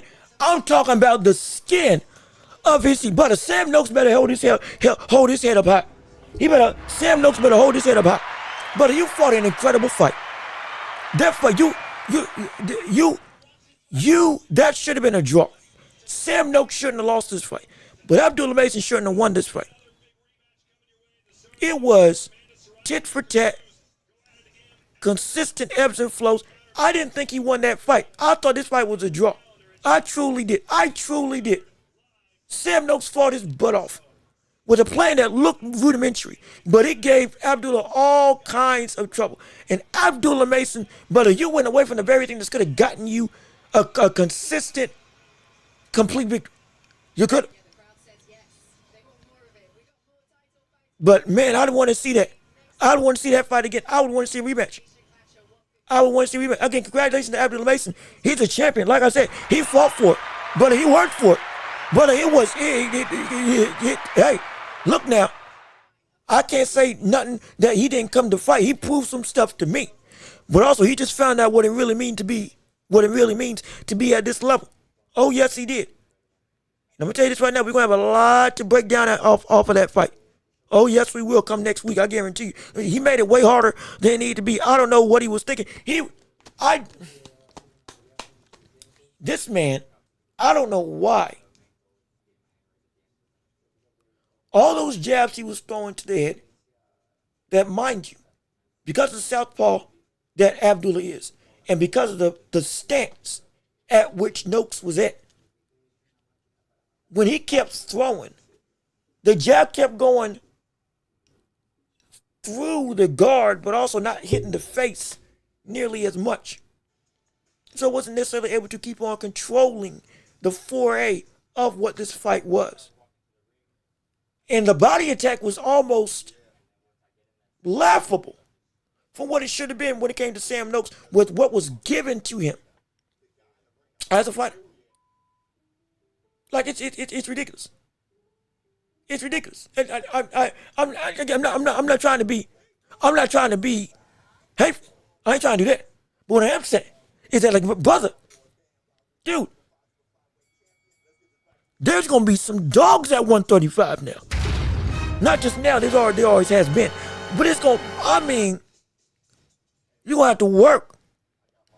Work with some of these fights. Because now we're gonna have to rethink some things. We're gonna have to rethink some things. We really are. When it comes to Abdullah Mason, from the standpoint of, yeah, the talent is still there, but now the execution, hey, brother, what you do as a fighter with said talent, we got some questions. That was, boy, man, that was hard fought. He dug deep. He did up the tempo when he needed to. I got no doubt about that. He moved like he needed to move to try to secure the win, but even then it was razor thin. Abdullah, hey, look, props to you. You the champ. You 135. I had to fight as a draw. So it genuinely could have gone either way. So I can't say I'm upset that he won. But also I don't think he won. Concretely. Definitely not. And some of these matches that we got to deal with moving forward, we're going to have some talking points. We're going to have some questions. Oh, we're going to have a conversation. No question about it. My gosh. We're going to have some things to talk about. Oh, it's going to be fun. It's going to be exciting. But real quick, let me grab a quick snack to eat real quick, and then bring it into the room so I can make sure I can keep the energy going with everything going on with the show. So give me 30 seconds. I'm going to be back. And we're going to continue with Bam and, in fact, let me actually make the, Let me make the card real quick.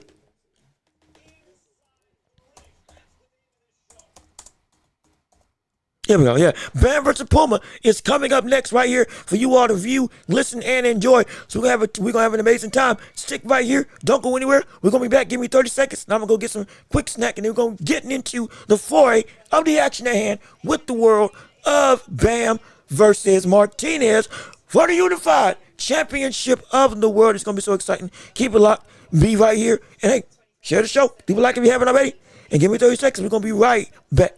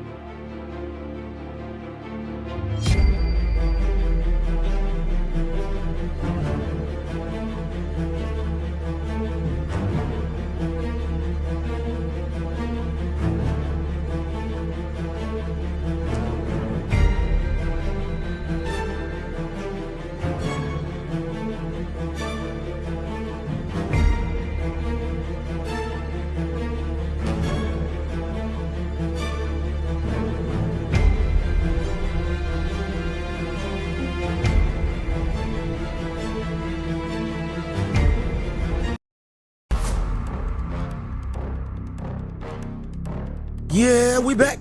We back. We here.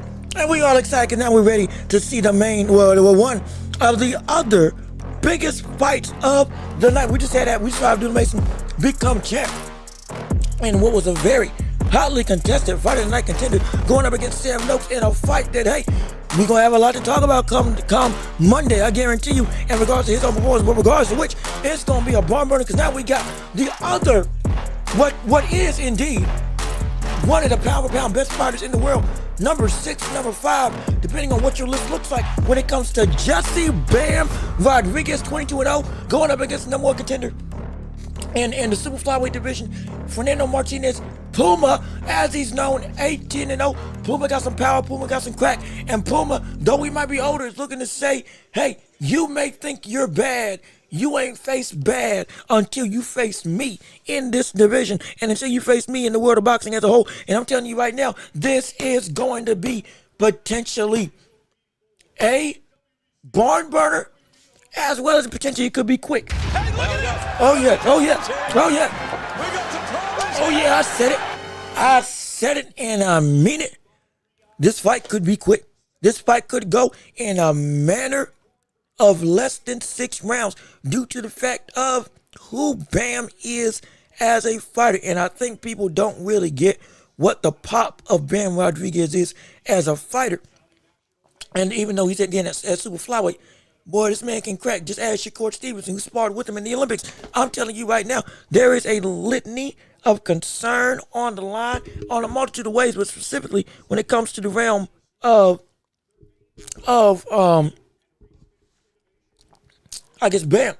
What's on the line after this is still fights with the other 2 monsters in the world of sub 130. We're talking when it comes to Inoue. We're talking when it comes to Nakatani. And just with the legacy of Bam as a whole, with this fast rise to stardom that he's been completely dominating in every single regard. Hey man, we don't know when this train's going to stop. We don't want the train to stop. But boy, if it does, Martinez will be a man that can do it. I'm telling you. I'm telling you right now. Martinez could be the man that could in fact stop all this train that we see going forth when it comes to the world of when it comes to the world of Bam Rodriguez and the rise, not just to stardom, because he is a star, but to superstar. And a card that you cannot miss. This is going to be a fight that of the last 3. Yeah, this you better stay tuned for this one, because if you don't know who Martinez is, and more importantly, if you've never seen Bam Rodriguez before, you are in for a rude awakening in the best way possible. I promise you. I guarantee you. It's going to be insane. It's going to be great. It's going to be phenomenal. Mark my words. Mark my words. Mark my words. Because Martinez has been disrespectful. Martinez is somebody who can crack. Now again, got 18-0 and 9 KOs. But similar to Milakina, who we saw earlier tonight, do not assume that the KO record doesn't actually stand, that he got some pop to his name. He can crack. One of his biggest attributes is being able to win on the inside. So that can be a real danger. Now, I don't think it's going to be effective going up against Bam. But even still, I'm not going to rule out what I know is, in fact, a very dangerous opponent going up against one of the best in the world. Who, again, Martinez is taking, Bam is taking on, the current pound for pound number 1 ranked fighter at super flyweight. So this ain't like this is a bump, or we trying to hype up somebody that ain't really all that. No. This cat, he's legit. He's real. And I'm expecting this fight to end by KO for Bam Rodriguez. I am. Because I've seen this brother too much to have my intuition, or rather have my faith in what he is as a boxer ever be quelled. Because he's insane. He's insane. As a fighter, he's insane. In the best way possible. You're going to see it right here, right now. I guarantee it. I promise you. As we're getting ready to go, we're getting ready to start. Yes, sir. The animosity's there. All the bloodlust is apparent.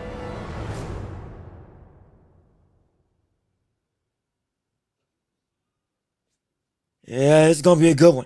Yeah, it's going to be a good one. Yeah, this is going to be a good one. Everybody strap in your seatbelts. Get ready for a ride. We about to go. We about to work. We're about to work. We about to work. I mean, work in a good way.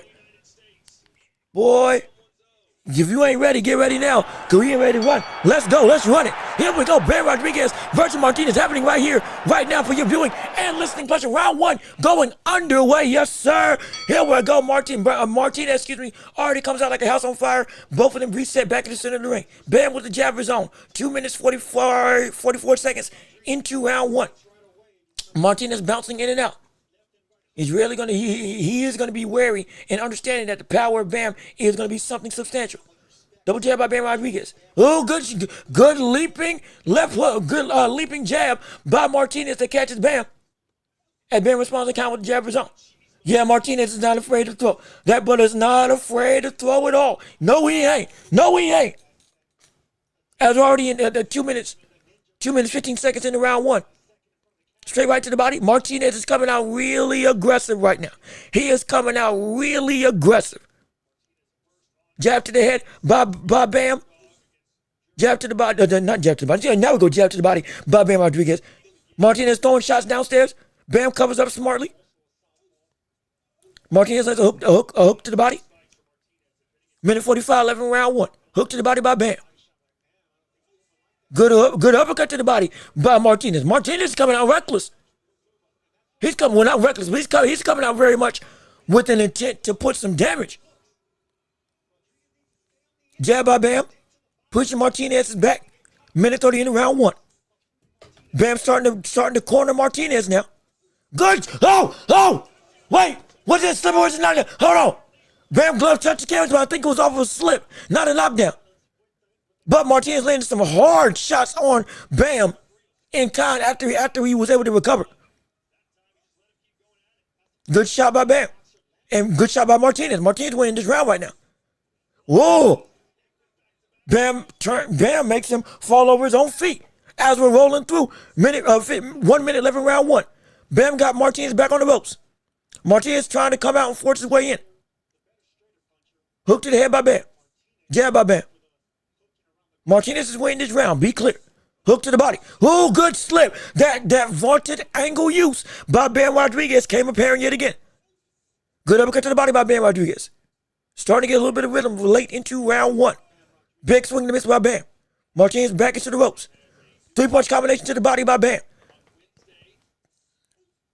Martinez lands a good sneaky uppercut to the body, to the head. Bam covers up as Martinez tries to throw. Jab to the body by Bam.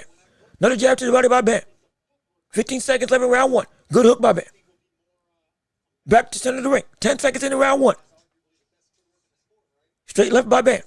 Good hook to the body by Martinez. Uppercut almost lands for Bam. As the round is over. Yeah, no, hey, Martinez won that round. He did. Martinez won that round. Bam started to get his rhythm though. Bam started to get adjusted later on into the round, but he still got it. Oh, hold on. Let's see what you got to say. Hold on, Mr. Miyagi, how you doing? Good to see you. Thank you so much for the $10 super chat. We appreciate you donating to the show, donating to the Empire, helping us invest into being the hottest show in all the globe. Thank you so much. We appreciate it. Let me see what you got to say. Salute Jean-Luc Welch. Shout out to Abdullah. What a dog.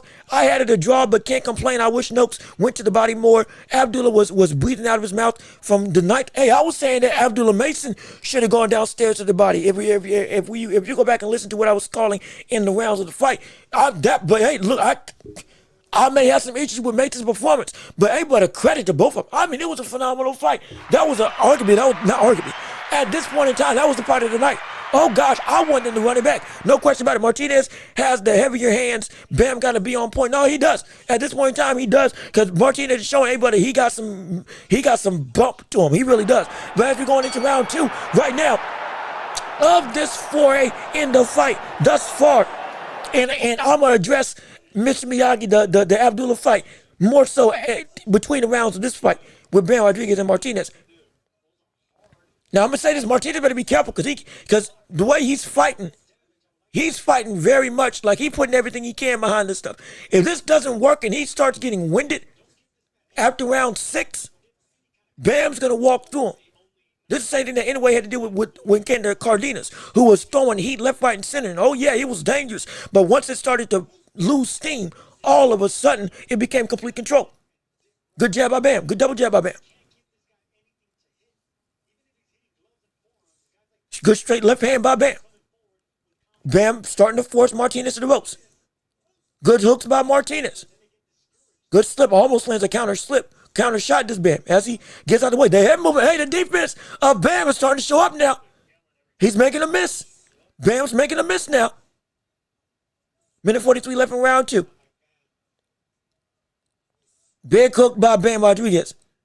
Makes Martinez, see what I tell y'all. The head movement of Bam Rodriguez, the ability of defense. Y'all thought I was playing when I said it was underrated. You see how many shots for about 30 seconds straight he made Martinez miss?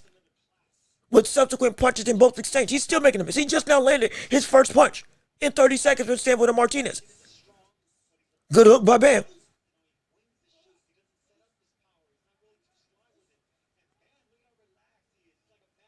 Yeah, Bam's going to set him up. Martinez is throwing a lot, but that's also a problem. He's throwing a lot. Good check hook by Bam. Jab by Bam as he's walking forward. Martinez tried to land with the uppercut. Bam slips another shot. Short shot by Martinez that lands. 3 straight lefts. Uppercut. Jab by Bam. Another jab by Bam. Hook by Bam. And Bam's starting to get in rhythm. Bam's starting. Good uppercut by Bam to the body. Martinez trying to throw something on the inside. Bam makes a miss with a hook. Uppercut. Jab, a combination by Bam. Good straight left by Bam. That one knocked Martinez back a little bit. Martinez is throwing a lot. Trying to respond in kind. Good hook downstairs. Oh, that hurt. That was a good shot downstairs on the belt line by Bam. Good 2-punch combination by Bam. Bam is incredibly calm. 10 seconds left in round 2.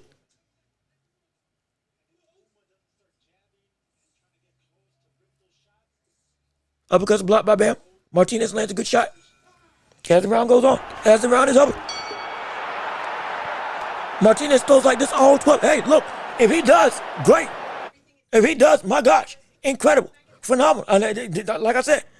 Now, Bam is starting to get the rhythm of Martinez. So Martinez better start switching up his cadence and his punch selection a little bit.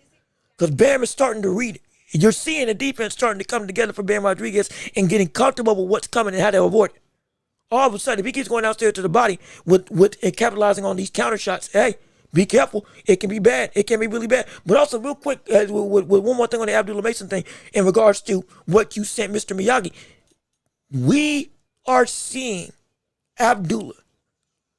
He stepped up and he became the champ. Hey, great, congratulations. He found out something about himself, what it means to be a champion and what it means to fight at this level. He's going to have to retool and fix some things. I'm not going to lie. Because that brother, he was around away from, he was around away from losing. He was around away from this whole thing going awry. And if I'm telling you, we're going to have a lot of things to say about that brother come on Tuesday. Some good, some bad, but all is going to be important. Trust and believe. After going into round 3 of this fight, and now Bam's starting to throw a litany of jabs now to lead off his attack, going downstairs to the body. Yet again, straight right to the chest does Bam Rodriguez throw. Martinez with 2 good hooks.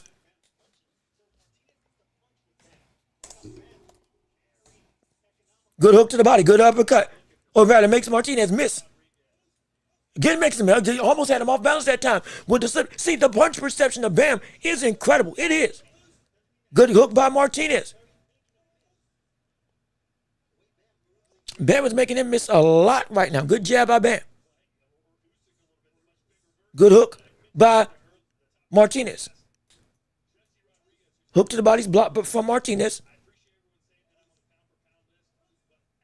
Good uppercut by Bam Rodriguez.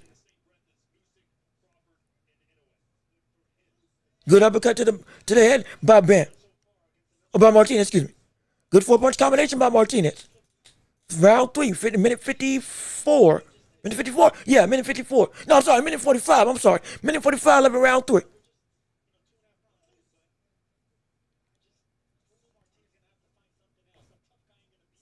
Good 1-2 by Bam.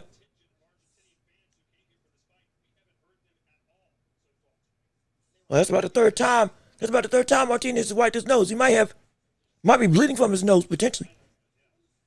Good hooks downstairs by Bam. Both of them in the clinch with each other. Minute 15 left in round 3. Separate and work back to the center of the ring. It's the 4th time he's wiped his nose. But something's going on with his nose right now. I think his nose. Yep. I thought so. His nose is busted open. Martinez's nose is busted open, probably from one of those short straights that we saw Bam throw. Jab by Bam. Good uppercut by Bam. Both of them trade with uppercuts and hooks.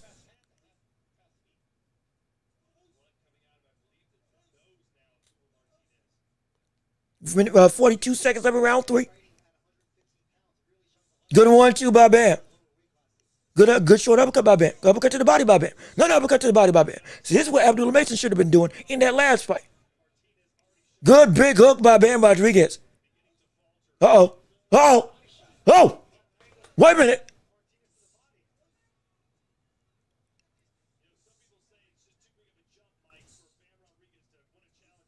Is Martinez hurt? Wait a second. He stopped moving. He stopped walking forward. Wait a second. Hold on. Wait a minute. Hey, look at this. We got the problem. Martinez might have been wobbled. We got the problem. He might be wobbled. I think he's wobbled. Wait a second. Now, I'm not saying nothing. As the round ends, I'm not saying it just because I'm trying to get hyped up. I'm serious. Martinez went from walking forward, hooking and trying to lunge with his shots at Martinez against Bam at every capacity to all of a sudden he gets caught with that hook on the ropes. Next thing you know, he's standing still. And he's throwing shots standing still, and Bam is closing the distance, boom, boom. And he's trying to set his feet again. I think he got rocked. If I'm seeing something, okay, I apologize. I think he actually got rocked. Wait a minute, hold on. If this is right, it's gonna come apparent in the next round. If this is right, it's gonna come apparent in the next round.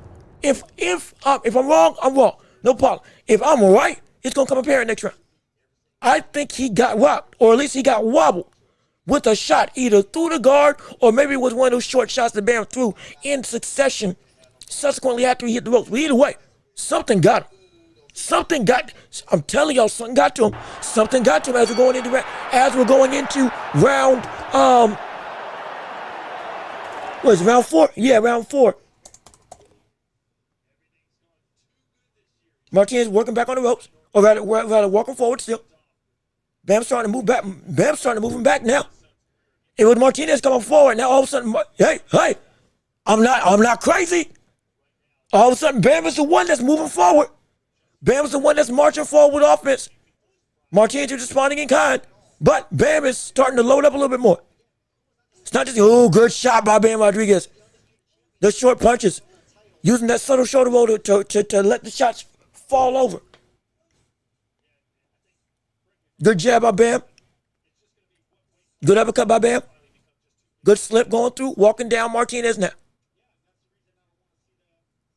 Good 1-2 by Bam Rodriguez. Shoulder rolls the combination by Martinez. Backs up and lands an uppercut. Walks back into the fray. Blocks a straight left. Or straight right, excuse me. Hook to the body. Both of them trade jabs with each other. Good 3-punch combination. Good uppercut, good hook downstairs by Bam Rodriguez. He has made Martinez miss a whole bunch in this fight. The output is incredibly impressive by Martinez. Good shot to the body by Martinez. Again, those angle changes, man, they give Martinez some trouble now. Good short shot to the body by Bam. Another hook to the body by Bam. Uppercut short on the inside by Bam. Looked like it was about to break his arm almost. Good gosh. Good straight right, good straight left by Bam, excuse me. Good 3-punch combination by Bam. Starting to ragdoll Martinez around the ring.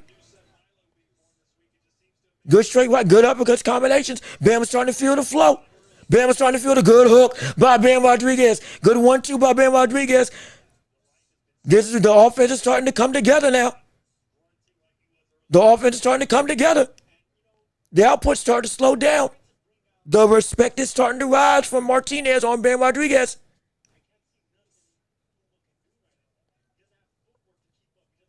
Everything from Martinez either been smothered or outright countered or slipped entirely.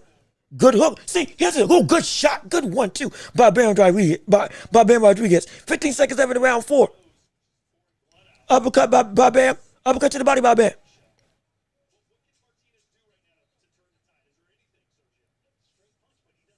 Ooh, good angle out into a 3-punch combination. 10 seconds left into the round. Yep. As the round is over. Yeah, Martinez is starting to work. Hey, Martinez is starting to work. I'm sorry, Bam. Bam's starting to work. That defense of Bam's being so good at being able to evade, slip, and not just react, but position yourself into success. You see, it's something to behold. It's something to behold. It's something serious. It is recklessly great. It's recklessly great. I'm telling you. And not that he is reckless, but when you look at it, it's like, oh my gosh, can you believe it? I can't. But every single time we see this man step up and step out, he keeps on improving more and more and more and more and more. It's the craziest thing. It's the most insane thing, but it works. It works so well. And I'm telling you, Martinez is starting to wane. The output is the same, but you see the respect on his face and in his body language starting to rise for Bam. He now is starting to realize what he's up against. As his offense starts to dwindle in success, Bam starts to elevate.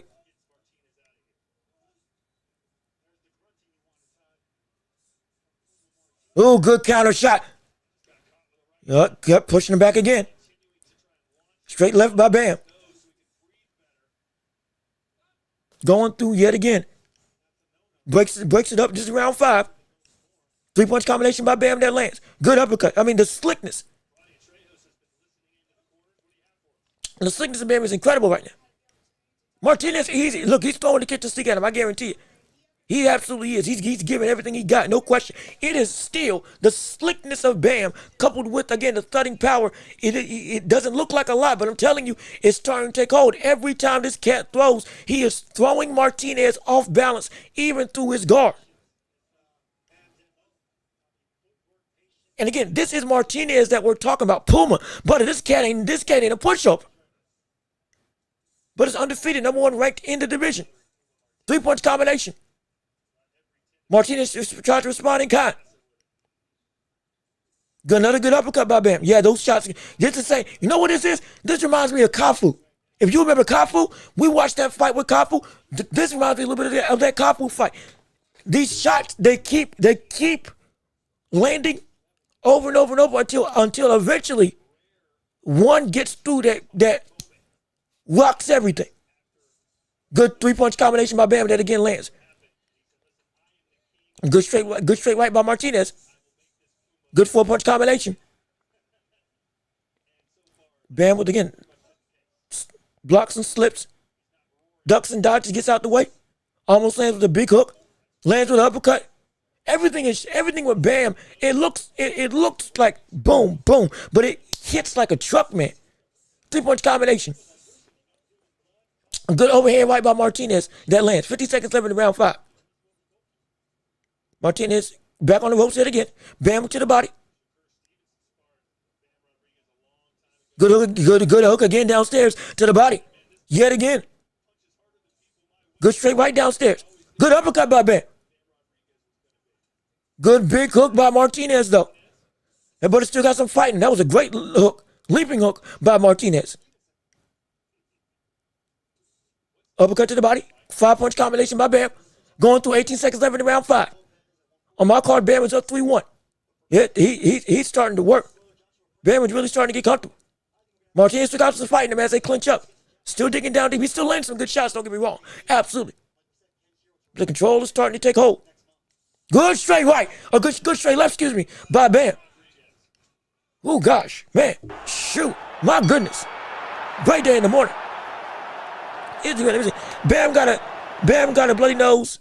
Then started low blows. Well, I might have missed something. If there were low blows, I missed them. I do apologize. I ain't trying to be unbiased. If there were low blows, I missed them. Now, what I have seen him doing is angling out and then landing those uppercuts at the belt line or into the sternum. And then in the midst of that, coming out with some hooks as a combination as Martinez comes to escape or comes to gain some more separation. Martinez, he ain't pushing over. Like the buddy, he's throwing some good hooks. He really is. And he's and right now, Bam's using that jab. As you can see, the Reaper using that jab to not just score, but to paw out a reaction and then boom, reacting in kind with a good shot. I mean, that was a beautiful counter. It was a beautiful counter at this point in time. And I think Bam's nose might actually be bloody as well. I'm trying to remember. I'm trying to see. I can't really tell. I mean, might have a blood. Is he bleeding from the mouth or the nose? I can't tell. I'll try to get another closer look. But either way, we're around 6 right now on the 4A. I think Martinez's nose is bleeding because he's been wiping it for the past like 5 rounds, for the past 4 rounds. At least since rounds like 2 or 3. As we're going through right now, I got Bam up at this point.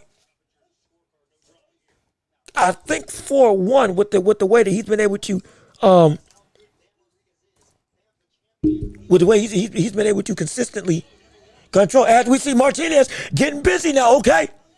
We see Martinez going and teeing off with on the guard of Bam. And now Martinez got him in the corner as well, trying to work with short shots. Both of them, Martinez, Bam is in the corner. Bam with a good shot to the body. Makes Bam miss with a hook. Good hook to the body. Good hook by Bam. Oh, I'm sorry, good hook by Martinez. Good shots by Martinez. He's landed. He's landing some good. He's upping his pace yet again. Good 4-punch combination by Bam. It's in master class work. It's heart versus technical ability. Big hook by Bam. Big uppercut by Bam. That nose is starting to really affect him now. That nose is really starting to affect Martinez now. Another jab by Bam. Hook to the body. Or straight right to the body. Another hook to the body by Bam. Martinez now trying to fight off the ropes. Bam punching the back. Good hook by Martinez though. Best punch of the round for Martinez. When they landed cleanly. Uppercut by Bam. Through the guard. Uppercut to the body by Bam. Angling in and out. Changing levels and changing positions. Stalking Bam. Stalking Martinez on the ropes yet again. Good shot to the body by Martinez. Another touching shot to the body by Martinez. Now Martinez is clinching up. Now it's Martinez clinching up. Good 1-2. Uh-oh, Bam's starting to see something. Bam's starting to turn up his offensive aggression. I've seen this pace in fighting before from Bam. He's starting to step it up now. He's starting to let his offensive outlook go. He's starting to really dig in now with some of these shots. He's starting to let his hands go a little bit more now. Uh-oh. Everybody better be careful. You better get ready. The last time we saw this happen, we knew what transpired as we're in 8 to 15 seconds left in round 6. Good 6-punch combination by Bam. Yeah, Martinez really starting to back up now. Good hook by Martinez. Still fighting. He still got some fighting. Good uppercut as well as the round is over. Good uppercut. He's still working. Martinez is still working. We ain't gonna deny that. We ain't gonna deny that. But we're starting to see the wheels turning for the likes of Bam, getting more and more, not just comfortable. Not just more comfortable. But he's starting to get not just more confident. He's starting to get, I'm rearing back. I'm starting to commit a lot more. Instead of touching up shots, now like you see the torque, the twist in the hips, all that. It's starting to shift and change. Oh, yes, it is. It's exciting. Let me see. Martinez lead right straight is a good shot for Martinez. Lead right straight is a good shot for Bam. I mean, it is. Yeah, no, it can land. It can land. It's just at this point in time, Martinez has sensed now the flow of offense that we're seeing Bam be able to do. It's starting to get more and more apparent that his offense starting to be outclassed. Even with the weapon that can work, Bam has started to adapt to most of the weapons that we see Martinez throw to. And now it's beating him with better offense that Martinez is starting to be more willing to back up When he's coming forward and throwing, okay, yeah, but now he's starting to back up now. And when Bam is really trying to land, and right here, like you called it, straight rights are starting to become in abundance by the likes of Martinez. Loading up with the same shot, following up with the straight right yet again over and over and over. It's happening. It's happening as, again, we're in round 7. Good 3-point, good 4-punch combination by Bam. Yeah, the straight right is the weapon, but the question is, if Bam adapts to that, what else does he have? Good straight right, good straight left, excuse me, by Bam Rodriguez. As Martinez on the ropes. Another jab by Bam. Jab to the body by Bam again. Walking down Martinez yet again. Martinez walking backwards. Good hook through the guard of Martinez.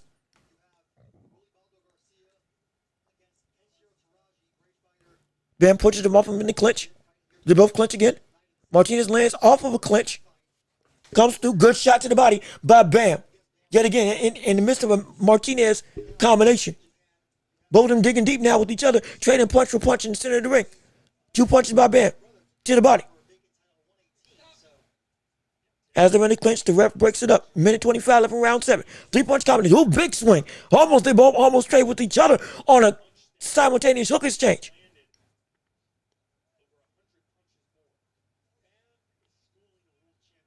My gosh, they say that he's landed 100 punches more than Martinez. Oh, shoot. Good uppercut by Bam on the inside. Good uppercut again by Bam. 3-punch combination. Now he's starting to run to him now. Yeah. Bam. Again, he's seeing it. He's starting to get more deliberate with his offense. Martinez is walking back. Yeah, Martinez is beat up. He's beat up right now. Ooh, good straight right by Martinez, though, that lands. The straight right is still working. Absolutely, it is. Good overhand, good right hand hook by Martinez. But it's still been Bam in control for the majority of this fight. Walking. They're doing it with somewhat with ease, which is crazy. Good hook by Bam. Another good hook by Bam. Good 3-punch combination. Good gosh. I mean, this is impressive. Good shot by Bam. But good shot by good straight right by Martinez. But this is just great day in the morning. Brother, as the round is over, I tell you, this is a masterclass right now for Bam.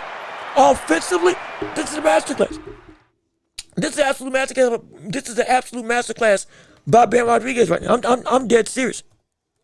He is throwing whatever he wants, whenever he wants, however he wants. He's still reacting and trying and blocking what's coming his way. Even when the right straight of Martinez is working, and it is working, he's still not just as able to keep the pressure, but he's also able to respond with better shots and voluminous flurries on a consistent basis. Because mind you, Bam is throwing in spurts of 3 or 2 every single time. But the issue is he's making Martinez have to reset every time he throws. And so he's able to get off 1, 2, walk you down, 1, 2, walk you down, 1, 2, 3, walk you down. And so he'll throw off the equivalent of a 9-punch combination in the span of 30 seconds, because he's throwing in spurts and then nullifies what you do and then throws himself back. As we're starting round 8 right now, what's been a complete domination for the likes of Bam Rodriguez. This is what it means to be one of the best in the world. This is what it needs to be. This is what it's like to fight somebody who's pound for pound one of the 10 greatest boxers that we have in the world today. He is, and right now Martinez is trying to spam the same hand punches. Bam is blocking. Some of them's getting through, but a lot of them Bam is blocking. Good 4-punch combination by Bam. Some gets through, some gets blocked. Good straight right to the body of a 3-punch combination. Another jab to the body. Martinez is getting closer and closer to the ropes every round. Now his back's actually touching the ropes as he continues to back up. Tries to walk forward, Bam repositions him. 3-punch combination to the head. Going through Bam. Bam is literally walking him down like a stroke. This is almost the equivalent of what we saw from Kafu. This is literally starting to look like the same fight we saw from Kafu.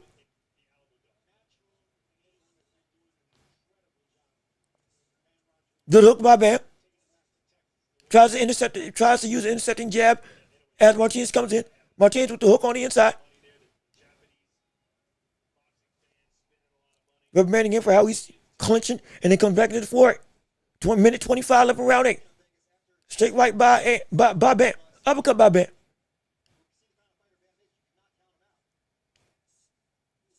Good 1-2 by Bam Rodriguez.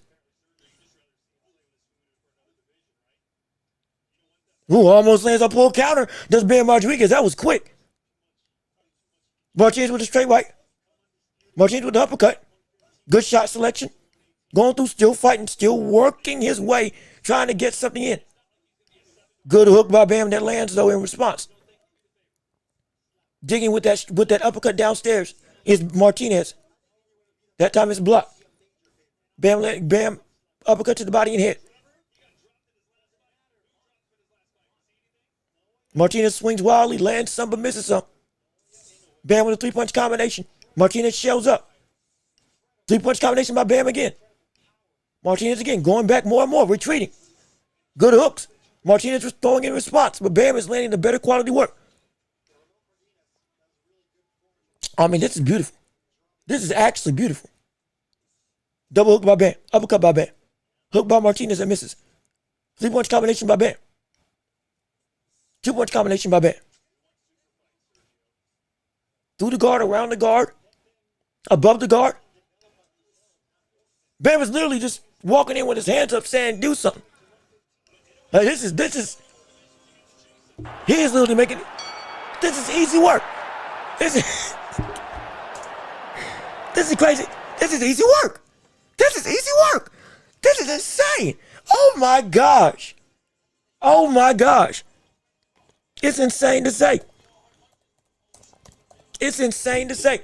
This is easy work for Bam right now. Oh shoot. This is, again, it's looking similar to the Kafu fight. Bam throws shots. His opponent comes in, tries to defend against him, resets, and then goes back into the forehead. Bam comes through, same thing, goes back into the forehead. I mean, this is insane. This is incredible. This is phenomenal. And again, he's doing it against Martinez, who is a dog. A dog. And he looks like he's going through a Sunday stroll. It's ridiculous. As we're going into the next round of this fight, let me see. Do you think, in a way, do you think 115 in a way would have gotten Puma out of there by now? I'd say yeah. I would say yeah. That's not a knock on Bam, because again, Martinez is incredibly tough. He's incredibly tough. He probably would. I wouldn't be surprised if Martinez lasted this long against Inoue at 115, if in fact they did fight against each other. Unless they did, and I just don't know. But if Inoue was to get Martinez out of here, it would have been around by now. Between rounds 8 through 10 is when I would have said, yeah, he's going to get him out. So if Bam gets him out at this point, because this is about when I would have said it, Martinez would have lasted against Inoue. Okay, then look, you do something. If he doesn't get him out of there in that same amount of time, okay, it is what it is. As we see right now, Bam's starting to get a little more aggressive as we're in round 9 thus far, and he's already started to back him up and put him on his heels. And Bam has won every round so far, but Puma's a dog. You ain't hearing me disrespect. You ain't hearing me disrespect. Let me see. Those announcers are funny. They glazing Bam on it. I mean, yeah, I can imagine, because they know what's potentially coming down the line. Like you gotta put this brother in a situation where, like, hey, comparing it with Inoue and Nakatani, hey, buddy, you see what he's doing. This is insane. Could Inoue do this same stuff? I don't know. Because, man, he's got something that they don't. That type of stuff. I get it. As you can see right now, he's really starting to get, Bam's really starting to get all over the place. And it's like all three of them, as we're still a minute and 9, 11 round 9.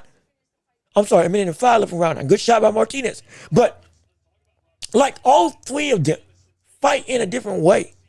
That like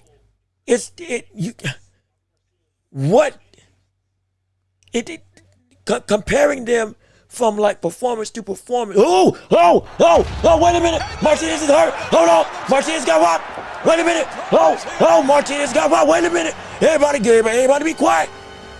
Martinez just got rocked. Bam sticking his tongue out. He's smiling. This could be the beginning. Wait a second. Oh, buddy. Martinez is clinching up now. Heavy. It could be that he gets him out. It could be that he gets him out this round.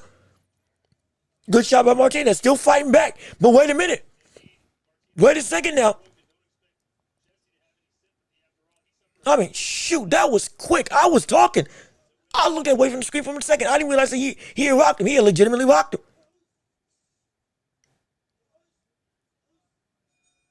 And so, yeah. So, hey, we might just see him knock out a Martinez in the same vein that I would have said Inoue would have done.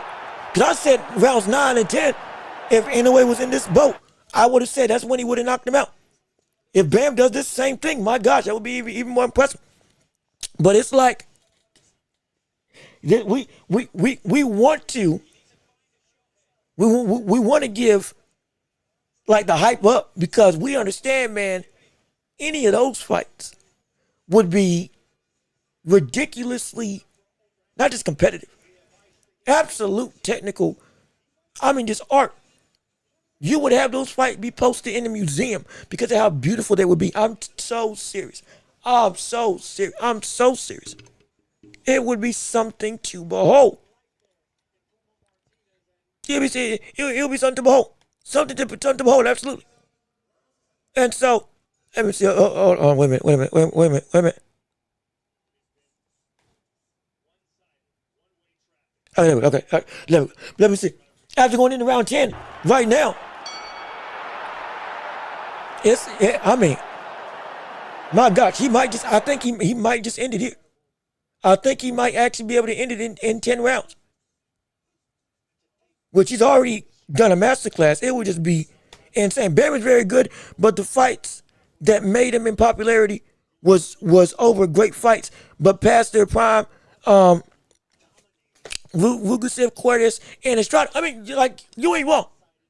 But you also got to understand, like, that, like, it's not Bam's fault of when he fought them.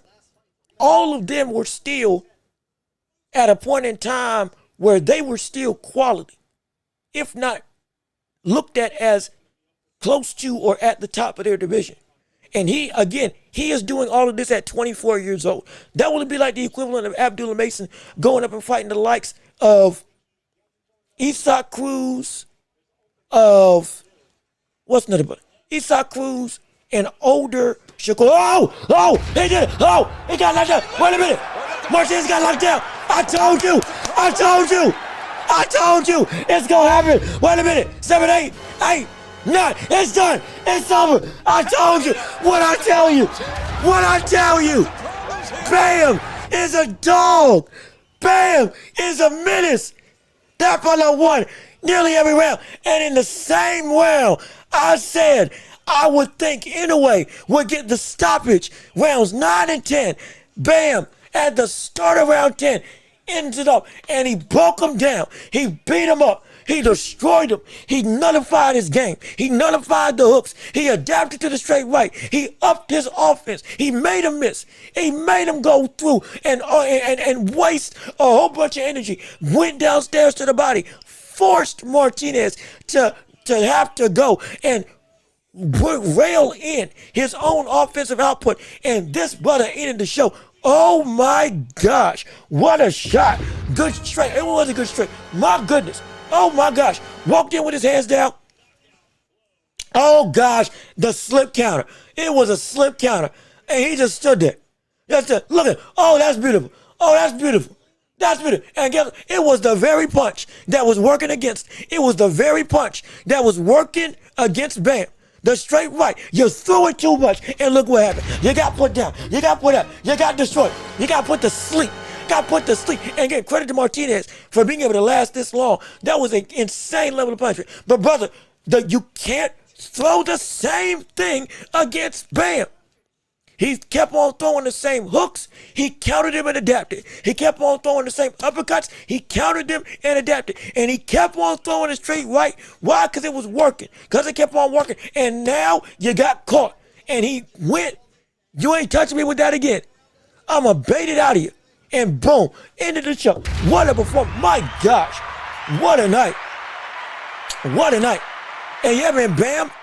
Just like it says on the gloves, boy, it fits the bill. This man's something different. This man, yeah, I'm telling you right now, boy, if you don't understand what you just saw, to dominate the likes of Martinez in that degree, to that much of an ability, that's sound. I think I had like hair in my mouth. My apologies. But to dominate, bam. Or rather, for Bam to dominate at that ability, to that much of an extent, is insane. And to do it in the same way I would have said it, anyway, would have done it. Hey, man. Hey. Move up. Move up. Move up. At this point, move up. I want to see you move up. If it is applicable. Unless there's still more business to handle. My goodness. Bam versus Saya Sasumi would be a dangerous fight. It would. I got Bam though. I'm sorry, but I don't know who beats this brother.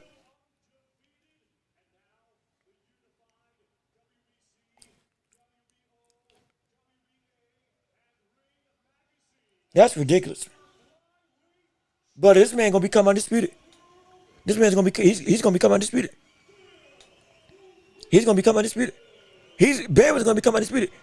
He's gonna. This was a fight that was easy. I don't think we understand.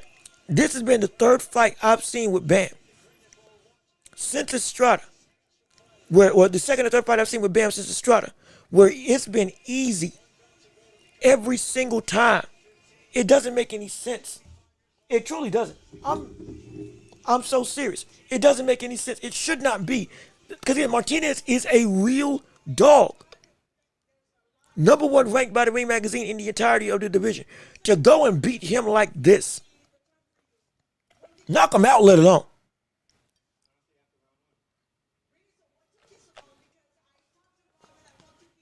And like he looks, the brother, he's not even breathing heavy.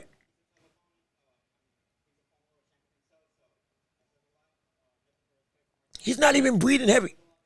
He's not even tired. His collarbone got more bruising than his face.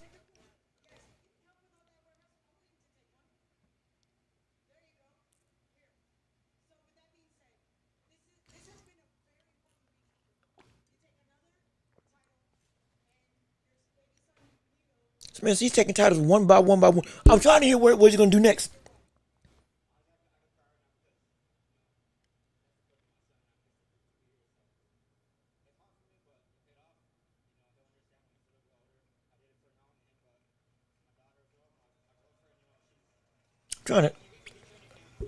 I'm trying to see what he's going to do next in his career.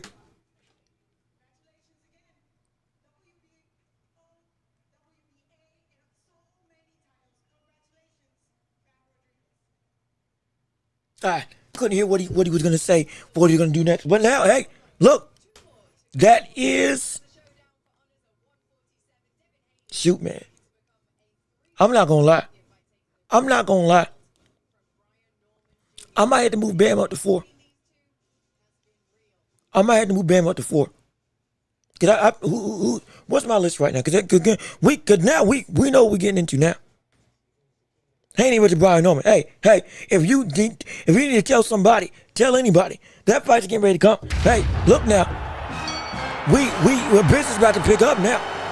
This is the fight. Most of us have been waiting on this fight more than anything. So we're gonna talk about that absolutely. But real quick, quick. Let me just say this about Bam Rodriguez. I might have to move him to the 4th best fighter in the world.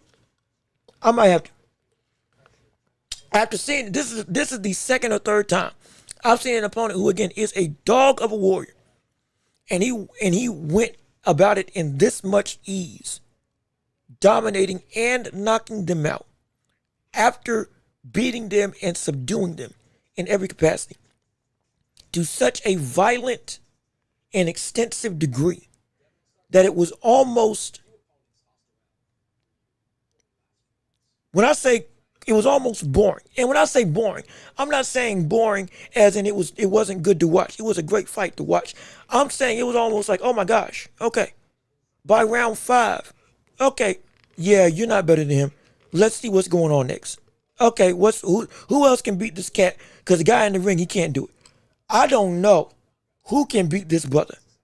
I don't know who can beat this brother at 118. That'll be what super flyweight's 115, right?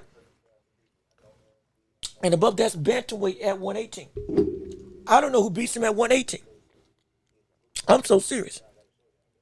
He can get knocked down, absolutely. He can get hurt, absolutely. But like some of these performances, it's insane. And going back to the thing, yeah, like he did most of his most iconic wins are for people that were past their prime. But even when you look at them when they were there, they were still great fighters at that point, and they were still up here in the division. You were still taking belts or taking legacy from them in some way, shape, or form. So I can't get mad at that, because it was also, those were some of the people that we were like, hey man, Bam, are you really ready for this? That's a big step up. So I can't knock him for it. Since beating them, he's faced off against the best that's currently established. And he keeps on proving, hey, that wasn't a fluke. That wasn't fake. What I did against Estrada, that wasn't fake. What I did against Rungasai, that wasn't fake. What I did against Quaidus, that wasn't fake. So I got to give it respect. I have to. And from 115 and dare I say 118, it's hard pressed for me to see somebody that I can immediately think, okay, yeah, they can beat him. It's difficult. It's really difficult. At 118, not bantamweight, or even if he goes, well, super bantamweight might be a different story, but like, it's hard, man. This cat, he might be I might have to move him up to 4 in my pound for pound list, because this is that was something special. And that's the second time I've seen him do it against a cat who has been like, hey buddy, this buddy is a legitimate killer. I don't know what else I can say. That he's incredible. Bam is incredible, absolutely. Anyway, with KO Bam, I wouldn't even take Bam over Nakatani. That's perfectly fine. That's perfectly fine.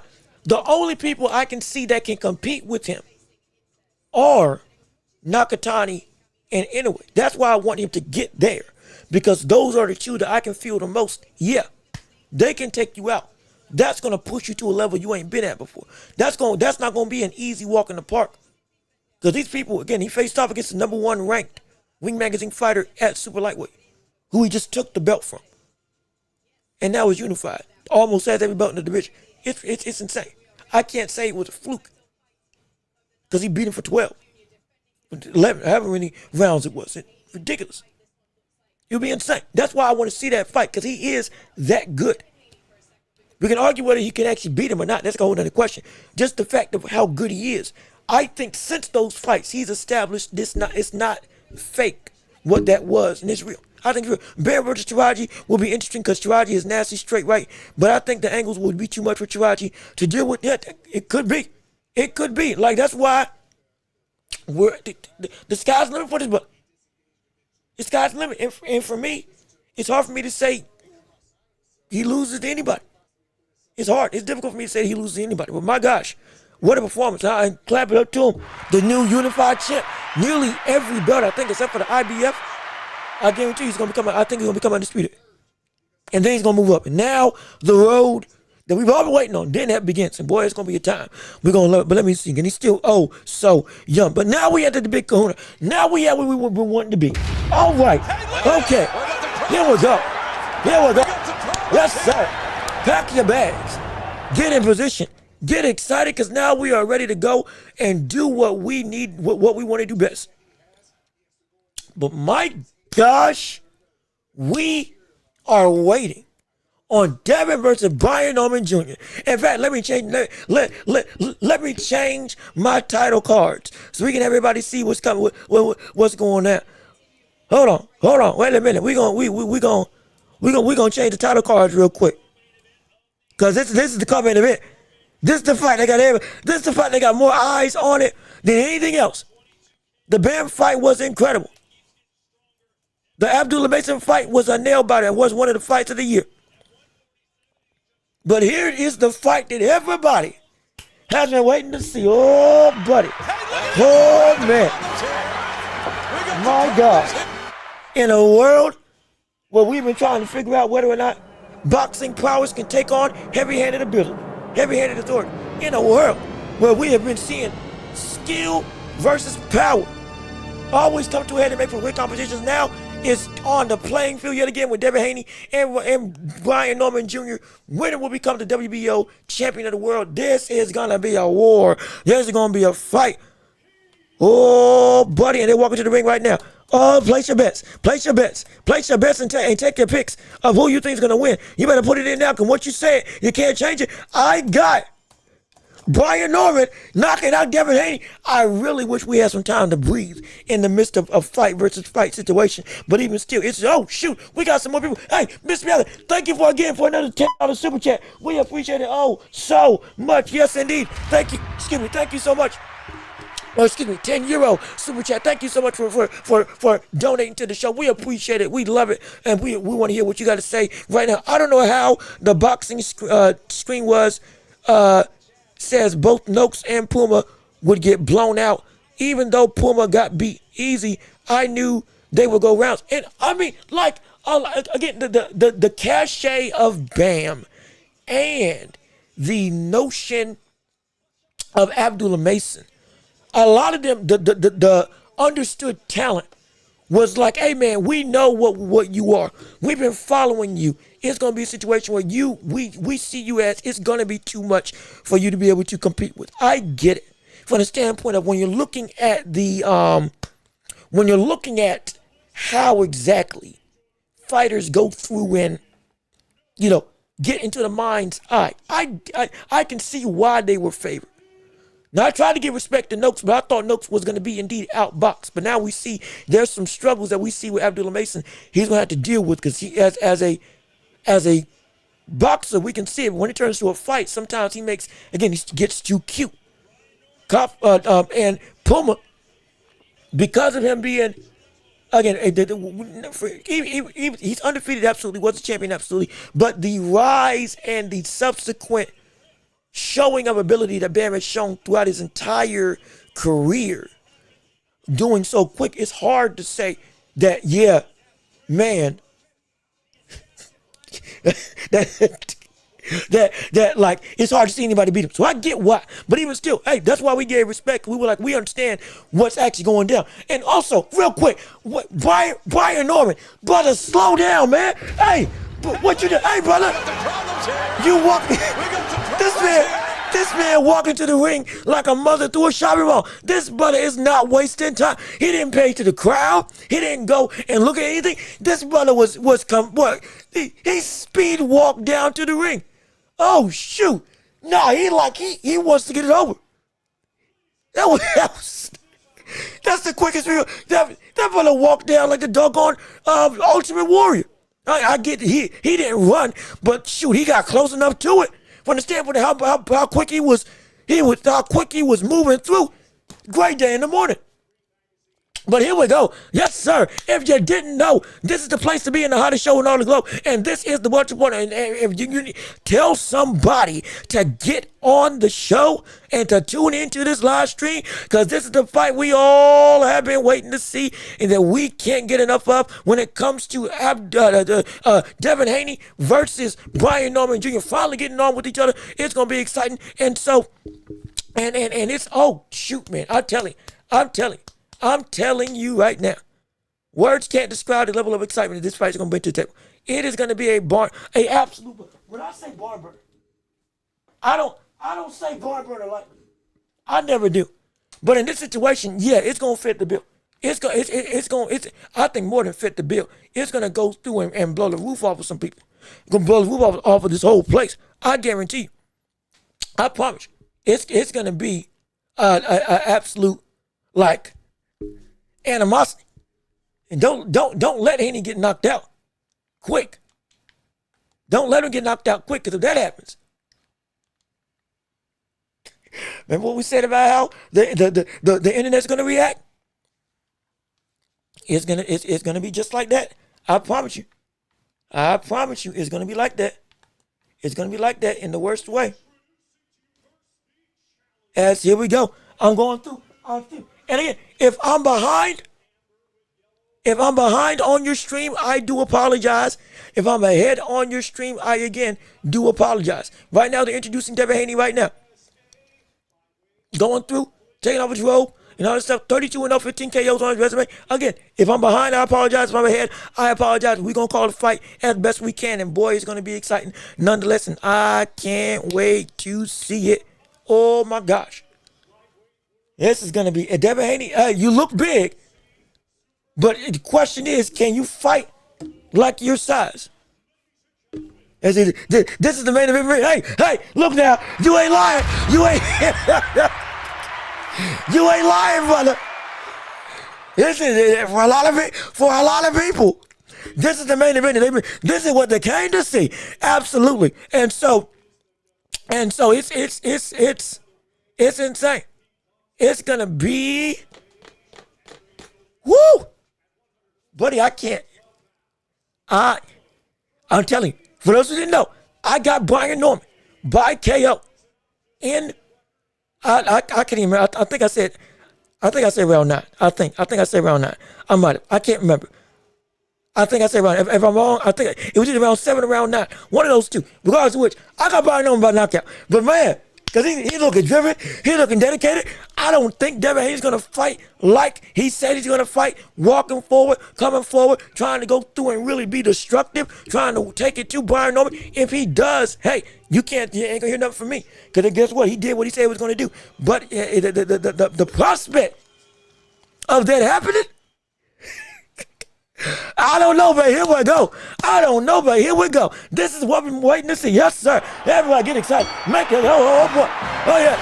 Look at that still there. Look at that still there. Yeah. There's some bad blood. There's some animosity. Let's go. Can he deal with the speed of Devin Haney's jab?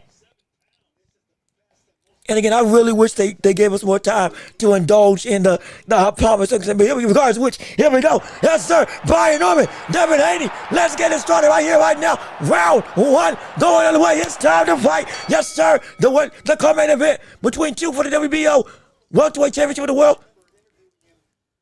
And already, Brian Norman trying to jab and work his way forward. Devin Haney is being very, very attentive right now. Watching and waiting. Already got himself, foot's almost out the ring, already in the ropes. Circling back to the center of the ring. Brian Norman fainting a lot. Trying to jab. Trying to feint. Trying to make something bite. As again, yeah, I knew it. He went to clinch. Yes, sir. He went to clinch immediately after Norman tried to come in. Went to clinch immediately. We can expect that to be the game plan. He is not going here, and he already been attentive to. I'm not going to say he's going to be scared yet. But at this point in time, he is already on the uber defensive side.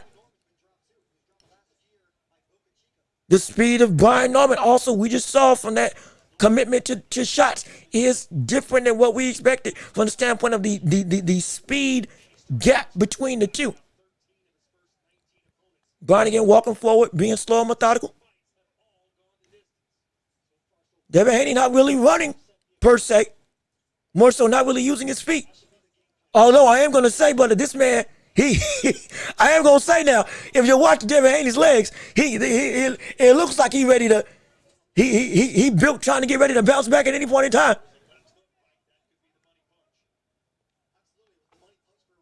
Feints again. It's a lot of feinting going on. Another jab trying to clinch, and then Devin Haney's trying to fight within the clinch to get Brian to score in some capacity and regard. Brian Norman being very judicial right now. If I was Norman, I would. Oh, good. Oh, Haney tries to land with the hook, but then goes downstairs. And see, Haney wants that full counter, right? He's looking like it. It's either that or he wants to land his own check hook of his own to try to counter. Oh, good shot by Norman as they both try to exchange punches on the inside.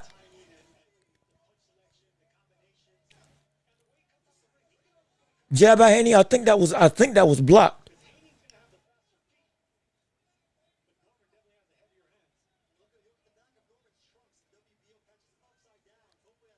Haney ain't throwing a lot, but a good double jab to the body by Norman, but it misses. Haney gets out the way. It's been a very good jab. Oh, good jab by Norman in response to a jab by Haney. And then Norman already tries to close the distance. A good shot on the inside by Norman as well. As again, this is round one. Hook to the body and a good shot by Norman as he frames him using that strength and power to go through as the round is over. A very tense round. I may say. A very tense round, I may say. If we want to go off a clean punches landed, I think Norman landed cleaner shots. Devin Haney was more so, I don't want to say pseudo back of the head, but the punches in the clinch and all that stuff. That might be a hard round to score. I'm not going to lie. That might be a hard round to score. From the standpoint of ability. Let me see. Don't need to stop with these ads during corners. I want to hear what they say. They got to make the money now. Hey, that's the thing. Hey, sadly, they got to make the money. They got to do what they got to do. And I want to hear them as well. Like I said, Showtime, they used to do it all the time. HBO, you could hear the corners and what they had to say. Thankfully, it sounds to be a little bit quick, but as you can see, round two is going in away. Round two is going right here, right now. Norman again walking and stalking. Jab by Norman that misses. Haney again is very much good feints by Norman, getting Haney to bite and then making a move. Haney still is not boxing like we normally see him. Big swing and a miss by big swing by Norman. That tries to land the left hook. But it misses again, misses way off. Jab by Haney, I think that missed. Oh, good check hook by Norman. By Haney though. Good jab by Haney. That's the cleanest shot I've seen. I think Haney throw or Haney land. So yeah, so we can say Haney isn't necessarily just moving around the ring all the time, but he is not. He is standing in front of him. Good shots to the body by Haney. By Norman, excuse me. And I think that's how Haney is going to try to win. He's going to try to clinch up Brian Norman and then try to score with rabbit punches, not to the back of the head, but like to the body and stuff, the quick stuff, when it's like, okay, you can't hit me anymore. Because now we're locked up and then boom. Yep, as Brian Norman again in the clinch, controlling him. Ref makes him separate. Oh, good shot. Oh, what? Oh my gosh. What? Wait a minute. Haney knocked him down. Haney knocked down Norman. Oh no. Oh, shoot. Oh my gosh. Haney knocked down Norman. Wait a minute. Norman's hurt. Norman's in trouble. Norman's in a bad way. Norman's in a bad state. Norman is holding on. Norman is in danger. Wait a second. Wait a minute. Hold on. Norman's in trouble. He's shelling up. He's doing a decent job defensively. Tries to land a check hook. Oh my gosh.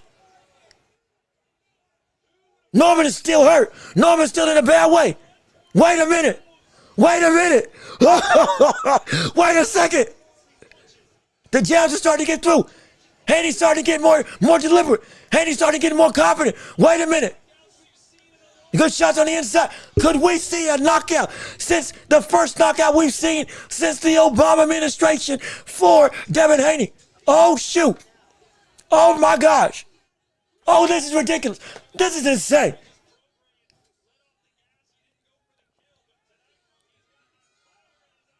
Oh my gosh. What the, and the round is over. But Brian Norman just got knocked down. Oh, buddy. Oh, buddy. Oh, buddy. Oh, shoot. Oh, shoot.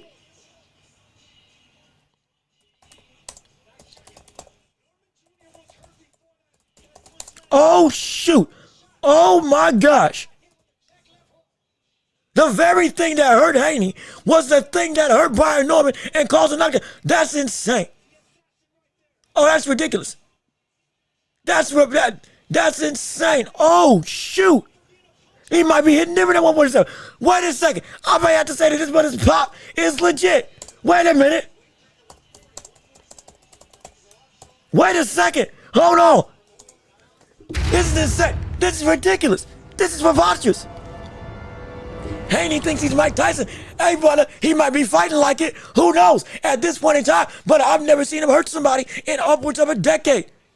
This is ridiculous. Norman, how you gonna recover? How you gonna recover? Also, yo, Kyle Monk, what's going on with you? Welcome back. How you doing? Brother, Brian Norman just got knocked down as we're starting round 3. Great day in the morning. Oh my gosh. Oh my gosh. As we're in round 3 right now, it's 2-1. Haney's up. Haney knocked down Norman as Norman was supposed to be the boogeyman, the real destructive puncher. It was off of a counter. It was off of a counter, mind you. Now Haney knows that Haney now knows he can hurt him. He proved me wrong. Proved me completely wrong. Brian Norman looks like he steadies his legs, but even still, now it's going to be interesting to see how exactly Norman's going to respond with it being known that it might be that Haney feels like he's the puncher now in this fight with him scoring a KD, a legit knockdown. It actually was. It wasn't a shock. It was actual, like he put him down. He put him down legit. With that counter left hook. Hook by Norman. Norman trying to respond and cut. Norman trying to come through. And again, part of Haney's game plan, get the counter and then clinch up when you go through and try to work on the inside. And then score from the inside.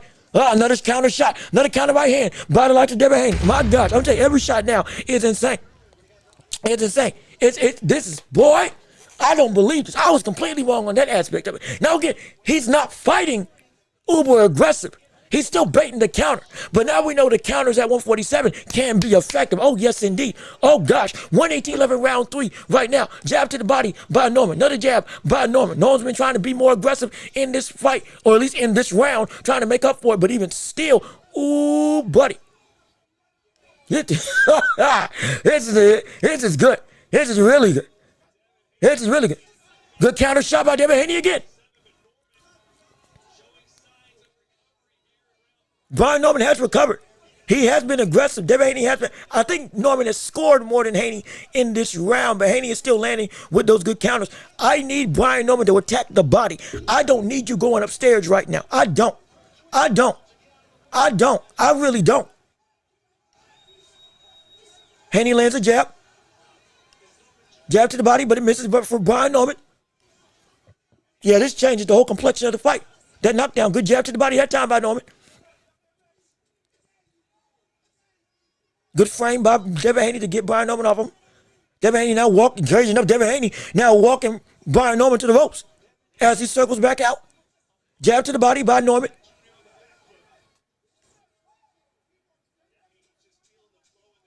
And he feels mighty comfortable. Makes him miss and then doesn't really didn't land anything in that round. Yes, sir. And that round is over. Whoa. I'm telling you right now. Now, I dare say. Well, actually, he may Brian Norman miss a lot. I might have to give Haney that round as well. I might have to give Haney that round as well because of him making a miss. But man, that's a lot. Let me see. There's a lot of people covering the fight on YouTube right now, but I'd rather be here than anywhere else. Hey man, look, I appreciate it. Hey, look, I'm so glad. I'm glad you think I'm worth the time to want to come through and hey, enjoy yourself. So we're gonna keep on calling everything that we can because I'm telling you, there is a lot on the line. And right now, Devin Haney's winning the fight. He earned the knockdown. With again outright. Where I think he won last round as well. Even with Brian Norman becoming more, well, you could argue Norman might have won that round, but even still, I think Devin Haney controlled it better, so I'm gonna give it to him. But regardless of which, like this whole complexion is shifted. Why couldn't he do this to Haney? Why couldn't Haney do this to Ramirez? That's what I'm saying, brother. That's what I'm saying. Why couldn't he do this to Ramirez? Oh, with this week, you could have shut all this stuff up if you just went and did this to Ramirez. Makes no sense in the world. But anyway, we're in round 4 right now, and again, Haney's game plan: counter and clinch. Haney's game plan is counter and clinch. Welch looks like I was wrong. Thought Norman was going to get the knockdown. Hey, look, I thought so too. He still can, but buddy, right now, Devin Haney is looking like, hey, brother, we've been saying this about all of his career. He's looking like the bigger man from the standpoint of in the ring. And right now, crazy enough, he's carrying pop. Crazy enough, he's carrying pop. Yeah, this is impressive. Oh, good shot by Norman, though. That one caught him. That one caught Haney, though.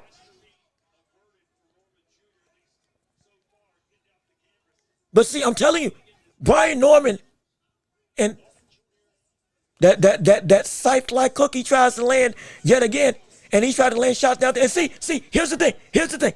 Devin Haney, you can say what you want about Devin Haney right now is fighting at a manner. I'm only going to punch you when I see a counter window or when we're in the clinch where I'm absolutely safe. And when I'm safe, then I'm going to try to do everything hit you with whatever I can with my free hand. That's where I'm going to score. Just like that. Norman needs to get that much of a ruthless type of thing.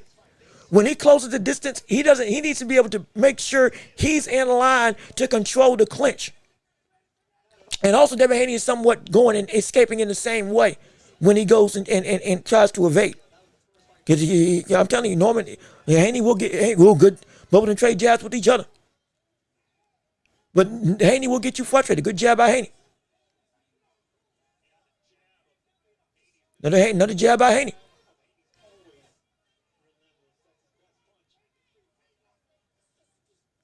Almost saying, I think he lands the counter shot again. Does Haney? Again, right now, Haney's boxing beautiful. He's fighting, at least in some capacity, with the confidence that he used to back in the day. And he's not running. And he's legitimately trying to box. And again, whenever he's scoring his points in the clinch, and whatever big damage only comes from when Brian Norman is the first one to attack and he's trying to counter.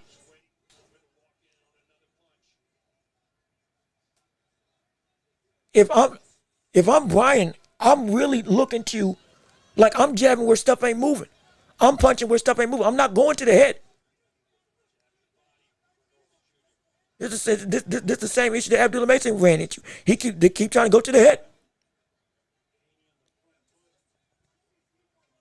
1-2 combination misses for Brian Norman. Devin Haney making a miss all the time. And then round hits. Yeah. Right now, Haney's doing great. Right now, Haney's doing phenomenal. Right now, Haney's doing incredible. This is this is impressive. This is impressive. Well, now, granted, I don't like how he is still, to some degree, I don't like the fact that he is only throwing, like trying to actually throw in the clinch. It's working, but I don't like that because, again, that's not what Devin Haney is best at. It's more so popping out that jab more consistently, moving and flowing with his punches as he keeps his distance in combination rather than just, okay, boom, and then boom, 2 scenarios when I'm a throw. But even still, it's working. So I can't say anything for the time being. But this is closer to what we know with what the real Devin Haney can be than what we've seen in the past with Devin Haney when it came to him again against Jose Ramirez. It is. It absolutely is. As they're going through right now into round 5?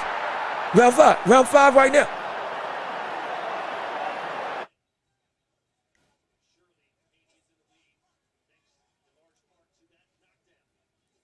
Good jab to the body. There we go. Now you're starting to work. If you're Brian Norman, you're jabbing downstairs, going where the real estate is indeed available. And then when you do throw, there's going to be a point in time where Devin Haney is going to commit and you can actually go and change your level. But you're going to have to commit to doing that. Good triple jab by Norman.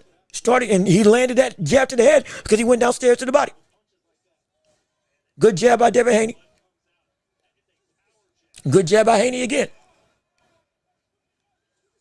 Almost lands with that pull counter.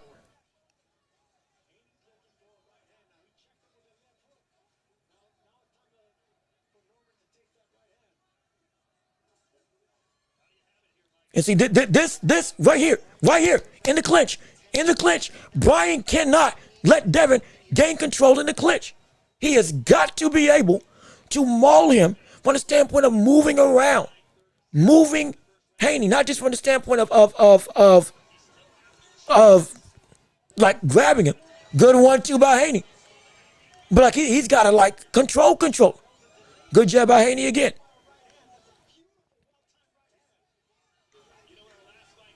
And this is why I said there's a real situation where Bryan Norman can be outboxed by Devin Haney. Even though I thought it wasn't going to happen. Right now, I knew it can be there depending on if Devin Haney actually retools and fights with a confidence.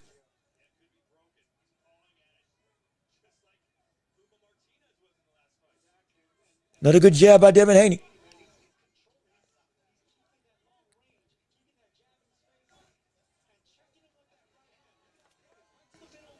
Right now, he's winning. Good 1-2 by Haney.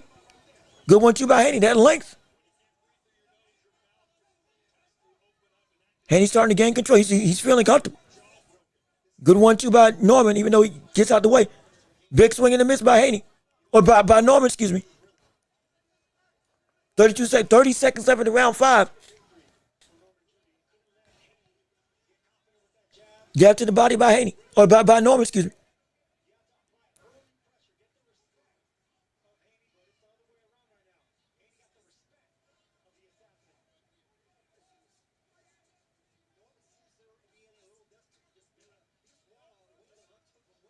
See? And he's got to, again, the best opportunity for Norman to score is when they're in the clinch. But he's not able to get the leverage necessary. That's the thing. As now, the round is. Right now it's all Haney. Right now it's all Haney. Right now it's all Devin Haney. It's all Devin Haney. Everything right now is Devin Haney. And like there's nothing you can say at this point in time. He's making a miss. It's not even that he's throwing a lot. It's the fact that he is, like he's controlling. He's controlling, and he is crazy enough. He's being confident in what he can do as a fighter. He's being confident in what he can do. And right now, Haney's the only thing Bryan Norman, well, one of the things that Bryan Norman could do to adapt is that he could come through. And instead of trying to work with the jab walking forward, walk forward and body feints to attempt to say that, okay, boom, now Devin Haney's anticipating you're going to throw, and he's been trying to counter everything. So he goes and he tries to throw a counter, but then you're able to block it, and now you can attack. But you go and you pressure without throwing, and you anticipate the shot, and then you go. You counter his over anticipation to try to counter you. Good head movement by Devin Haney after starting round 6. Straight right by Devin Haney. Or straight right by Bryan Norman, excuse me.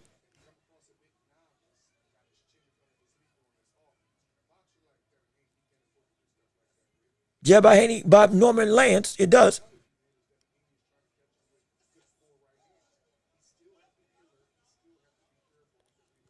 And could it be that he's stepping too deep when he gets Devin Haney in the corner? And it allows for Devin Haney to be able to get in, clinch up, and then come back out.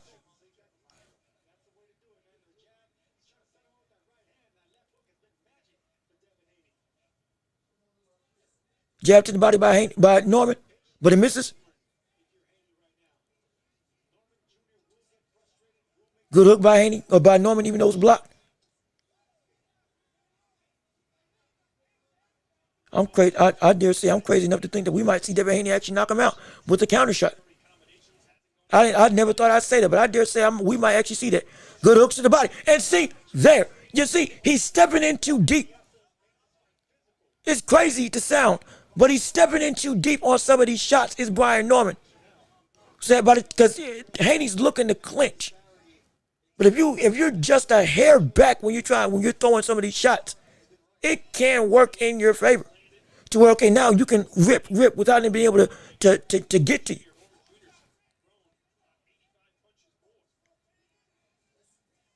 Big hook misses for Brian Norman. Jab by Haney.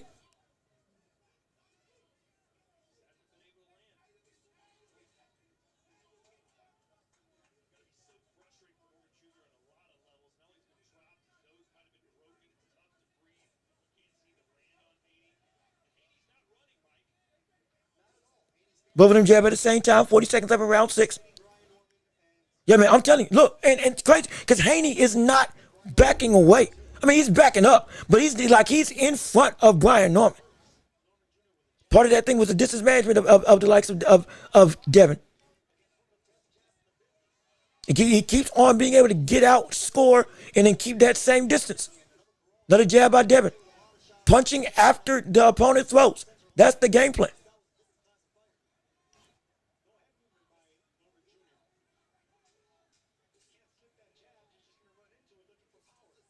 Another jab by Devin Haney. And again, like Haney's winning inside of the clinch, as well as on the outside. The biggest thing was, can Haney could Norman control Devin Haney in the clinch, make it physical, and make it so that not just when you cut off the ring, not just you cutting off the ring, but when you do cut off the ring, you are able to then really work. I mean, work. Like being able to control him, frame him, posture him up, land shots, and not just pin his arms, but you're able to do what, again, Ryan Garcia did, which was out of the clinch, you fight out and you go through and you are able to hook him in terms of on the escape when he's most vulnerable. And at this point in time right now, he can't. Right now at 147, which again, Devin Haney most likely has ballooned up to probably 160 to 190. Yet again, because he's looking like a brick house right now. And apparently he's hitting like one as well. Fully flushed out. Like it's ridiculous. It's ridiculous as we're going into the round.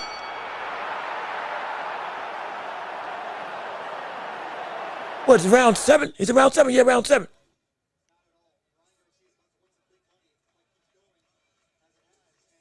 Real good shot by Devin Haney, yet again.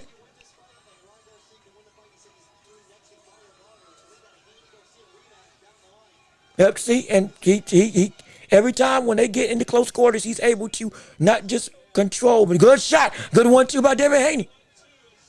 Yet again. Auburn tried to load up with a big shot. Good gosh, and that was Devin Haney loading up with big shots trying to go and put a hurt on Brian Norman Jr. What type of world are we living in? Round 7. 210-11 in round 7. Haney's won just about every round of this fight, including a knockdown in round 2 that busted up the nose of Brian Norman.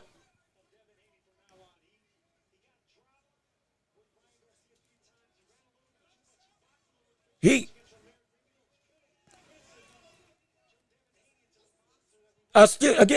is a Devin Haney that this one looks different.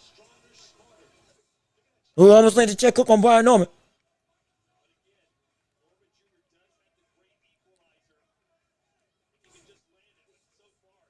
What advice? I'm surprised Norman isn't throwing that straight right more often.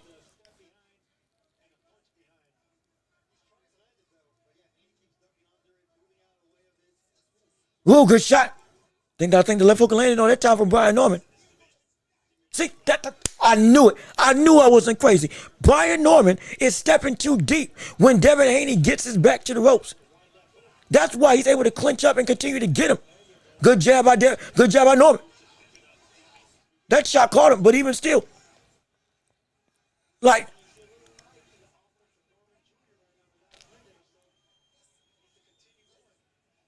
he's stepping in too deep. He's stepping in too deep, and he's allowing him to clinch. He's stepping in too deep and allowing for him to clinch.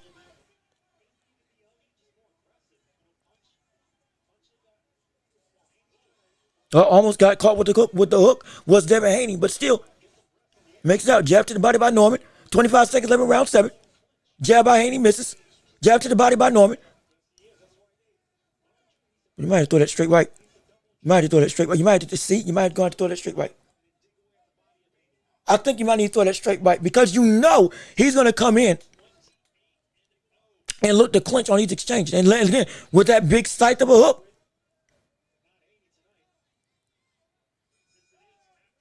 That left hook ain't going to be the thing. I'm telling you, that left hook ain't going to work. That left hook ain't going to work. Not this time. Not this time. And Haney is confidently facing that left hook. And more than anything, he's confidently standing in the face of the power. And not just withstanding it, but he is working with his own. He is just, at least at this point in time. And you know what's crazy? This is every time that we talk about Devin Haney. These types of performances are not consistent. But they always come up when everybody is saying this man ain't got nothing or this man is going to be put in trouble. When he fought against Regis Prograis after his fight with Lomachenko, people were like, too big of a puncher. All of a sudden he knocks him out. And then subsequently afterwards, we don't see performances like that for a hot minute. Or he knocks him down. Then we don't see performances like that in a hot minute. Next thing you know, after Ryan Garcia, he comes through and he looks like he's washed. Ramirez seemingly shows it even more. And now he comes in here at 147 and he knocks down Brian Norman. And all of a sudden he's able to be even better. It's like what the world. As we're going into round 8. Good straight right by Norman.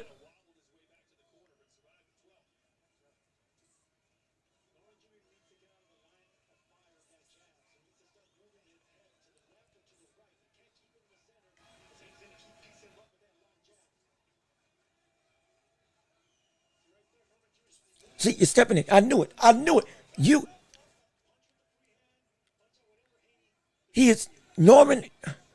Haney's smothering Norman's offense, and at the same time, Norman is smothering his own offense when he gets, because if you see how far Haney's backing up, he's looking for the clinch the second his back hits the rope. So that means don't step 2 punches and then you foot feint forward, but you don't actually, good shot by Norman that time. The best shot by Haney of the night. Off of a flurry of a combination. As we're in round 8. But at this point in time, it's been all Devin Haney.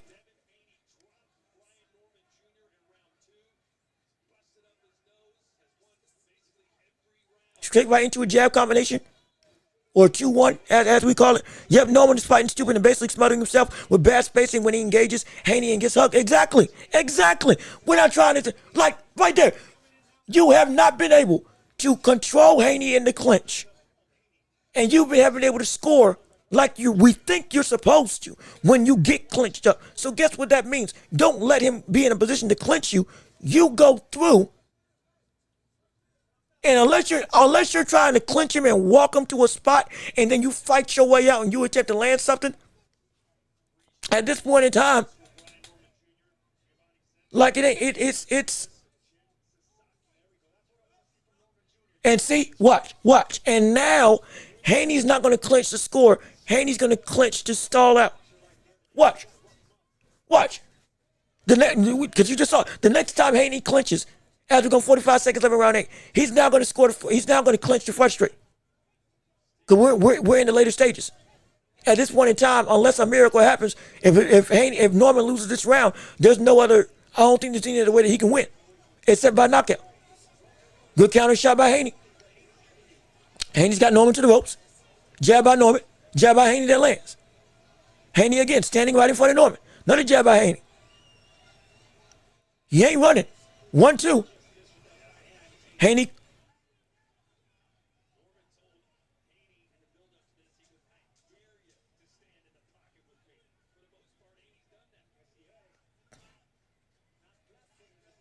Well, he ain't been standing in the pocket. Going off the commentator's words, he ain't been standing in the pocket. He's been standing, baiting a counter, then getting out, and then standing in range where you can get me. But then not letting you get him. And so it's not like in the pocket, boom, boom. But again, he just scored a knockdown. He has been out jabbing him. And he hasn't been able to beat him to the punching combinations. He's helping Haney. He's helping Haney to hug him. Yes, he is. Now, even beyond that, as again the round is over. Even beyond that, he's just getting beat. He's just getting beat. Right now, he's just getting beat against a fighter who is indeed able to walk against. Right now, Haney or Norman is showing one, the speed discrepancy that's being dealt with when it comes to Devin Haney and Brian Norman Jr. He is faster than what I expected coming into this fight is Brian Norman. But even still, the instant reaction of Devin Haney is indeed not just frustrating, but now we're at 147 apparently. Yeah, it's got some pop to it. Again, who knows what Devin Haney's coming into on the actual night of this card. But regardless to which, like, you can't take nothing away. As we're going into round 9? Round 9. It's been all Haney so far. And again, Haney has not been in the pocket with Brian Norman, but he's been in front of him. He has not been just running around the ring or moving. He has actively been in the waiting for him to throw a shot, and then when he does commit, he clinches up. Now, since Haney loves to clinch so much, specifically loves to duck down, a good uppercut could be able to go and mitigate that type of window. Good shot by Brian Norman, and you should have been throwing those body shots more often, and you should have been fighting out the clinch more often, and you should have been trying to, like, see, you're not Haney. Norman, you're just holding. I need you to fight to throw. I need you to fight to throw. My gosh.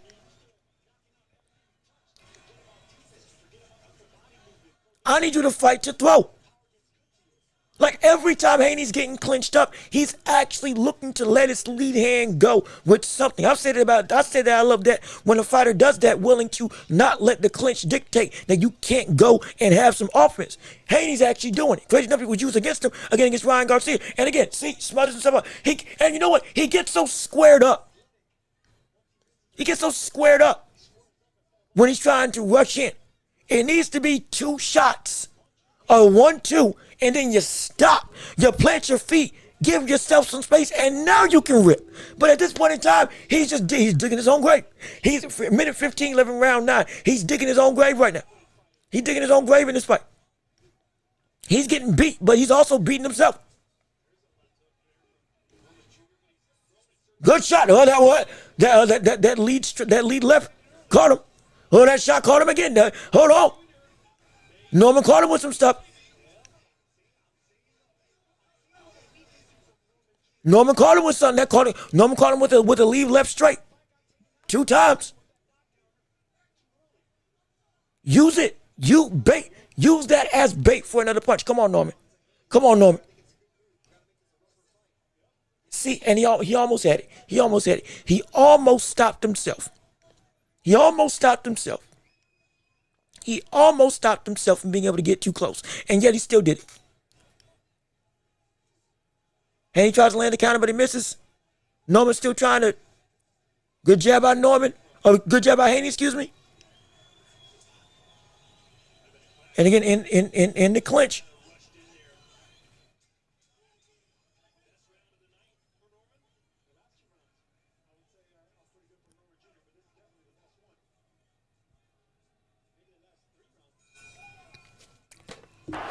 As the round is over. Brian should just throw an uppercut when he comes in. I mean, you would assume, with the way that Devin Haney's ducking down most of the time when he's trying to clinch up, the biggest thing and the best thing would be to go and throw an uppercut at least as your second punch, because you know that's where most likely he's going to duck his head to try to get under and then in on your body. It'll work, or at least it has a better chance at working. He found something with the 2-1 combination. The 2-1 coming forward has been effective, at least of the past couple rounds for the likes of Brian Norman, but even still, it's not enough. It's not enough because at this point in time, to a degree, he's smothering his own offense. And Devin Haney now isn't looking to counter nearly as much. He's just looking he's back to pot shot. Now, again, this is what we've seen from Devin Haney in the past. We've been saying we want to see Devin Haney of old. So now we're getting it. As we've seen Devin Haney versus Brian Norman right now. Round 10 of 12 at this point in time. Even if you want to say that the last couple rounds have been better for Norman, it's still Haney's fight. It's still Haney's fight.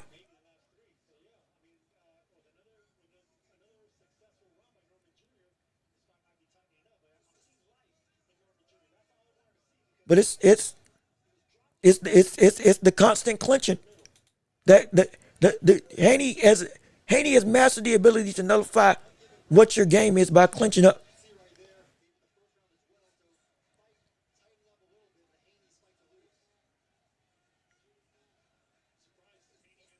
No good shot back that time by Norman. See, this time, you see how he stopped himself, let himself get some leverage, and then was able to throw? That's what I've been wanting to see from the likes of Brian Norman. That's all I've been asking for. Thank gosh he finally did it, but my gosh, it might be too little too late. It might be too little too late.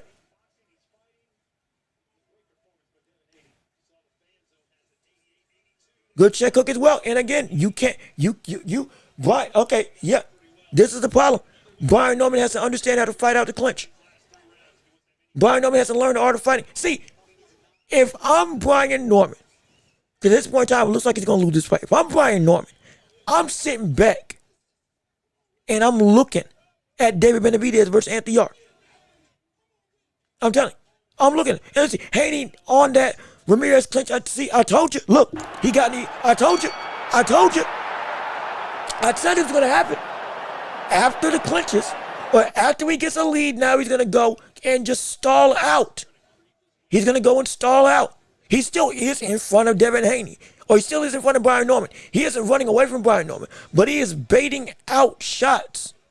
And now he doesn't have to throw nearly as much. He ain't even throwing his jab as much. He's just making it so that, okay, don't get knocked down. I'm going to clinch. Every time you try to come through, if I can land a counter, I'm going to land one counter. One shot, and then afterwards, I'm going to go and clinch you up. If I got room to throw some shots on the inside, I will in the clinch. If I don't, I'm going to just hold. But that's it. But now, you got to knock me out, and I'm not going to let you.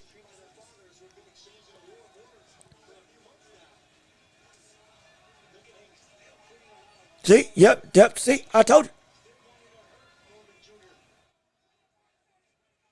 This is exactly how Devin Haney fights. This is Devin Haney.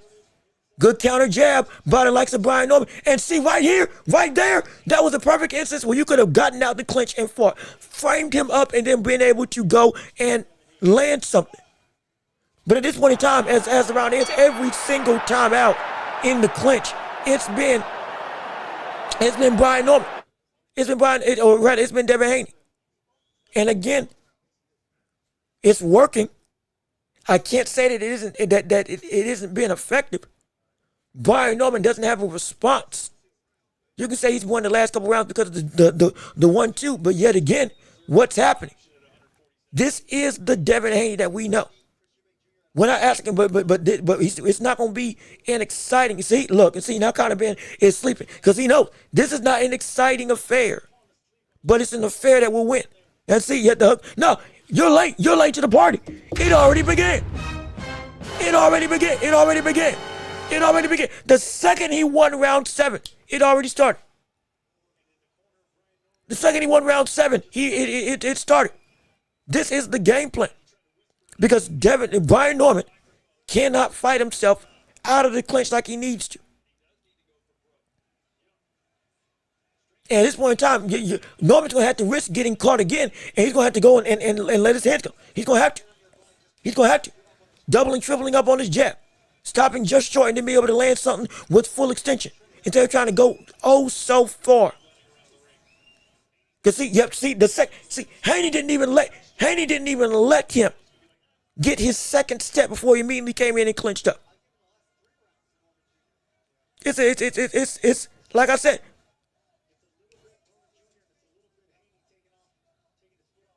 Like I said, this is a better performance. This is close to the Devin Haney that we've known in the past. Absolutely. But now he's going back to, again, once I secured the lead, we working. We're just gonna stay away. And again, this is why, Ryan, why did you have to pop dirty? Ryan Garcia, why did you have to pop dirty? Why? Why? Because it could have been that you are the man that beat this brother. It could have been.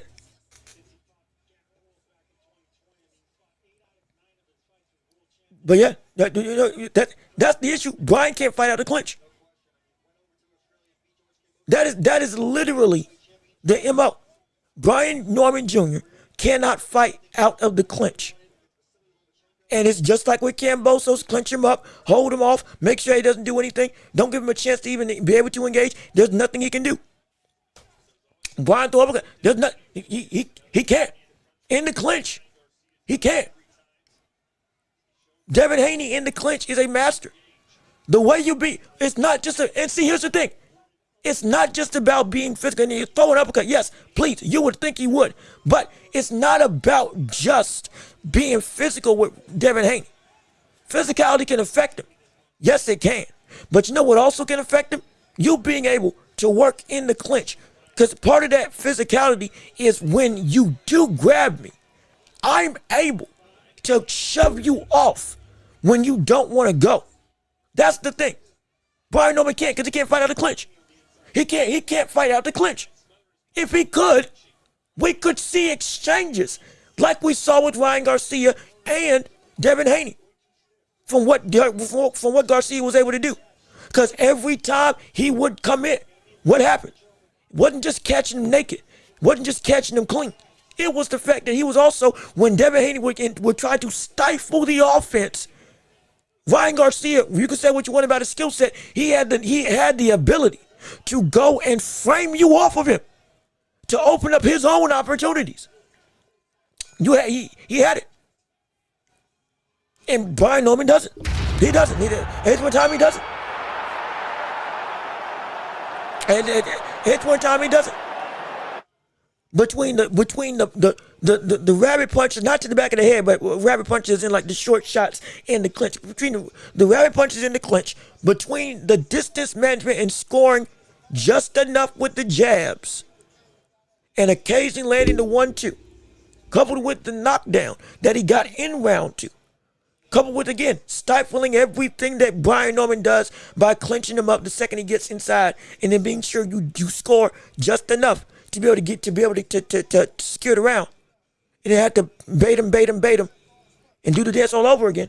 That's everything that Devin Haney's doing. That's everything he's doing. And it's not like, and here's the thing, it's not like Norman isn't getting him to the ropes. Because Devin Haney's right there. He's backing up in a straight line. He's going to the ropes. Willingly in some cases. That's what we're going into round 12. Last round of the fight. But Norman can't capitalize because he keeps getting clinched up because he ain't throwing the right shot, which would be an uppercut. And he also isn't trying, and he also is not framing Devin Haney to be able to do what he needs to do. See, again, in the clinch, what's Devin Haney doing? He's going, he's punching, he's throwing, he's doing all that stuff. So it's like it's complete thing. What would you score a hug if you were the judges for this match? I mean, like, I would love. Well, I answer this question afterwards. But now Brian Norman's starting to throw. Now he's starting to try to get some offense going. Now he's actually trying to fight out, but it's too little too late because now we see Devin Haney, again, securing the win. He did his job. He did his job. He did his job. Absolutely, he did his job. But see, now, all of a sudden now, you want to fight out the clinch. All of a sudden now, you want to actually try to tussle and try to score. All of a sudden now you're attempting to do some damage on the inside by trying to frame and then let your free hand go.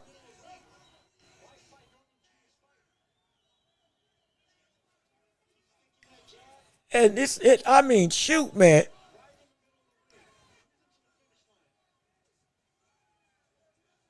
Yep, an occasional jab into a clinch and then the short shots that count as scoring points. And then you keep on, you the song and it's over. The two hooks downstairs, hook to the body, another hook to the body. Again, another hook, another uppercut in the clinch. Brian Norman now, it's still ain't doing enough. Yeah, he's got some work to do. Brian Norman he still ain't got a bright future. I still want to see him fight. Absolutely. He still can be he still is a very dangerous fighter. But now we see what he needs to work on. This experience better make him a better fighter. It better. This experience better make this brother better. I'm dead serious. This experience better make him a better fighter. This experience better make that brother a better fighter with what he did today. With what he didn't do today, more rather. Because again, Haney and now he's running. Now he's actively just trying to stay safe and get out. But yeah, this, you can say what you want.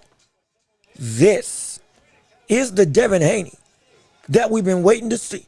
How would you score a hug if I was the judges of this match? I mean, I wouldn't score. I wouldn't. In fact, I would. In some situations, I would want to see a point start getting deducted. But like I'm telling you, this is what it means when we say be a well-rounded fighter. Brian Norman got beat. He got beat clean. Brian Norman got taught a lesson. As again, the round is over. Brian Norman got taught a lesson when it comes to boxing, not just from the standpoint of countering and from the standpoint of speed as a whole, but in all seriousness, this man learned what his deficiencies are. He did. The game plan didn't change. He kept smothering his own shots, and when it came to trying to adapt to the clinch, he didn't. He couldn't. And to see that check hook wobbled him, and he wasn't expecting it, and then he got caught. The check hook wobbled him, and then the right straight book through the guard, and it's like I can't I'm impressed. There's nothing you can say except for I'm impressed.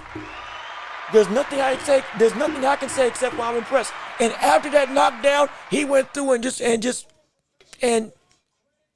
jabbed him. He went through and just jabbed him.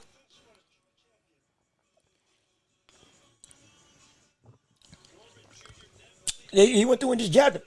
Just out jabbed him.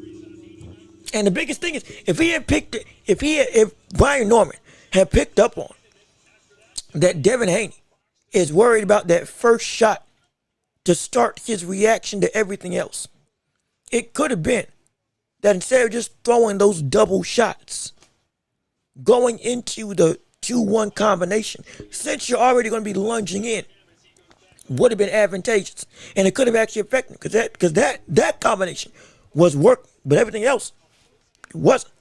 He couldn't figure out how he couldn't figure out, because see, and it's not even that he couldn't figure out how to get him to the corner, because Brian Norman got Devin Haney to the corner. Devin Haney, backing up on his own, got to the corner. It was the fact that when he did get to the corner, he kept smothering his own offense, and he continued to not stop short to allow for Devin Haney to come through, and then go, okay, boom, you're here, up, I'm not, now I can start throwing. As we go to the scorecards, 114, 113. 114, 113. 119, 110. 116, 111. Yeah, Brian Norman. Oh, Devin Haney, excuse me. Devin Haney. Yeah, Devin Haney. He deserved it. People ain't gonna like it. People gonna hate it. People absolutely gonna hate it. But hey, he deserved it. He deserved to win. There's nothing I can say.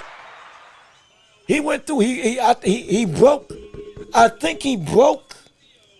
It looks like he broke Haney. He broke Norman's orbital bone, and I think might have fractured his nose as well. But he went through, and that was off again the one shot, the counter. But we had like there's nothing you can say except he outboxed him, and he beat him. And this is what I was afraid of. Brian Norman Jr. was prepared for somebody that would clinch up, or he was prepared for somebody that wouldn't want to face his power. Absolutely. And if he did face off against Brian, if he did face off against him head to head, he felt like he had the advantage. Okay, cool. What he wasn't prepared for was in the clinch. You couldn't win. When you closed the gap, you couldn't win. When you were able to get him in the corner or in the ropes, and you were doing your flurries. When he clinched up, you didn't know how to get him off of you. You couldn't do any of that. If you're Brian Norman, again, you need to sit back and you need to watch Benavidez with how he went through and watch him against Anthony Yarde, most likely. If Yarde tries to clinch up, how he goes and he's able to fight, control, frame, and score. And not just free himself, but force the opponent into a bad situation. Because, like, he like, my gosh. This was the closest we've seen to the prime Devin Haney.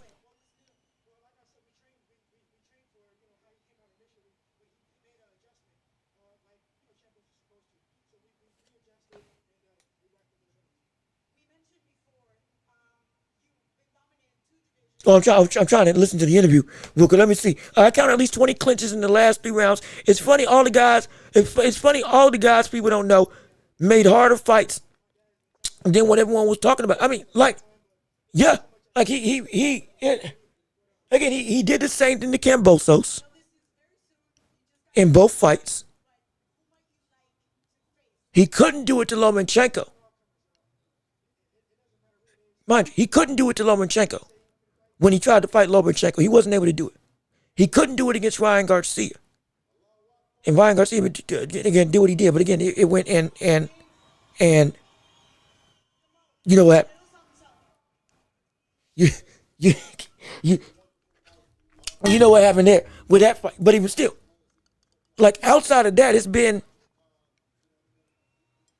it. Let me see. I don't care. I'm still giving respect to Brian Norman. The guy got it. Yeah, no, like, look, you ain't hearing me disrespect him. Be clear on that. The brother went down against Devin Haney, who again looked like all of a sudden, he got popped. Every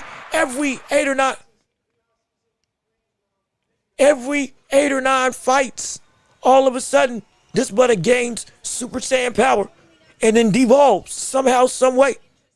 He did it against Prograis. He did it against who was the brother before Diaz when he knocked out with the overhand. Like, it ain't much, but all of a sudden he'll gain power every once in the blue moon, and then he'll go back down. I guarantee you, he most likely ain't punching like that no more. I promise you, because it's been that same cycle for the past like decade. But the thing is, he still won, and Brian Norman being able to, again, Devin Haney said himself, "Hey, we got the knockdown. We were doing our thing, but then he made an adjustment, and we had to adjust in kind. So it's like I had to do what I had to do, and so okay, boom, cool. We respect it. Over the bone, broken nose, potentially some other factors, but he came through. He got up and he worked like he needed to work, and this is impressive for Devin Haney to do this to somebody like a Brian Norman Jr. We understand that because we know how good Brian Norman really is. We're not going to call Brian Norman a bum. We are not going to do that. We're not going to say Brian Norman it was never that good. We're not going to say Brian Norman was somebody that was overhyped. He was deserved to be seen as the best welterweight in the world. We can say that. We can say that. And Haney didn't even capitalize on the finish. Well, because that's not him.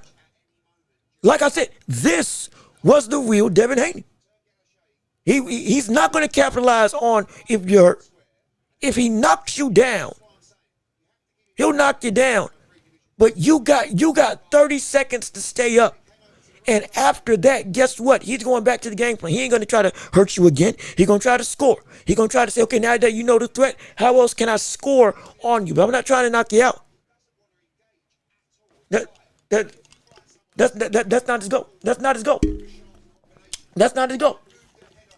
But this is the Devin Haney. Devin Haney doesn't want to engage. He wants to still be a scorer.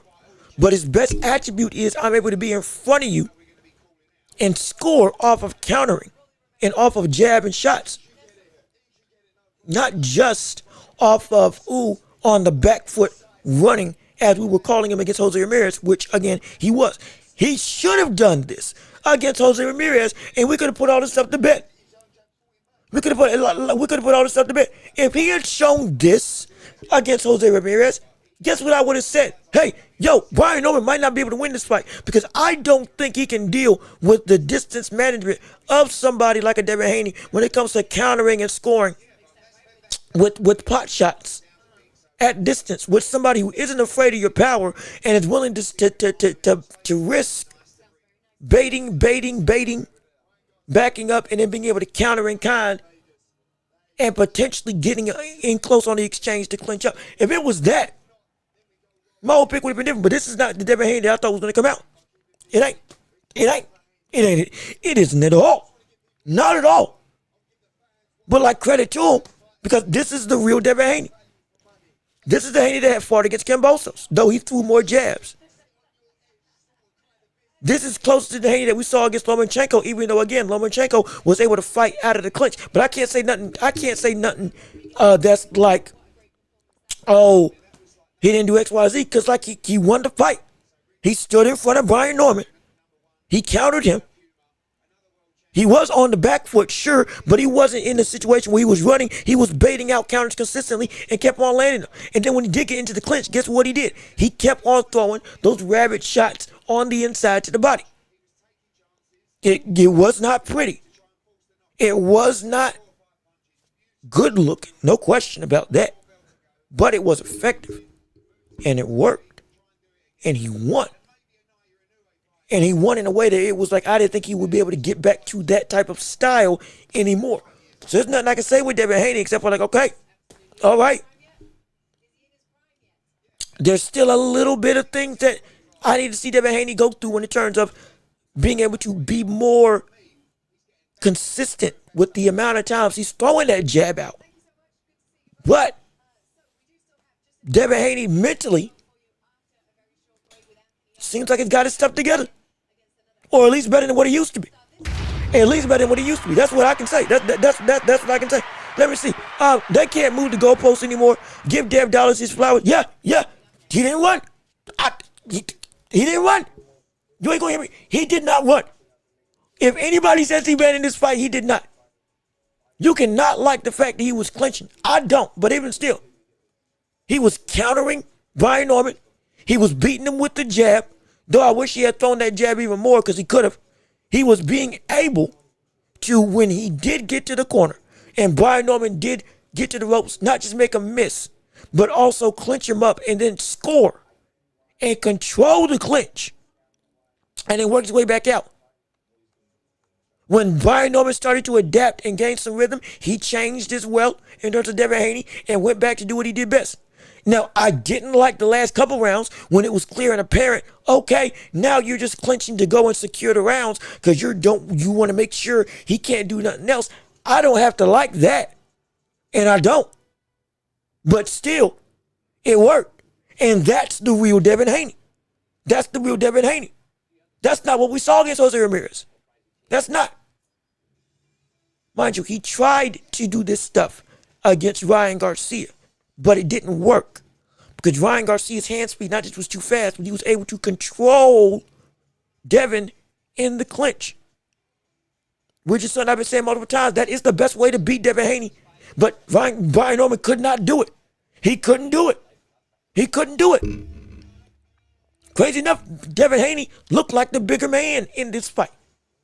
He did. I dare say he was the bigger man in this fight. And he fought, at least to the best of Devin Haney's ability, like it, with knowing how Devin Haney fights now. So it's like there's nothing I can say. I can't even imagine me keep going with a broken eye, even if I was a boxer. No, it's impressive. That's what in a way did it. We've seen there was another fighter recently that got a broken orbital socket, but he still went out and continued to finish the fight. I can't remember his name. But then now we see Brian Norman. We never questioned Brian Norman's heart and ability. We never questioned his drive or zeal for the sport. We never questioned him not being prepared to be what he needs to be as a fighter. We never questioned that. The only thing that we questioned was, how you gonna catch him? And now the answer is, it wasn't about catching him. It was about controlling him. He couldn't control Devin Haney. Devin Haney controlled Brian Norman. He did. Devin Haney controlled Brian Norman in this fight. What we thought was the bigger man got controlled by the actual bigger man. This is why I'm always saying, I don't know where the world Devin Haney is as a fighter weight class wise, because this man is a behemoth. He is a giant from the standpoint of a. Because I'm telling you, this ain't an excuse. This is just it's a part of his ability. Is his size as a boxer. He is big. He came into this fight weighing heavier than Brian Norman, and then he also ballooned up even more subsequently with rehydration. So it's like he could have come into this fight 170 even, 190 even. Who knows? We're going to find out later on. But it's like that in lieu with being able to clinch and control. Brian Norman didn't have an answer. He didn't. He didn't have an answer in the slightest. It's like Dev does have pop at 147 and does fight with Moneyweight May style. No, hold on now. Oh, excuse me. Does fight the Money Mayweather style, not the Pretty Boy style. Yep, that is true. He was just as strong. He can get that top 10 pound. Well, now it's gonna take some work now, because since he's fallen off, other people have done some stuff. It's going to take a lot for him to get to that bar. Well, we be clear on that. We're not going to just thrust him back there because we think, oh my God, she's back. It's going to take a run. What Benavidez has been doing has been insane. What Bam Rodriguez has been doing has been insane. B-Ball and Better BF, what they've been doing is insane. Usyk, in a way. Terrence Crawford. It's a lot. It's a lot of people. Junto Nakatani. It ain't going to be easy. It ain't going to be easy at all to get back there. I'm not saying he can't. But what we are going to say is that, hey, we gotta give Devin Haney the respect. We have to give Devin Haney the respect. Because there was no question about who won this fight. There wasn't. He won it going away. He won it going away. Now, again, the Money Mayweather style was more voluminous. Shakur fights closer to the Money Mayweather style than anything, because than Devin Haney. Devin Haney didn't even fight like that, because Devin Haney, he was still, as somebody who was jabbing and as somebody who was being still defensive. It was still very much like it wasn't that he was throwing a ton.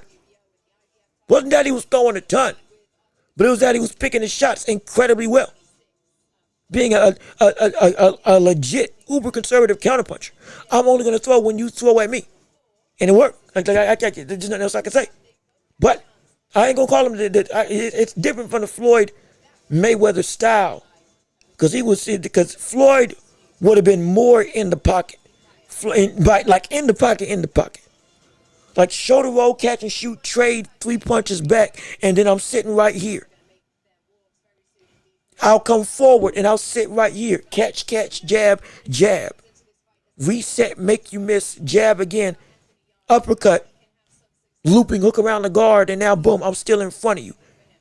To a degree, I'm closing the distance in some capacity or walking forward at minimum. That isn't Devin Haney. But Devin Haney himself, this is the closest we've seen to Devin Haney being Devin Haney. The best version of Devin Haney had more volume than this. And was more willing to throw combination punches, especially off of the double jab or jab, back out, boom, boom, then reset and all that type of stuff. That's more so the real tip-top Devin Haney. But this is closer we gotten to it in about 3 years. So I'm not mad. I'm excited. So I can't wait what he does at 147. Hey, the world's his source now. He's considered the best 147 pounder. From a rankings perspective. So I can't. There's nothing else. I ain't gonna say nothing against it. And so I don't care if I don't like the style. I don't care if I don't like Devin Haney and how he boxes. But I know skill when I see it. And that was a class of skill that Brian Norman just ain't at yet. He ain't. Again, be clear. He is 24. Be clear. Don't go around saying that Brian Norman was never that good. Don't do that. Don't go around saying that Brian Norman is a bum and he was never anything. Don't do that. Don't go around saying this man, he's a fake killer. Don't do that. Because he is legit. Because now you're demeaning Devin Haney's own win. And we ain't trying to do that either. Because this was impressive. What we know for certain, Brian Norman can grow. And he reached these types of heights at this level. Fine. He's 24. Give him 2 or 3 years from this loss to adapt and change and retool. Hey, he could be an even better fighter. And I hope he is. Because he's a great fighter I want to see. I still want to see him fight. We're not going to run over him and say, you don't deserve anything. Nah. We ain't going to do that. He got beat. He got outboxed. He got destroyed. But he's still a great fighter. He is. How he grows from this is going to be interesting. Where Devin Haney goes from this is going to be very much in the spotlight. But all we know is, the next chapter's here. Now the ripple effects come into play. 147, 154. Did Devin Haney move up? Did he fight? Did he rematch Ryan Garcia? A whole host of questions about to come out, and it's going to be insane. It's going to be great. It's going to be great to see. It's going to be exciting to watch. No question about it. But let me see. As we're going into the main event of the night, Benavidez versus Yarde is now coming underway. Yes, sir. Get excited. Make some noise. We're here. We're ready to talk about and discuss everything involving what is going to most likely be an absolute barn burner of an event. But let me keep on reading what y'all have to say. Let me see. He's gonna be hard to beat. Good legs, but man, he looks far sharper and looks to have good pop at this weight. But man, I just started tuning out with all the clinches in the last minute. No, I get you. I understand. Like I said, that is the Devin Haney experience. Now, will this he's got enough? We gotta respect the pop. Fine. I'm not gonna say that he's all of a sudden Debo throwing punches left, right, and center, and everybody better be afraid of the power that he brings to the table. But we have to respect it. We're not gonna walk around and call this brother stinking Neuer anyway. We're not gonna call this brother Deontay Wilder, because he got a knockdown for the first time since the Obama administration. We're not gonna do that. Or since Regis Prograis in early, 2019, 2018, whatever the word he fought him. We're not going to do that. Because we've seen this cycle of Devin Haney before. He'll get power once in a blue moon when he moves up to a new division, and then he'll stop, and he won't get into the stoppage, and all of a sudden we're saying, this man ain't got pillows for hands yet again. So we're going to have to do it. For a puncher, we're going to have to wait and see. But at this point in time, as he grows, okay, cool. We respect it. Because putting down Brian Norman ain't no joke. It is real. Breaking his orbital bone ain't no joke. It is real. So guess what? We give respect where respect is due. You've moved from no power at all to, okay, you got some power that you can bring some pop. It ain't knockout artist pop, but it's pop. It's pop. I do have to make sure I do my due diligence. And I can't just run through stuff. We ain't gonna call you a knockout savant. Ain't doing that. Be clear. Be clear, because some people they gonna jump the moon. We ain't doing that game. We ain't doing that at all. I guarantee you that. Well, let me see. I will put Haney over Benavidez. Maybe no, I'm not doing that. I'm not. No. I ain't doing that. No, sir. Benavidez has done too much consistent, dominant, unwavering work.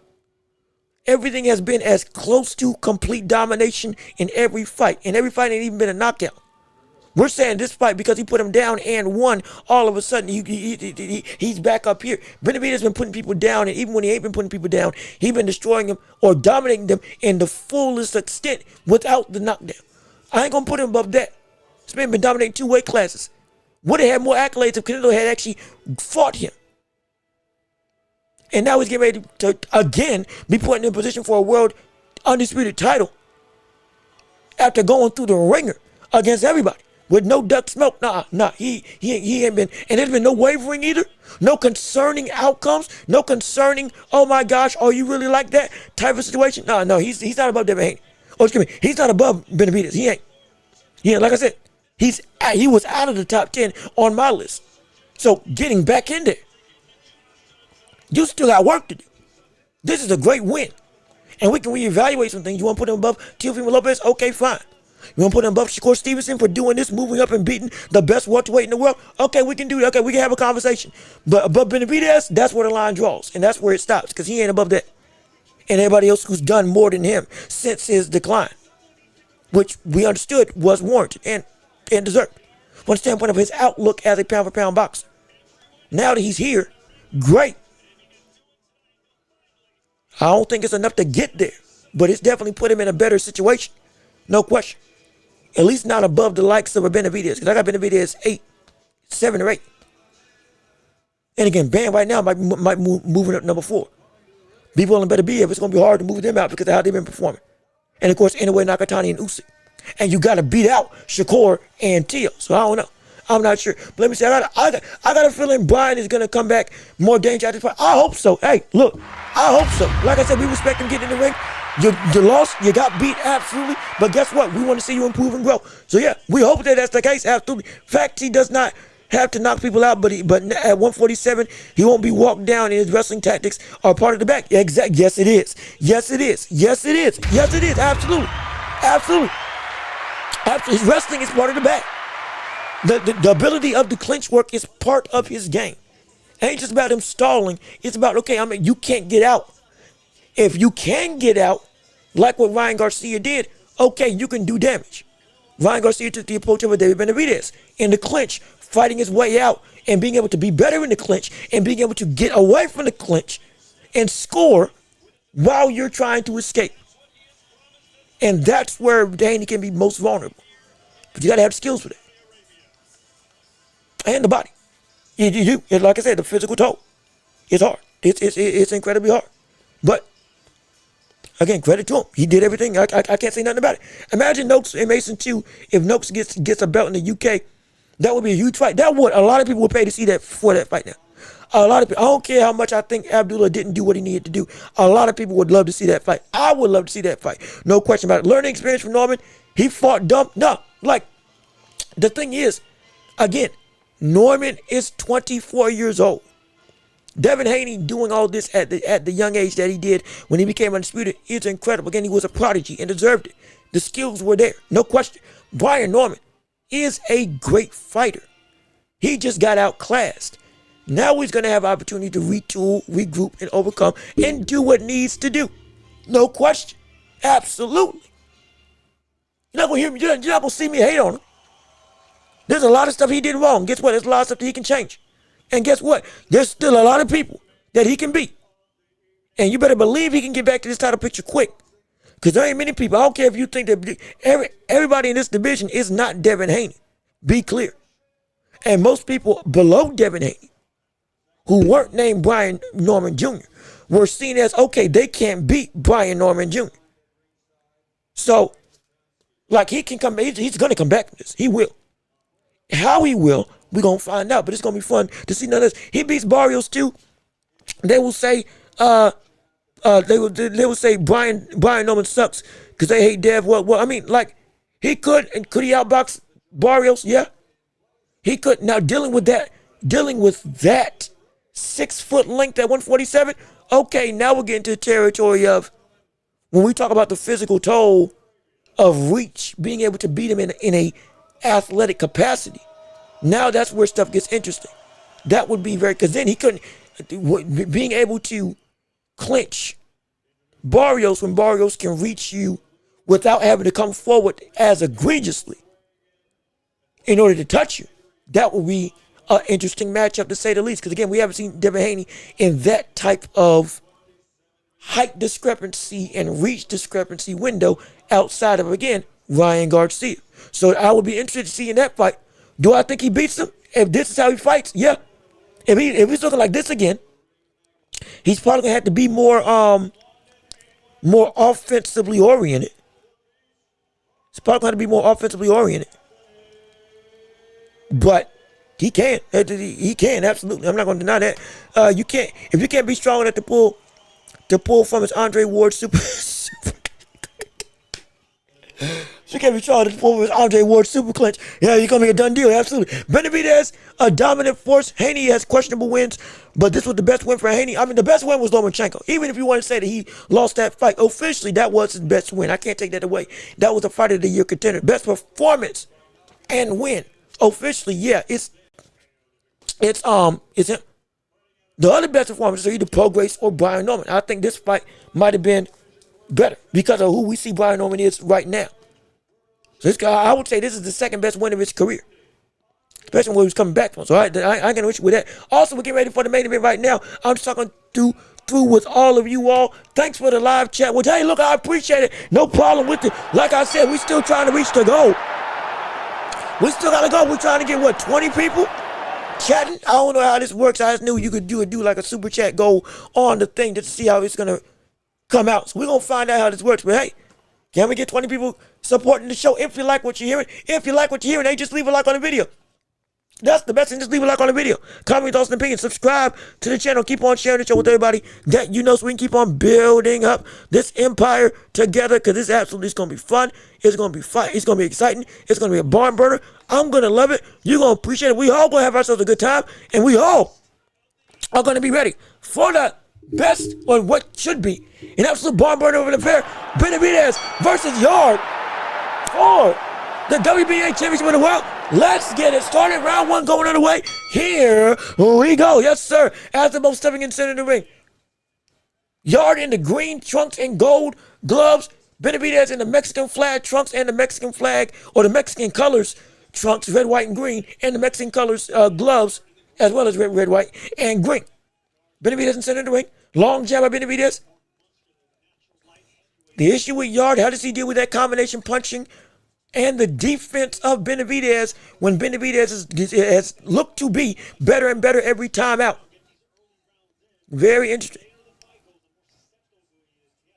Benavidez fighting. Yarde already to the ropes. 1-2 by Yarde is blocked. Benavidez cut his hair and everything. Good God. Oh, this is looking like young Benavidez. Wait a minute. A good punch, good two-punch combination by Yarde, excuse me. Good hook by Benavidez, though. That was a good shot. That length, that 6'1" with that reach. Hey, man, that's something serious. Benavidez walking down Yarde, being very judicial, being very methodical. Pause out a jab against Yarde. Jab to the body, but misses. Good right hand by Benavidez early and often, or rather early on in the fight. Fading downstairs to the body is Benavidez. Benavidez right now, again, being very much, he understands the power. Sharp jab to the body for Benavidez as well. As he's been going through. Benavidez looks full, doesn't look weight drained in this fight right now. Looks like he's comfortable. Very much being present in the moment with the power that's facing in front of him. Minute 15 left in round one of this fight.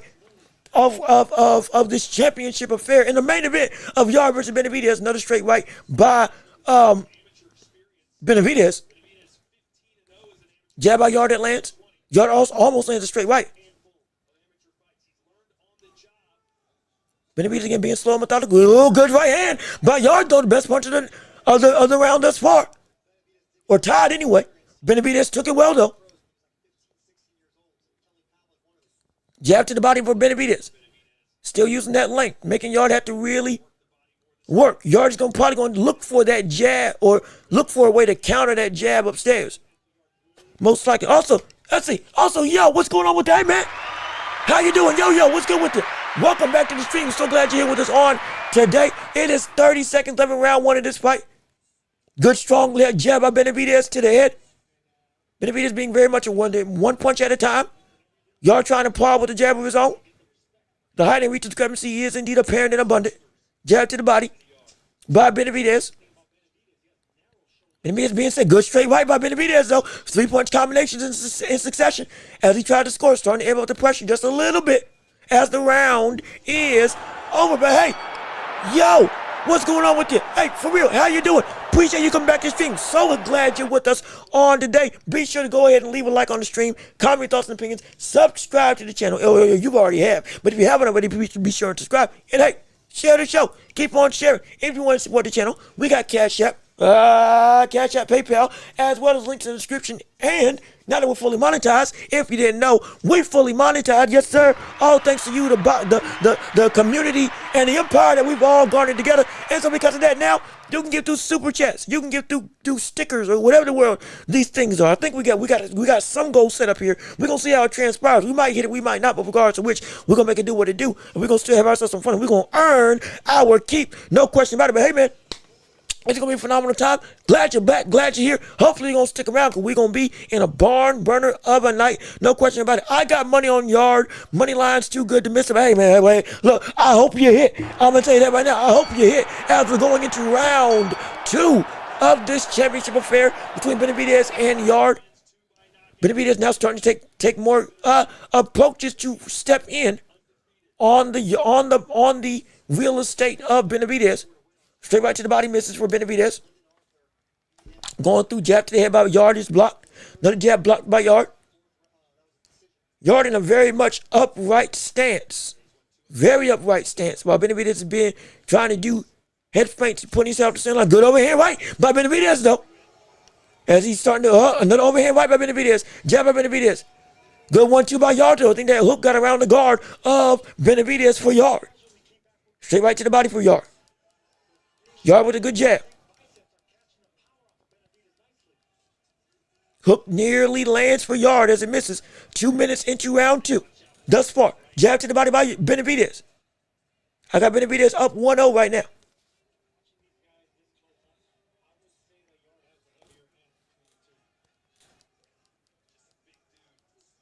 The jab. Benavidez trying to jab his way in. Uppercut downstairs to the body. Benavidez being very good straight right by Yarde, but it's blocked by Benavidez. Benavidez trying to use some head movement, work his way on the inside. Straight right by Benavidez to the body. Really doing some good real estate going downstairs on the body of Yarde. Not headhunting. Being methodical and judicial. We know the flurries can come, but he's not trying to force them. Minute 15 left in the round 2. Yarde tries to feint. Benavidez still stalking, stepping in, punch by punch. Both of them trade jabs. Another trade of jabs between the two boxers. Another jab by Yarde. Trying to paw. Almost all these punches are blocked at this point in time. Jab to the body by Yarde lands. Yarde throwing punches, but a lot of it's being blocked right now. Good uppercut to the body by Yarde though. Overhand right misses for Benavidez. Now Benavidez starting to open up with flurries of his own as Yarde gets the clinch. Yarde turns him around and the back to the center of the ring. Good right straight by Yarde though.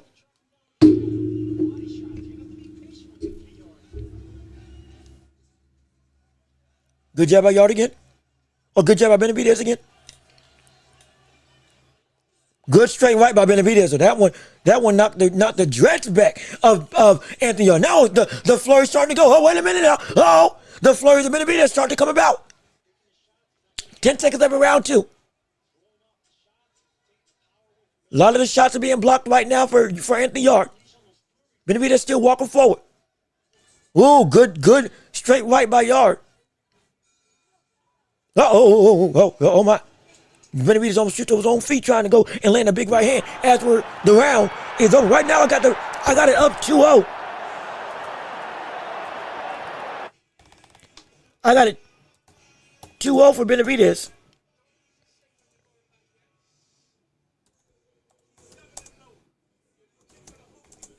At this point in time, I got 2-0 for Benavidez. Now, crazy enough, the right straight of Anthony Yarde is quicker than his jab, at least in this fight. The jab hasn't been able to really do any effect, but if he explodes off that back foot with that straight right, that's been the punch that's been giving Benavidez a little bit of trouble. But even still, Benavidez responds in kind, and when he does get Yarde to the ropes, he's been judicial and methodical with how he goes with one punch at a time to the body and to the head, but then he ramps it up. Then he starts to get the flow going again. Then he starts to come through. And especially now, especially in that last, 30 seconds, he didn't really start to let his hands fly after going into round 3. Thus, right now, of this fight, I got Benavidez up 2-0 right now. Straight right to the body by Yarde. Starting to attack the wide frame of Benavidez. Good jab by Benavidez. That hand speed, at least with that jab, is starting to become apparent. That straight right of Yarde is still incredibly prevalent. Now y'all trying to paw and pad with some of his shots. Oh, Benavidez overextends. Grazes Yarde with the right, but then Yarde lands with an uppercut of his own. Good shots by Benavidez to the body, however.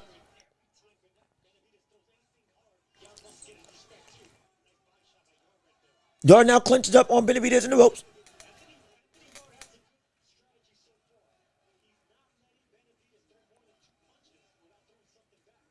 Yarde now starting to throw straight right. Straight right downstairs to the body. Yarde is starting to attack the body more consistently now.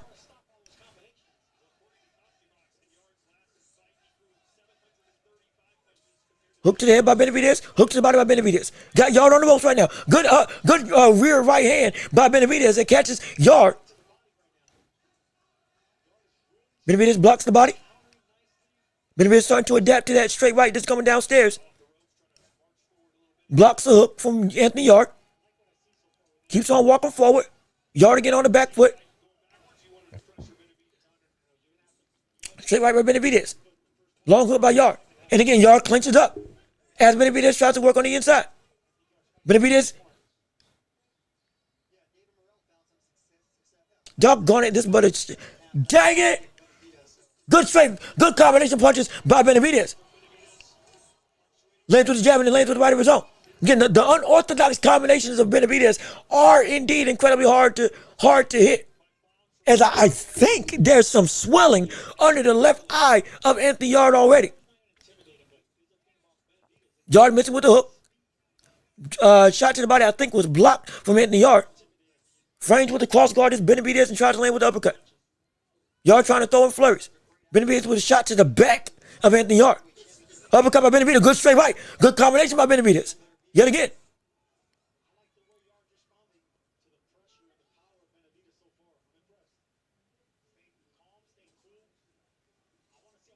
Yarde is trying to throw in volume to deter the ability of Benavidez to throw in combination. He has good leaping hook by Benavidez. As Yarde and Benavidez start to trade punches on the ropes.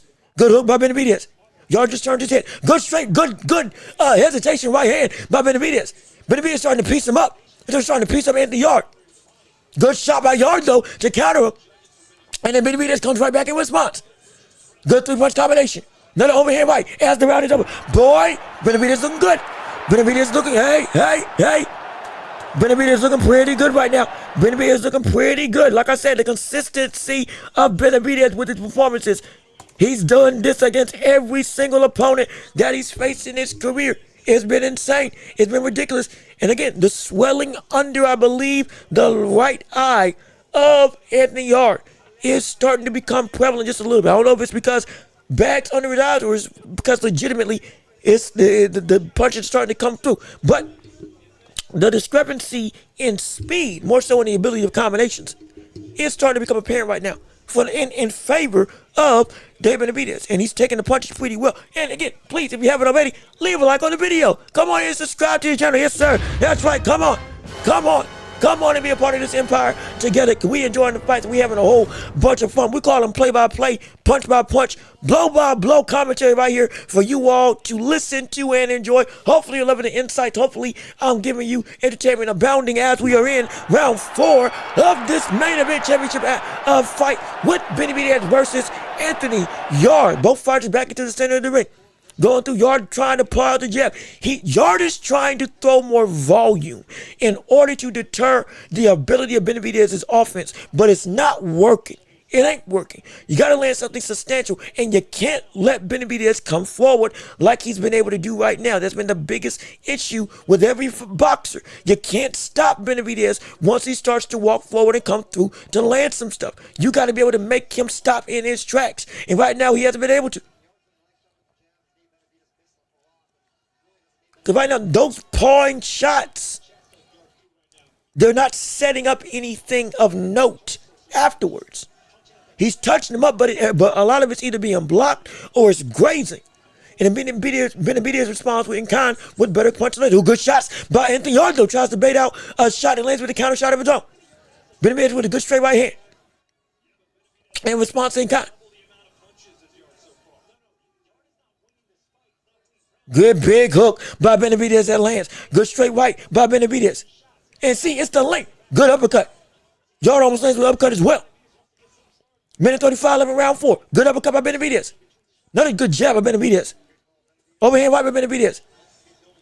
He's starting to get the locomotion. The motion in the ocean is starting to roll for the world of David Benavidez right now offensively. Yarde is trying to attack after the fact that Benavidez has already started punching.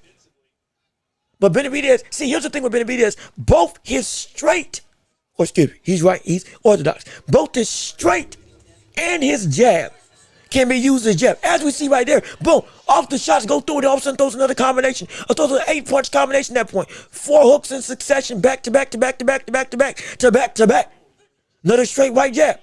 Another straight right shot. Again, his rear hand can be a jab. Good straight right by Anthony Yarde. Yarde with the uppercut. I hate the way he throws them uppercuts, so I'm not going to lie.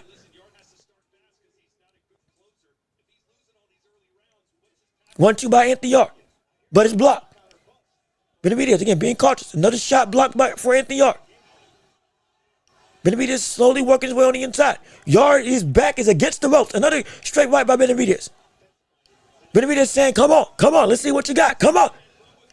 Backing Yarde to throw something. Then lands a shot of his own. Yarde lands a good straight right hand. Benavidez lands a straight right. Benavidez lands another hook.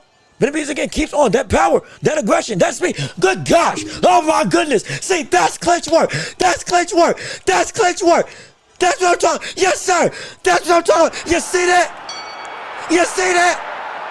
Locked that brother's head in the back of him and didn't let it go and kept on just throwing uppercuts left, right, and not even left and right. Just continuing. You remember that? What was it? Dan Severn was in a pride fight with our old buddy. Was I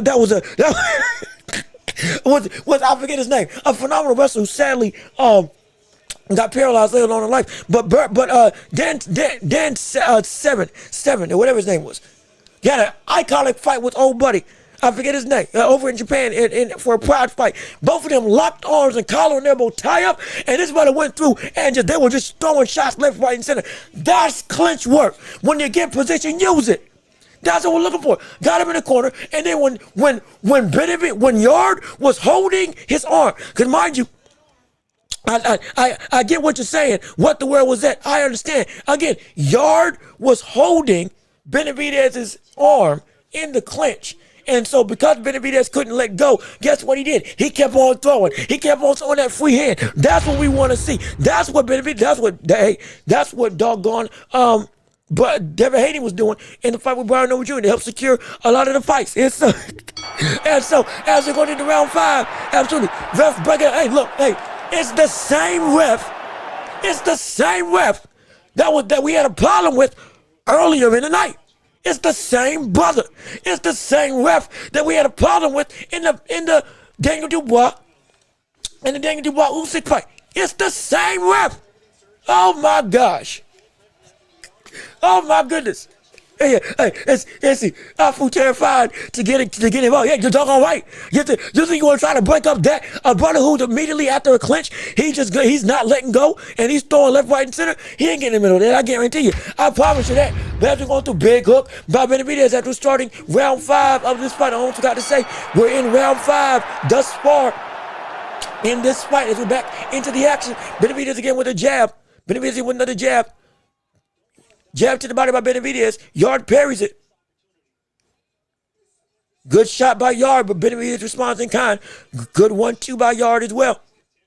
But Benavidez again, good looping hook by Benavidez on the ropes while Yarde is trying. And see that right there. You see that? This is why I say Brian Norman needs to watch this fight. You see how Benavidez freed up his hand, fought out the clinch to land a crossing hook across the face of Yarde. That's what we need Norman to do. That's what he should have done against Devin Haney. But he didn't position himself. He didn't fight like he needed to fight out of the close exchange. Because this could have been a semblance of him, at least from the standpoint of having more success. Good jab by Benavidez. Good 1-2 by Benavidez. Good straight right by Benavidez. Again, his jab and his straight can both be used as lead punches. Even though he's in an orthodox stance, it makes no sense. Well, it does make sense because you got to be good enough to do it. And quick enough to good hook by Benavidez. Good combination by Benavidez. Yet again, working like we know we can work. He's been doing this against every caliber of class. This has been complete and utter domination by the likes of David Benavidez. It's been complete domination.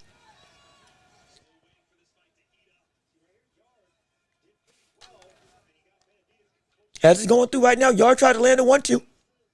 Tries to use the mummy style to try to force Benavidez not to be able to throw. Yarde almost lands a low blow. Benavidez landed straight right. Jab to the head by Benavidez. 10 seconds left in the round. Hook to the head by Yarde. By Benavidez, excuse me. Straight right. Good right hand by Benavidez. Another flurry. Letting those hands go as the round is up. I'm telling you. Oh, wait, is the round over? See, this man, ref, Afu, brother, stop messing up in the ring as a ref.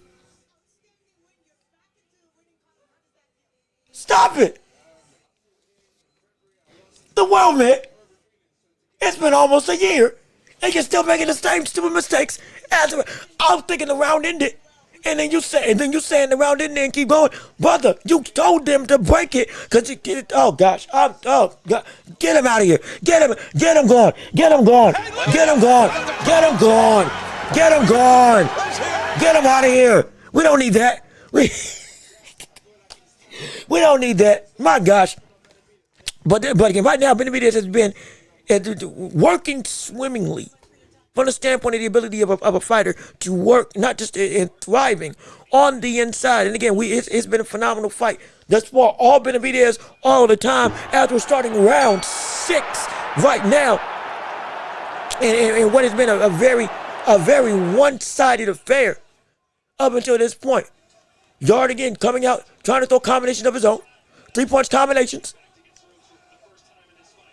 Benavidez is actually on the ropes, crazy enough, but he's shutting up. That's some good defense by Benavidez, I'm not going to lie. And look, in the clinch, trying to position himself, throwing off the ropes, blocking most of that stuff. That high guard is incredible. I'm sorry, that high guard is phenomenal from Benavidez. That's not even trying to glaze. That's legit. That but his high guard is incredible. Yarde getting reprimanded for throwing below the belt again, but still, everything's going through.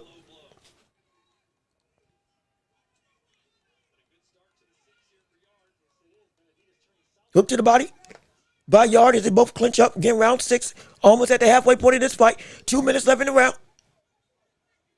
Yarde again backing up. Benavidez walking forward.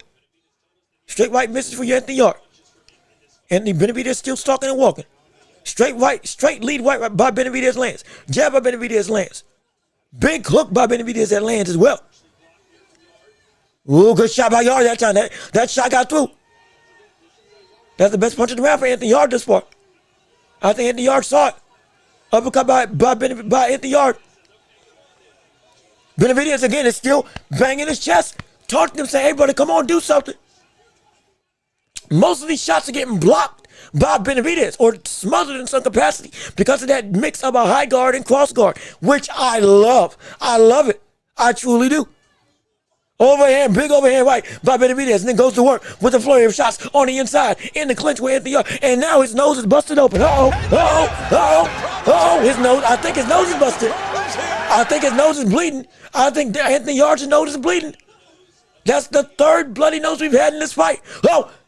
I thought Yarde got hurt. He don't tripped over his own feet. But 53 seconds left in the round. Yarde is trying to punch back, but Benavidez is throwing too many flurries. Another straight right hand for Benavidez. Another combination punch by Benavidez. Straight right by Benavidez. Another shot by Benavidez. Oh, he's cut. Oh, yeah, he's cut bad. He's cut bad now. Hook to the body. Uppercut. Benavidez is going to work. Throwing lefts and rights in him plenty. Yarde is trying to fight back, but it ain't working. Good shot to the body. Hook to the head. Uppercut by Benavidez. 3-punch flurry. 4-punch flurry. 5-punch flurry. Yet again. Uppercut.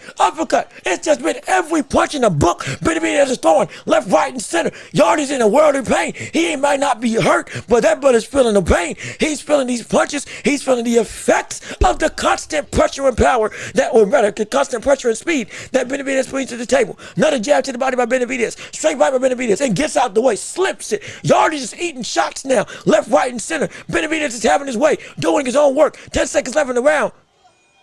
As the round mercifully ends on what has been, oh gosh, an absolute insane affair. Let me see. Charles O. Booth, what's going on with you? How you doing? Thank you for tuning into the show. Hopefully you'll leave a like on the stream. Hopefully you'll keep on commenting your thoughts and opinions. Subscribe if you haven't already. Hey, this is the Welch Report. We do this all week long, covering the world of boxing and beyond. We appreciate you coming through. No question about it. Let me see. Yo, what you got to say? Welch, I thought Brian was it. Hey, man, Brian got beat, but the better man won. Genuinely. Brian is still a dangerous brother, but he's also only 24 years old. So he's got time to grow. He's got room to flourish, but he got beat. He got outclassed. He did. There's no question about that. There's nothing else I can say. I thought Norman was going to be the guy to stop him because he was a better finisher than Ryan Garcia, and I thought as a boxer, he was better off. But hey, what do we know? Like I said, these are opinions. I'm just trying to give you the best thoughts I can. But hey, oh shoot, it was a devastating masterclass. I can't lie. As the round 3 is starting, but again, they are checking the bleeding and I think the eyes of Anthony Yarde right now. I think is that another orbital bone? Is his orbital bone fractured again? For the standpoint, that's the second orbital bone we've had fractured today. First with Brian Norman, now it's Anthony Yarde. Good gosh, I don't know what's going on, but the action resumes. Benavidez, but I believe, has now broken Anthony Yarde's orbital bone with the volume of punches that he's landing. Specifically, I think with that right hand. I mean, it's just been work after work after work. Good shot by Anthony Yarde, though. His face is starting to change, though. Uh-oh. Wait a minute now. Hold on a minute. As a combination punch for Benavidez. Didn't we say this was hey, we said this could happen. We said this could happen. If all of a sudden we see Benavidez changing the faces of him. Oh, he's down. Oh, he's down. Y'all can't take it. Y'all had to go down. Oh, wait a minute. Y'all had to take a knockdown. Oh, this could be it. Count at 5, 6, 7. Yarde's in a bad way. Yarde's in a bad state. Wait a minute. This fight could get stopped. Oh, buddy.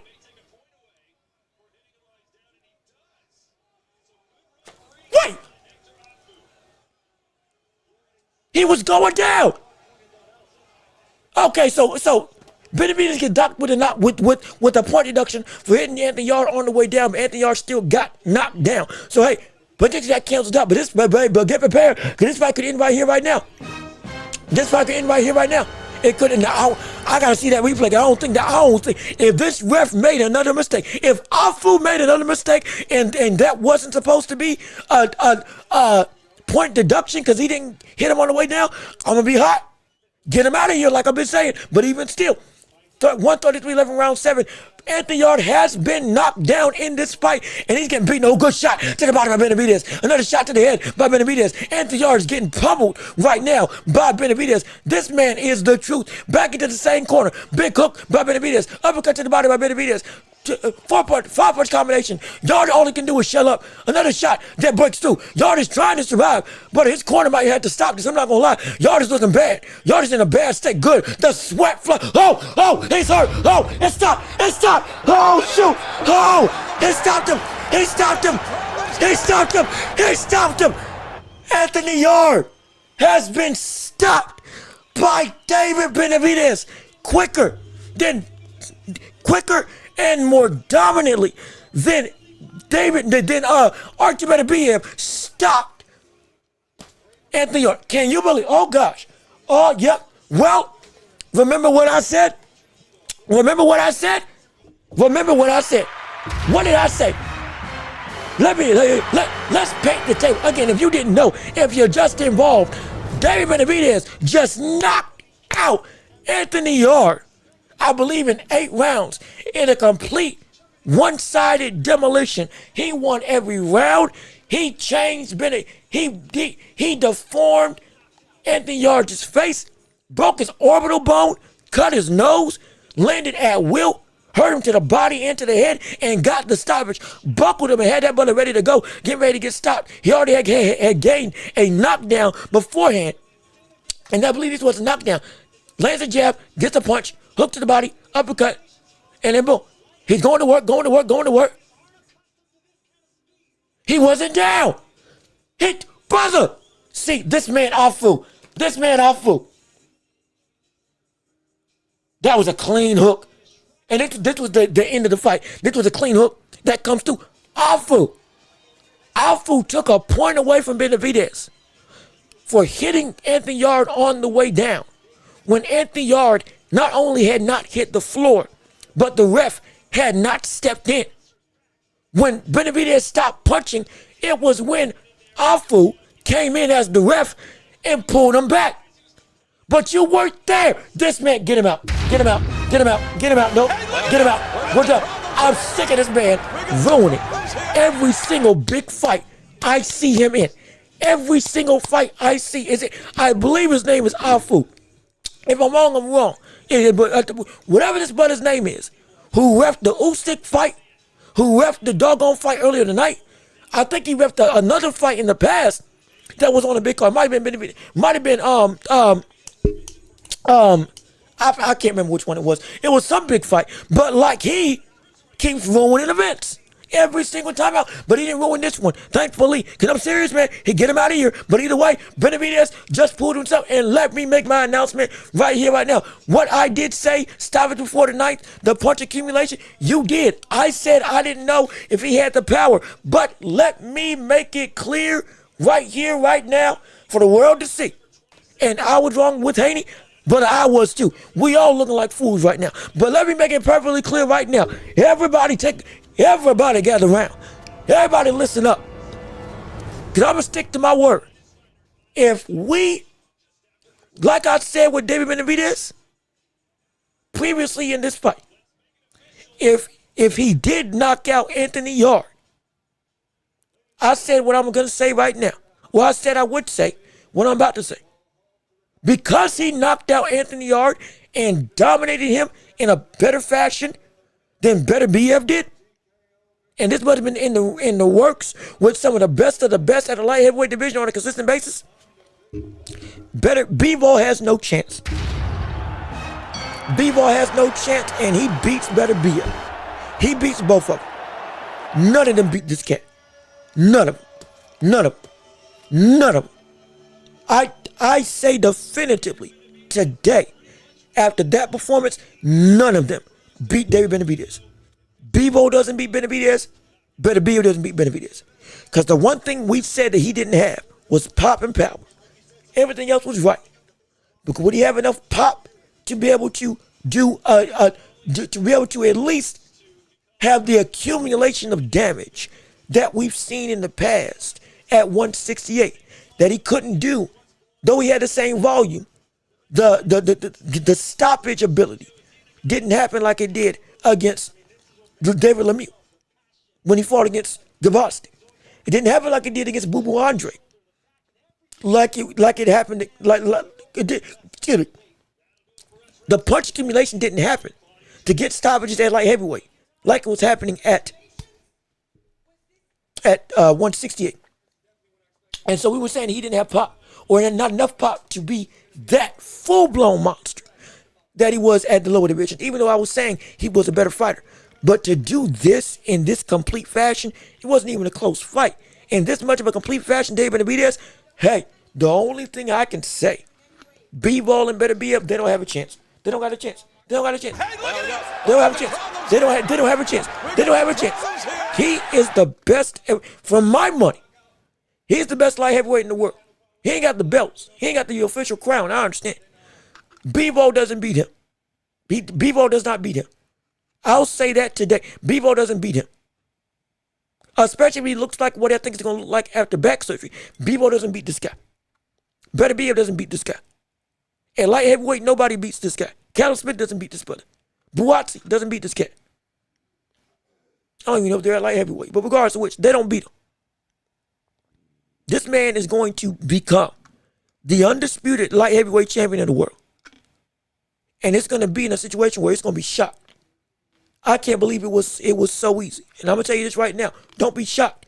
This man, he's better than both of them. He's better than both of them. I just saw somebody who pushed Benavidez to a limit that we had never seen before. Pre-Bevo. And he got not just outclassed and outmatched, he got deformed. He's going to recover. He's going to heal. Like I said, Davis, he went through the same thing. He was able to recover and all this stuff. We wish him all the best, absolutely. Credit for getting in the ring. But I'm telling you right now, this is the final piece of the straw. If Benavidez was able to stop opponents due to the, not just accumulation, but the power of the accumulation, taking a toll on the bodies of the people he was fighting against, to the point where they were buckling, getting knocked down, and the refs had to step in because they had no answer. We were saying he didn't have that up here. Now he's got it. Good gosh, now he's got it. He got it. That was the final piece. That was the final piece. That was everything he needed. He's now WBC and WBA champion. But that was it. That was the final piece of the puzzle. Brother, oh my gosh. Oh my gosh. This man is a monster in a way that we didn't expect. In a way that we didn't expect. This is horrifying. What can you do? Mind you, this was also the best. One of the best punchers, top 3, that we have in the world of light heavyweight as well, in Anthony Yarde. And he was eating his best shots that were sneaking in. Mind you, that was the same stuff that was rocking him when he fought against David Morrell. This is the cat that was getting Archie Benavidez respect because of the power that he had. Yeah, no, he's the best light heavyweight in the world. I from the standpoint of crowning him, okay, fine. You can't until he does it. Until he gets undisputed or until he beats Bevo. Cool, because Bevo deserves that claim. But I'm going to tell you this right now. Bevo is not beating him. He's not beating him. He's not. Bevo isn't beating him. Benavidez is not beating him. And I was saying Benavidez would be a tougher fight for Benavidez to face off against. Stylistically, I thought it was going to be a nightmare for him to deal with. Especially with the close quarters power. It don't take much for that buddy to rock you. But I'm going to tell you this right now. After this, nah, he beats him. That ain't disrespect to Archie Benavidez. That speaks to the greatness of what we're witnessing. This cat is different in a way that I didn't think I would see. With this added to the game at 175 against a legit contender. Yeah, there's nothing I can say. He beats him. I'm sticking to my word. He beats Bevo and Benavidez. He beats both of them. He cleans out the light heavyweight division. He's already on his way to right now. Cleans them out. He cleans them out. He cleans out that whole division. He cleans out that entire, I'm telling you, he cleans out that entire division. Let me see you all's reactions to the matter. Team and Web, hey, brother, get him going. This has been 3 years in a row. From Dubois all the way to now, I've seen him in the ring, and something goes awry in some way, shape, or form. Not really looking like fools. Haney won, but he's still boring. I mean, like, from a fool of what I thought he would be, and what I thought he was going to actually be able to do in this fight, I will say, hey, I look like a fool. Y'all come in next week and you clown me. I get it. You know what? Because I said what I said. And I said what I didn't think he was going to be able to do. I said how he could win. I didn't think he was going to actually be able to do it. Lo and behold, he did it. So people, they going to come in. Absolutely. We definitely going to talk about it. We're going to have our conversation. But hey, I'll leave my crow. I'll do what I need to do. Like I said, if I'm wrong, I'm wrong. I'm not above being wrong. I'm just trying. This is a good chance to tell the story of what's going to be with the division going forward. So I'm excited. Benavidez knocks him out. You're tripping. I don't know. I can't say that. Not anymore. I can't. And with how easily Benavidez bruises and gets cut up. Yeah, I don't know. I can't say that anymore. I can't say that no more. To do this to Anthony Yarde more definitively than what you did in Archie Benavidez, I saw what I needed to see. I can't, and I said if he meets that specific requirement, well then I gotta say I have to, because that was the only thing that was holding me back from saying he could beat Benavidez. And that he did it. And again, he fought the best of the best he's fought to. He fought them to the limit. He put Kovalev in trouble. He got knocked out, but still he beat Kovalev. Or he fought Kovalev. He got better. He beat Artem Benavidez, and up until that point was the best fighter Benavidez has faced from a performance perspective. Everybody gave that brother respect. That's where he showed up on the map for a lot of people, and deservedly so. And so it was like he deserved to be in the championship conversation in abundance of times. Most people had him as a top 3, top 5 light heavyweight in the world, behind Bivol and Benavidez only. Because those are the only people that we thought were better than him as a talent.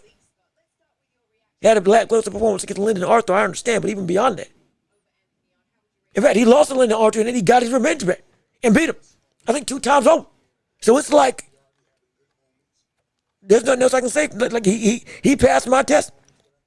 He passed my test for what I need. I would still take Bivol over that. That's fine. Like, that's A-okay. That's phenomenal.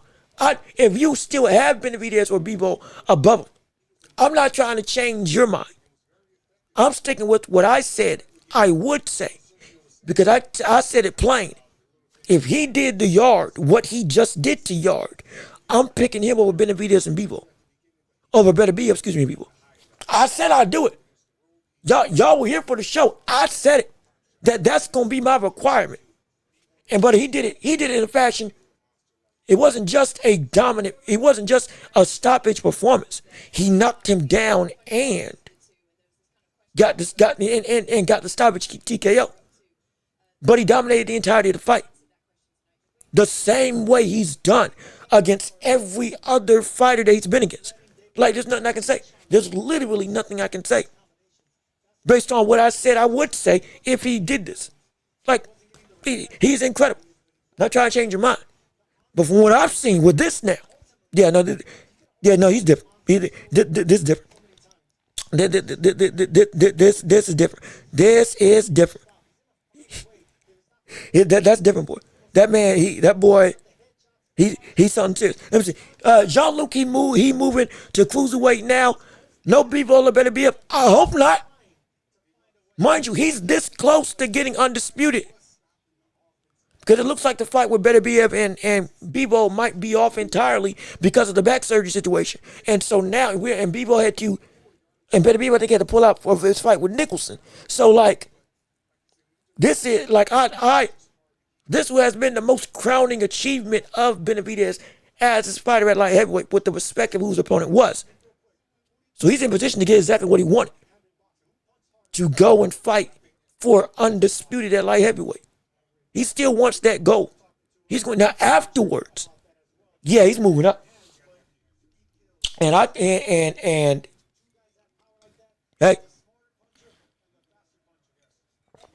hey, moving up. If we do see this man go and fight Zurdo Ramirez, Jaya Patai, anybody else at the cruiserweight division, I might have thought it was too big of a step before, and I still think that's a huge step up from the standpoint of dire straits. But I'm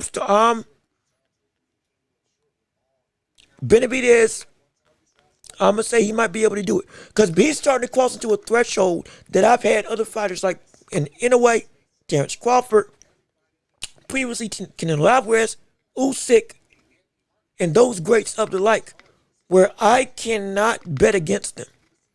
And I can't say that they aren't going to be able to achieve what they're trying to do. Because they're that head and shoulders above the rest. Ben Rodriguez as well.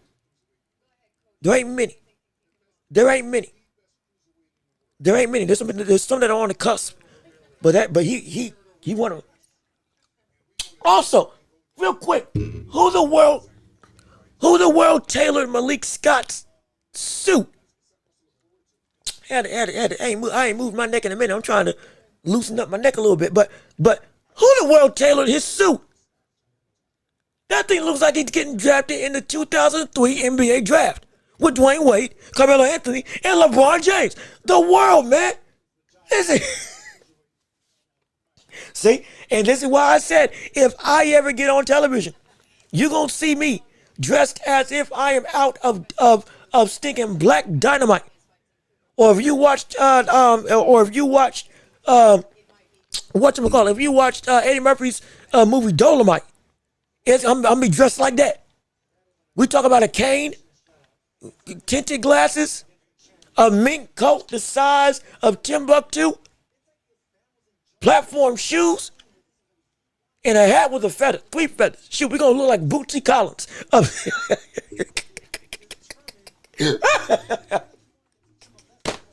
We're gonna look like Bootsy Collins when we step out there.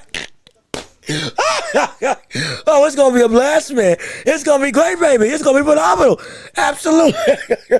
Absolutely. Let me see Trey Bacon. Hey, brother, how you doing? Glad you're back. Good to see you. Thank you for tuning into the show. Not gonna lie, I turned off I turned off the Devin Haney fight. But look, hey, this is the real Devin Haney. He looked as close to the best version of him mentally and physically that we've seen before. I can't take that away. But yeah, those last 3 rounds were horrible. I'm not gonna lie about that. Ooh. Oh boy, it's man. If I fell asleep, no capping down. Hey, look. Everybody was wide awake after the knockdown. But that's how Devin Haney fights. Once he secures enough rounds in the bag, he is going to fight just to keep the win. He had to dig deep consistently with Lomachenko because Lomachenko kept winning rounds. Devin Haney won the first 5, but then Lomachenko won the last 6 or 5, whatever the word was. And Devin Haney had to keep on fighting because guess what? He wasn't having the buffer enough. That's what. But that is Devin Haney, like in a nutshell. And again, we're looking at the ring pound for pound right now.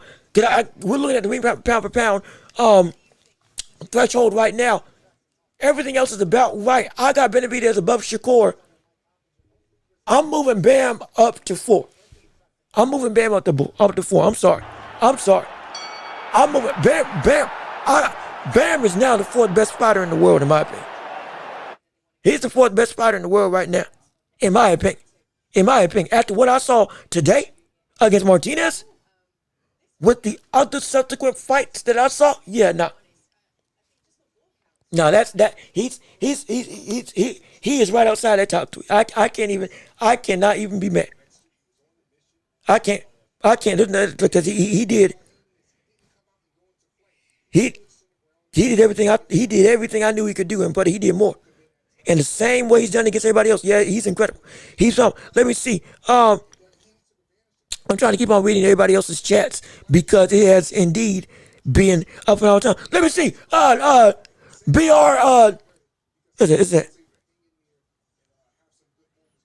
Is that Maui?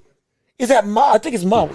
I'm going to say Maui for short. But how you doing? Hey, good to see you. Thank you for tuning in the show. So glad you're here with us on today. Appreciate you coming in on the live with us. We're having fun. We're having a blast. I guess we can do a little bit of a post-fight show for the minute. Let's read your chat to see what you all got to say. Salute to you. Salute to you as well. Moving up to cruiserweight is an odd decision when the best light heavyweight is still there. In terms of, and you're talking about Bebo, yeah, I'm saying I think he goes and tries to beat Bebo first. And then he's moving up to cruiserweight because he said he's not staying here for long. He's trying to handle his business, get undisputed, fight the best of the best, and then go and then move up. So he's going to probably push to get Bebo next. He should get him next. I think he beats him. But either way, I don't care whether you think he beats him or not. He's going to get him. He going to get him. And he's going to become undisputed. And boy, that's going to be a bad man. That's gonna be a bad man. That's gonna be a bad brother, man. And it's gonna be exciting because I genuinely like you can't say that he gets washed by anybody at light heavyweight. You can't say that he gets dominated by people. Not after that. I don't care if you think that Yarde wasn't a great. Oh my gosh, you're jumping the gun. You can't say after that he goes and wouldn't be able to put a great fight with Benavidez. You can't. Even if you think he'll lose, you gotta know this man is more than just a threat. He's legit. Like he's incredible. He's incredible. Let me see. The zone failed with the announcer picks. They were just biased. I mean, look, I'm not gonna speak against them. Hey, look, they pick how they pick. They do what they do. Hopefully, you think I'm reputable, and I'm keeping the ass even kill. But I'm not gonna shame them, cause it's like there's a lot of people that pick that same way because favoritism, because they genuinely think this guy just can't be beat or X Y Z. So like I can't knock them, cause I get it. Because again, it's being a fan. I'm an analyst, absolutely, but we also we being fans. First and foremost, so I understand it. I actually love Devin's fights now. Always gets a great see. I'm thinking you're being genuine. My gosh, always gets a great nap when he's fighting. I woke up and see, this is how you know Devin Haney's back. When everybody's saying that you go to sleep when you watch it. And mind you, he knocked down Brian Norman Jr. And everybody's still saying that he's a boring fighter. And the way that he fought the rest of that fight was sublime, but yes, it was boring. Devin Haney is not going to knock you out.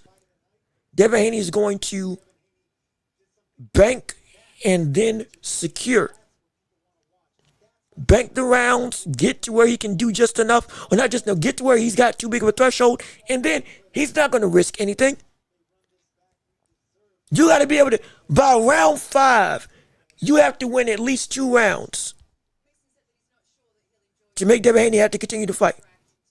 And you got to also, if you can make it really worth your while, if you can work and get into a point where he's out to pasture and he is down, only up by a round, going into the second half of the fight, or at least 3. Now you're going to see Devin Haney have to dig deep and work. Because my boxing isn't good enough. Is that what? Because again, you saw him try to fight and dig deep going up against Ryan Garcia because of the fact that he was down going into the second half of the fight. And again, it's a shame that Ryan Garcia popped dirty because you could have been the man to beat him. You could have been the man to beat him. You could have. You really could have. You really could have. Let me see. My thing is, since Loma, Devin just fight people with one punch. I had Devin winning because everyone knew before Norman can't box. And again, we were thinking, or at least I was thinking, Norman was going to fight Devin Haney and force him not to be able to box. And he didn't need to track him down because guess what? Haney was right in front of him. He didn't need to stalk him because Devin Haney was already walking on the back foot, and he was walking back vertically, not horizontally. He wasn't moving around the ring like we thought he was going to do. He was in front of him. He just kept in the distance. And then when you close the gap, what did he do? Get under your arm and clinch you up, and then rabbit punches to be able to score on the inside, and then release and then do it all over again. Norman can't fight out the clinch. He can't. So he's got to change. He can change, but he's got to change because he wasn't exactly where he wanted to be. Where Devin Haney was in front of him and where Devin Haney was being forced to clinch up, you should have been able to go through and do what Benavidez did to Yarde. Fight out and fight through instead of getting beat inside of the clinch when that's your best chance to go and do some real damage. Again, Ryan Garcia got 1 or 2 of his knockdowns out of the clinch because he was fighting out of it. He couldn't do it. He could not do it. He's going to have to learn. He can grow. He's still a bad brother. He can still be he still is a great fighter. And he's only 24 years old, but I'm telling you, he's going to have to be swift. He's going to need to go back to the drawing board and really look at himself and say, hey, why did I lost because I could not, when I was in the realm of my advantage, I couldn't do anything. And I was getting beat. That's on here. You can't box, or you can't box to the level of Devin Haney. We're not going to say that he can't box. He can box. Be clear. We're not saying he can't box. He can box. But he got outclassed. Devin Haney does this to everybody. In a boxing sentiment, he still is up here. He still is up here in the stratosphere of the world of technical savants. But when it comes to a fight, you got to be able to maul him. Lomachenko was able to maul him on the inside. Garcia mauled him on the inside. Lomachenko was able to maul him and have success and not let the clinch work when he got to range, and then he had to go and bang with him. All three of them did it. Norman couldn't. Because it ain't as easy to do, but it is there to do.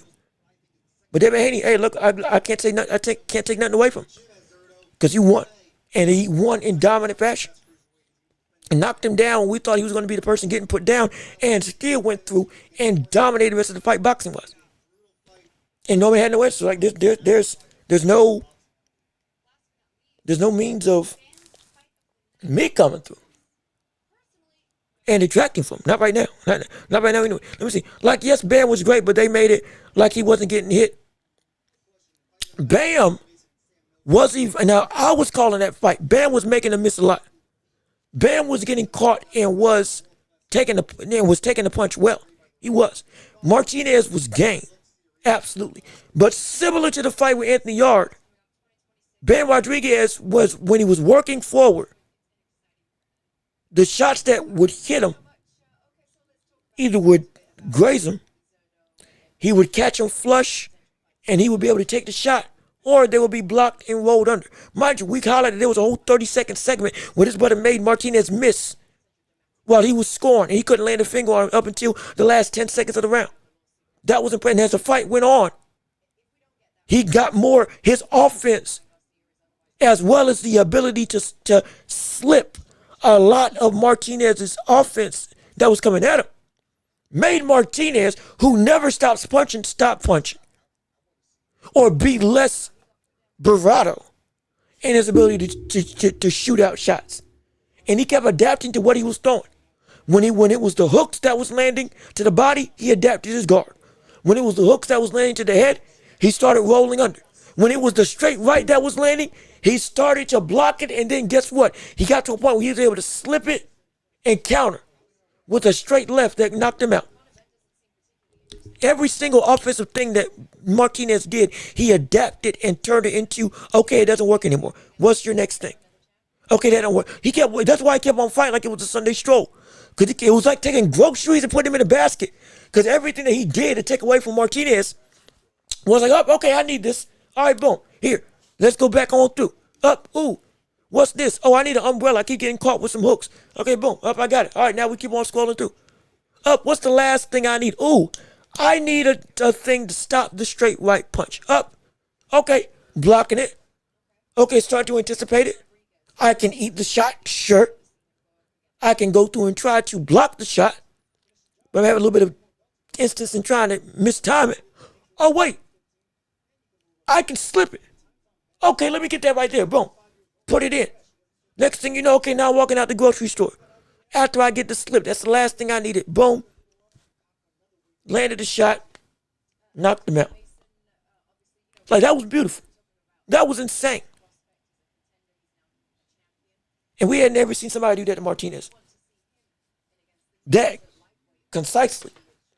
So yeah, he wasn't getting untouched, but he kept on changing as the fight went on, which was incredible. It was absolutely incredible. Let me see, because of and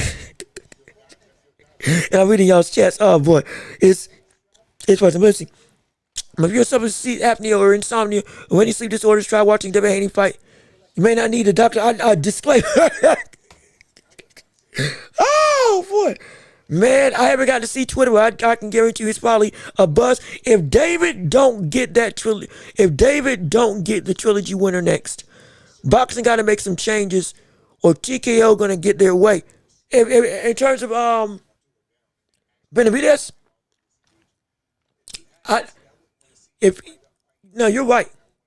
You are right. There needs to be some change. If Benavidez doesn't get a shot at undisputed against Bivol or Beterbiev, which in this case it would be Bivol, who's the champ. I don't know if that rematch with Bivol versus Beterbiev is still happening. Be clear. I don't know. I can't say for certain. I don't know how long the back surgery is going to take to recover.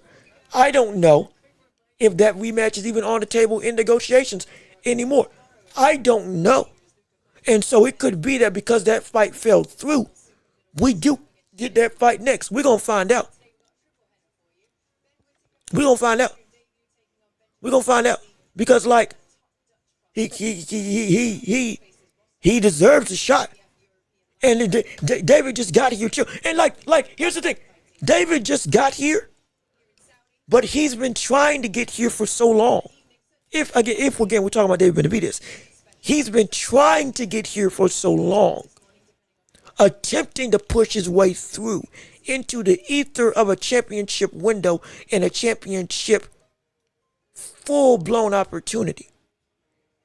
He's moving quick, but he's wanted to move this quick for a hot minute. He wanted this opportunity previously, but he never got it against Canelo. He kept on fighting as many people as he could at 168, and he still never got where he needed to be. Interim champ for 3 years. Never world champ because he wasn't able to fully get his chance against Canelo. He just got here. He's moving like he's moving like he said he wanted to move. So we're only holding the standards by what Benavidez has held for himself. He wants to move this quick. So guess what? We want to move him. We want him to move that quick as well. Because he showed he can. Showed he can. So listen. So why didn't he gain the weight earlier? He's always been overweight. And it's like, I mean, like the body has always been the body. Like it's always, Benavidez always looked like similar to Tyson Fury. He's always looked like a bag of milk. But he can fight better than anybody else. He got stamina for days, weeks, months, years. And that's why like the physique don't always go through and push what you are, what you want. Again, Andy Ruiz beat Anthony Joshua. They both look like a fat tub of lard. So like, it ain't always the same sentiment of, oh, yeah, he don't deserve to be there. In this case, he does. And I'm not buying that they're aligned, take a number. And it's like, okay, like it's all good if you don't. I think, because again, now he's the full-blown WBA and I believe WBO champ. I believe. So, he's got 2 of the 4 belts in the division. And so, but that's all. But that's all the division interim champs get ducked all the time. They what? They do and they don't. In some cases they don't. Like anyway, he never ducked his interim stuff. Or if he did, it wasn't a duck. He was going and challenging like somebody that was like, okay, yeah, this brother is the second best or third best brother in the division or the best brother in another division. And so like it's not always the case that they get avoided. But for somebody who's been there for that long, Joseph Parker just was 1 win away from getting a full-blown championship. Had became an intern for a hot minute, and then got beat by Fabio Ward. And then boom, boom, you see what happens. It does happen a lot, and we don't like it. Dillian White was an interim champ for years upon years, before he got his opportunity, when he earned it and kept it. So like, I'm not saying it's fair. Be clear. I'm not saying it's fair. But also, Benavidez fought his way to the interim belt when he fought against David Morrell. He then beat David Morrell, became interim champ. Subsequently afterwards, Bivol dropped his belt, similar to how the Usyk dropped his belt, and Fabio Wardley became champ. When Bivol dropped his belt, Benavidez became champ. So now he's a full-blown champ. And so now he's going after another title with the likes of Anthony Yarde. And so he's putting himself one step further and he's trying to unify the entire division. I can't be mad at that. Because we're all saying he's the second best. If you want to go by the rankings of the division, with Bivol being the champ, well, it's very well considered. It's better BF and Benavidez as 2 and 3. And right now, from the standpoint of rankings with belts, it's Bivol and then it's Benavidez. If you add belts into the equation. And so, like, I can't say he ain't earned a shot. And I can't say he doesn't deserve to be put in that line. And I can't say that the public ain't saying they don't want to see it, because they do. This is what's expected. He's literally been saying about he wants to go this route, and he's going this route. So I can't be mad at it. Let me see. How Haney performed is exactly how I thought he would fight Ramirez, but probably stop him. And again, we're going to address this tomorrow. Or not tomorrow. Next week. No question. But all he had to do was fight like this. That's it. The biggest thing about this whole debacle with Devin Haney was the fact that you fought in such a way that you looked like you lost everything that made you you. Now that you fight like this, okay, this is who you are. Or at least as close as we've seen from the real you that we've seen in the ring. Great. Phenomenal. Now the question is, will this continue? Because again, we've seen this before. He has a bad performance. He gets questioned. He comes out. He gets power all of a sudden. And then it dulls back down. It happens all the time. Every single, it happened with Progress. It happened just now with Brian Norman and Devin Haney. And then afterwards, we don't see another knockout or somebody getting rocked for upwards of almost half a decade. So like the buying in of it, this buddy's got power. I got to respect it. But I'm not going to call him a bulldozer because I don't think he's that still. He don't fight like that still. But we got to respect, okay, this Devin Haney, yeah, it's going to be at 147, yeah, it's going to be hard to beat. This Devin Haney at 147, it's going to be hard to beat. And I still want to know, what is his real weight class? What is his natural weight? What is his natural weight? What's his natural weight? Because he keeps ballooning up and it looks like he fits every division. And he keeps on looking like he's bigger than his opponents. Because he keeps on somehow getting to the fight 160, 180, 190. Somehow, some way. What is his actual natural weight class? Because my gosh. Every time he moves up, the first time he moves up, he looks impressive. So it's like, should you be ahead of this already? I don't know. But we're going to find out. But again, credit everybody who was in the ring and credit for everybody who won and who fought on tonight's card. Like Fabio wanted the Usyk fight and getting told, here goes the belt. Just take it. Hurts fighters. Look, it's not my fault I became email champ. And hey, look, that's why I never said, you don't hear me detract from somebody being an email champion. You don't hear me do that. If you do, it was against Tank, only because Tank keeps on holding that against other people. As this brother ain't real, he ain't never won something in the ring. Well, you got your belt by not winning it in the ring. You got gifted the WBA title as a full-blown world championship. So if you try to use it against somebody, yeah, we're going to say, hey, buddy, you in the same boat. But if you just get it, it's not their fault. They got into position. They were the mandatory. The mandatory didn't fight for it. They didn't get the fight that they should have gotten. So they deserve the belt because they put themselves in positions to get a championship. I can't be mad at that. Nobody should. Because it's not weaker. It's not their fault. They did everything they were supposed to do. They worked like they were supposed to work. They held their position like they were supposed to hold their position to earn a deserved title opportunity as the next guy up to get a crack at the belt.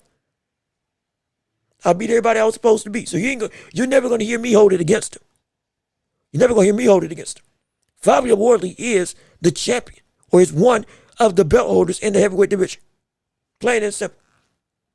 Rolando Romero is the champ at 140 because he beat Ryan Garcia, got the interim belt, and because he didn't get mandatory, guess what? He got gifted the title because he deserved the title. Because he was in position for said title. Plain and simple.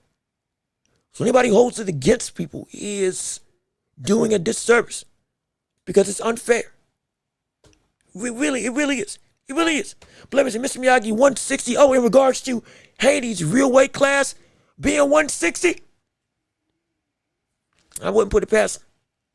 I wouldn't deny it. I would not deny it. Because somehow, some way, that man keeps on elevating up. He keeps on getting power out of nowhere. Then he cycles back down afterwards. So I'm like, man, that's going to be interesting. It's going to be interesting to see. It's going to be interesting to witness. It's going to be interesting to enjoy. If he doesn't, he'd ever get up to 160. I can't wait. If he's moving this quick, I would love to see him at 154. If he's fighting like this, fine. I want to see him at 154 with Boots, with Virgil Ortiz. I want to see him with some of these killers up here. The big guns, the big hitters. Ooh, that would be interesting to see. I'm not going to lie. If I had, because right now, I got to look at 147, but it's going to be like, yeah, he's the best of the best right now. But I'd love to see him up there. If he keeps on moving like this, that would be interesting. 5'9", wide shoulders. Looks like he could pack some more muscle and still have some good pop. And like I said, the pop comes out once in a blue moon. Now I have to respect it because it came out again. But am I going to say he's a power puncher? No, absolutely not. But I got to say, there is that now at this weight class, there might be something more. But we said that when he fought at 140, and it turned out, no, that's not the case. So I don't know. It's the curious case of Devin Haney from the standpoint of power. So it's going to be very interesting. That's why I don't rate top fighters outside of heavyweight. Well, that's why I don't rate top fighters outside of heavyweight, because this walk 170 and fight 135 just gets no respect. I mean, like, it is a nuanced conversation, because as we can see, Terrence Crawford fought all the way to 168, and he looked better. That was one of his best looking performances that he's ever had in his career. And he started his career at 135. He was weighing in, bulking up for this fight at 186, and looked like it fit him. So, like, Roy Jones Jr. moved up 8 weight classes, all the way up to heavyweight. It's hard for me to say that, like, I don't respect it, because I have to. Because conquering multiple weight classes with the abundance of fighters is indeed incredible. But at the same breath, when we're looking at the divisions, not just with the talent, like a lot of them are steep, and beating that name, even if you, like, it's impressive. And even and the biggest thing is the fact that if you look at people moving up and down, and I think I just lost my point. I knew what I was going to say. When you're looking at people moving up in divisions, what was I about to say? I was about to say something good. I was about to say something really good. I was about to say something really good, and I just lost my train of thought. Doggone it. What was I about to say? It fit perfectly with this conversation. It fit perfectly with this conversation. What the world was I about to say? Dang it. It's gonna come. It's probably gonna come to me later. Shoot. Doggone it. Great day in the morning. I done forgot. What was it?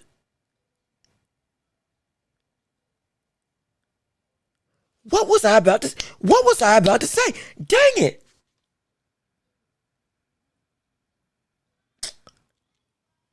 Doggone it. Look, come back with me with this same chat, because I have an answer for it. And I was just about to say it, and it left my mind. Because let me see if I can get it. Fighting at multiple divisions is indeed impressive. Being able to make weight. If you can make weight, was that what I was about to say? If you can make the weight, because it takes a lot of discipline to be able to cut to get there, and you can do it, phenomenal. And I am all for fight. I think this is what I was trying to say. I have been an advocate for wanting fighters to fight closer to their walk-around weight. No question. Less injuries, more competitive fervor. You and your opponent are performing at their best. I am all down for that. No question. What would be a good solution to that would be for divisions to put a rehydration limit. So if you do fight at 135, you can only hydrate up to. Now, I did say somebody else, I think it might have been Chris Algieri or somebody, Max somebody that said this better, but not 10 pounds of a rehydration, but 10% of what your weight is. You can rehydrate up to that. So 10% of 135, whatever that is, you can rehydrate up to that limit. 10% of 160, you can rehydrate that many pounds above, but no more. If you want to be a little bit more stringent, 5%. Okay, cool. Or whatever medium works. That would be my solution. Because I'm not against people moving up and down in weight. Tommy Hearns fought at lightweight, middleweight, or not lightweight, fought at 160, 175, cruiserweight, or close to light heavyweight, moved back down to middleweight. And so like he was able to do it with ease. His body could handle it. And so I like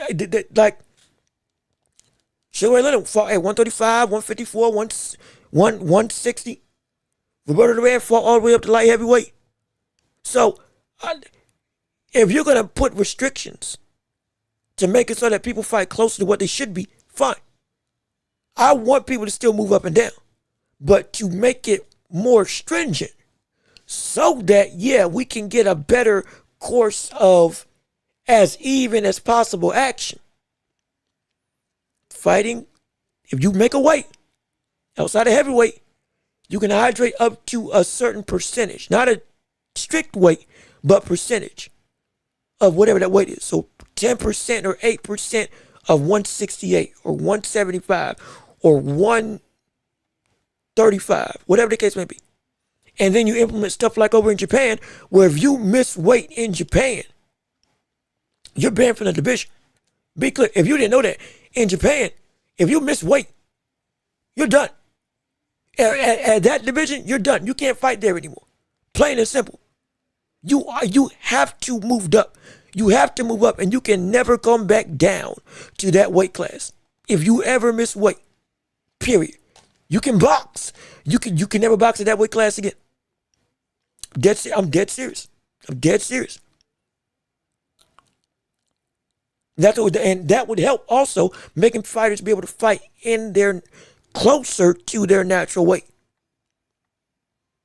And be able to weed out only the real great people who can actually shift that much and be that great while still being that drastic with those restrictions. Okay, boom, y'all can do it. But if you can't, okay, you can't, that's fine. But even still, make it so that you're closer to what you should be. And where your competition is close to where they can compete with you on a physical level like they should. Instead of you coming in and I'm actually 147, but like legit 147, but you're coming into the fight 175 with rehydration. Oh my gosh, that's insane. That would be my fix anyway. But let me see. Yo, Miss Queen, how you doing? Good to see you. Thank you for tuning into the show. So happy with us on today. We appreciate you coming through. I think we're at the final goal. We're at the final tail end of the show. We still got a super chat goal. Hey, if you want to try to meet it, 20 people giving something. I don't care if it's $1. Just something coming through. We got 3 minutes left. We probably ain't going to hit it. But it's all good because we're still going to, this is still the post fight show for the entirety of what happened with the Ring 4. And we're enjoying all the likes. But let me see what you had to say. PS5 or Xbox Series X? Well, PS5.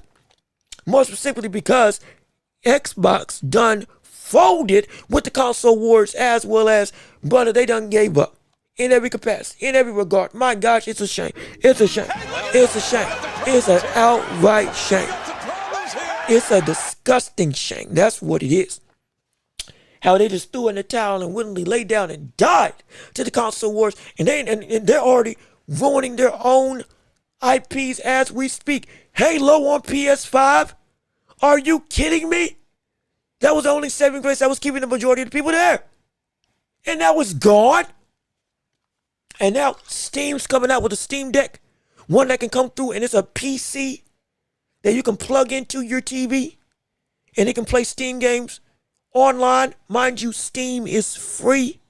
Online play is free. You don't have to pay anything if you're using a PC or a computer to play video games online with people. So you don't have to pay a subscription like with whatchamacallit, what we have right now with Xbox and PlayStation Store. $79.99, $69.99. You can just buy the game and play it online for free because your internet is what you have. They're coming out with a PC console hybrid. They about to mop the floor with everybody. They about to mop the floor with oh, it's about to be bad. Oh, it's about to be bad. It's about to be bad. It's about to be bad. But I'm choosing PS5. That's me, right? Because Xbox done shot themselves in the foot. That's what I'm saying. Bud made 168 look easy. Why would we want anything below 168? Yeah, that's why I said the restrictions. Now, there is still comp. It's like, hey, we want to see if he can fight Janibek, because that is a tough fight. Carlos Adames, that would be a tough fight. Absolutely. Shoot, him fighting against Benavidez potentially at 175 is on the table now. But even still, that's a step too far. But like the competition threat, because we've seen smaller fighters, quote unquote smaller fighters, be able to fight and beat great people. Lower weight classes or taller weight classes. So like, those are still phenomenal fights that we want to see. And beating a multiplicity of weight classes, again, you still got to put yourself in that division. It's a heavy toll, so it's still impressive. I would just say to make those restrictions so that it's more confining. So that if you do go about this, okay, you're working. That would be my perfect solution for me, in my opinion. But again, we probably have, we feel different, I understand. I'm not trying to bite against it, but we're having discourse, honest conversation in regards to this whole thing. But let me see, that's why I can't box if it's 135. I want to be in the ring at 135. Well, hopefully you got power to translate up, because you might face somebody that gets up to 180. Who knows what transpires in regards to that? But let me keep on reading. Says, Armin Rhoda, how you doing? Good to see you. Thank you so much for tuning into the show on today. Let me see what you have on the docket. Bam made Puma look like an amateur. Yes, he did. Yes, he did. He made him look insanely behind the eight ball. So behind the eight ball. It was preposterous. Preposterous. In the best way possible from the standpoint of what he can do as a fighter. My gosh, it was insane. Again, after that fight, I might have to move that brother to top 4. We're gonna touch on that on Tuesday in regards to pound for pound come next week. No question about it. Let me see. Do you think a 15-pound rehydration should be in every weight class? I wouldn't do a hard number. I would do a percentage to be safer for the fighters. So if, again, 10%, 8% of, what would that be? Let me make sure I got my math right. So let's say you coming in at 135. Well, let me see. 10% of 135. So 10% of 135 would be 13.5 pounds. So that would mean that you can't come into the fight above the weight of, what was that? Let me see. Hold on. 13.5 plus. So that would mean that you can't come into the fight higher than 148 on the night of the fight. Again, official weigh-in and then a secondary weigh-in. And so if you wanna restrain that percentage, make it 8%, 6%. Because what would that be? 6% of 135 would be I'm good at math, but also for the sake of ease. For the sake of ease, 6% of 135. That's 8 pounds. So you can't come into the fight 140. The highest you can come into the fight is 140. Would be if it was a 6-pound rehydration ability for fighters. Now, because we know rehydrations can be strict and it can be some people they need to do that, I will be more lenient and I will probably do something between the realm of 8 to 10. 8 to 10 would be my middle ground. But those percentages would allow for people to rehydrate healthy, but also force it to be, hey, you ain't going to be able to beat at 190. You still going to be relatively close to what the actual weight class is. And you're going to be at least in the realm of the same thing with what we have with your opponent. That would be my best middle ground, in my opinion. But again, but is it the perfect solution? I don't know. It's just the best solution I've heard that I can think of. But like I said, it's going to be a problem that continues to persist because it's a controversial thing nonetheless. Let me see. To keep fighters honest, I think 10 pounds is brutal. Yeah, I think it is brutal, and it would work. It would work. It would work. But at the same time, if somebody can make it, but they're still drastically dehydrated, like there's still a level of the health of a fighter, we still want to take into account. We want you as close to your best while not taking advantage. So it would. But even amongst the people that can rehydrate, that are actually naturally 135, sometimes like that might be a little bit strict. Again, my thing is percentages. Even if you want to say it's a hard cap, the idea of something of a rehydration limit for every weight class that is the same would make sense to help curtail this ability to take advantage of being the bigger man, that I'm actually up here but I fight down here. If you can fight in the midst of those parameters and still be dominant, okay, then there's nothing to say. The brother's good. He's good, plain and simple. But that would make it as fair as possible, in my estimation. Let me see. Haney looked sharp. He's going to be a problem. Yeah, like we're going to talk about it Thursday, man. He looks like it's going to be a problem, boy. Looks like it's going to be a real problem, I guarantee you. Let me see. If you can't fight at the max weight, at the max on weight, you need to fight up. You're not wrong to, you're not wrong to hold that sentiment. You're not. Like, I get exactly where you're coming from. But if we're trying to find an answer that would be applicable in the sport, I think that's the best thing. Making a cap, whether it's a percentage limit or a hard cap number limit, straight 10 pounds or 15 outright, or 8% of whatever the weight is what you can rehydrate up to and no more. Whatever I think that would be the best solution, in my opinion.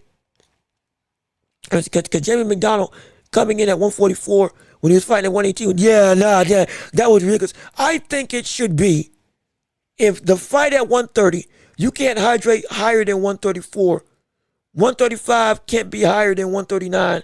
If it's 140, can't be higher than, okay, so you're saying if the weight class is the weight class, you can't go beyond going into the next weight class. So like 135, you can't fight at 140. 140, you can't fight up to 147. 147, you can't rehydrate. You can rehydrate up until 154. And then if you get to 154, well, guess what? Fights cancel because now on the night of the fight, you're a whole weight class above. That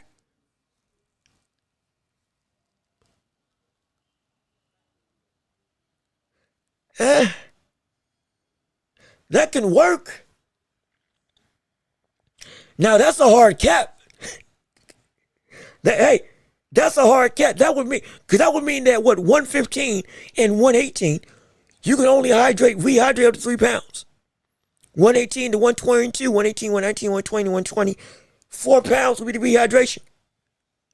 122 to 126, so that would be what? 4 pounds. So, I mean, like that would be strict. I get that.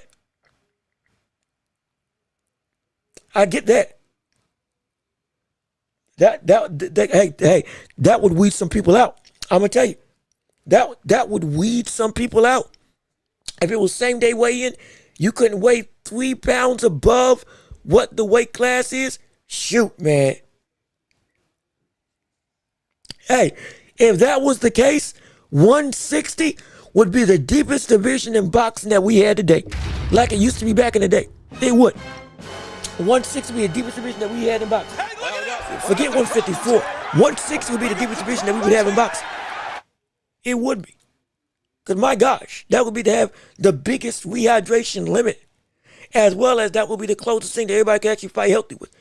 My goodness, that would be steep. Everybody's fighting at 160. Oh, shoot. Oh, that'd be funny. That would be hilarious. That you would have Boots. You would have Boots, Crawford, Janabek, Laura, Devin Haney, Ryan Garcia, who else we getting up there in weight?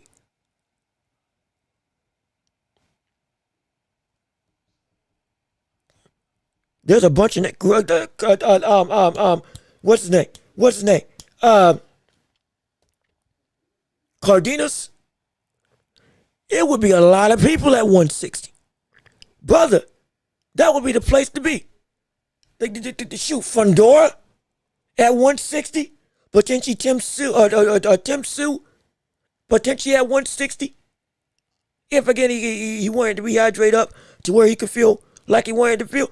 Hypothetically, I mean, just throwing names out there. It could be an abundance of people. My goodness. That would be insane.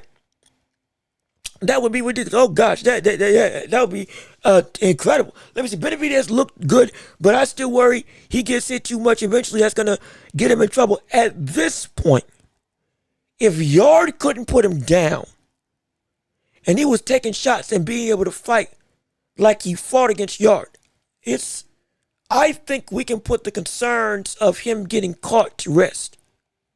Because it's the third time we've said we've been worried about him getting caught, and he's shown when he does get caught, all of a sudden he's good. And even still, he's been able to adapt his defensive ability that he ain't getting caught nearly as much. And his offense, as you can tell, is overwhelming to the point that it doesn't matter if you think you can touch him. I can walk through and I can respond in kind with better shots. And now I got pop. Legit pop like I had at 168. Because I broke Yarde's face. I broke his orbital bone. As if he was Davis. When I was at 168. Like it was Caleb Plant. And I got the stoppage because of my abundance of volume and bludgeoning power. It came back. He's going to be a dangerous brother, man. He's going to be a dangerous. Let me see. All I'm saying is, I only saying that because how claiming to be the best lightweight and you fight at a super welterweight size. You know, like you don't got to explain the sentiment. I completely understand it. Oh, I get it. I get it in abundance. Be clear, I get it. We're just trying to find an answer for a middle ground. That'll be a great conversation starter for Thursday. Because right now, buddy, it's 11 o'clock. We almost going. This was an 8-hour stream. Oh my gosh. It was incredible. My goodness, it was long. Let me see, especially if he goes to cruiserweight. Oh, you talking about with Benavidez? Cruiserweight, yeah. You can have the concerns, no question. At light heavyweight, though, I think I can put those concerns of getting caught and getting put down. I think I can put those to rest. Because now he's fought too good for that to be a thing that is holding me back now. But Benavidez is a scary fighter with power that can put anyone down. Yeah, he can. Like I said, cruiserweight is a different story. Cruiserweight, we put that in a completely different stratosphere when it comes to the world of boxing with Dave Benavidez. If he does want to go there still. The focus right now is 175. So we're going to see how this goes right now with Bebo looking like the head honcho that he's going to go and face off against, which I'm excited for. Why was the announcer scared to see Bam versus Inoue? Well, because Inoue is Inoue. If when we say, again, mind you, Inoue, the destructive presence and the ability of Inoue fighting at 122. Who we've seen this has been the best run of his career. This is gonna be like this is looking like he's peaking, legit. when Bam is still 115. I'm not saying he can get up to 120. He can't get up to 122. He can't. But that's like saying somebody can, that's like saying Lamont Roach was going. That's like me saying I think Lamont Roach could beat Tank coming up from 135. But instead of Lamont Roach coming up from 135 or coming up to 135, he's coming up from 126. That's where the discrepancy's coming. It's like, oh, okay, now hold on now. That at this stage, where you are right now with the weight class, that's a huge jump. With what's looking to be the best puncher. Now, we get what Lamont Roach did to Tank.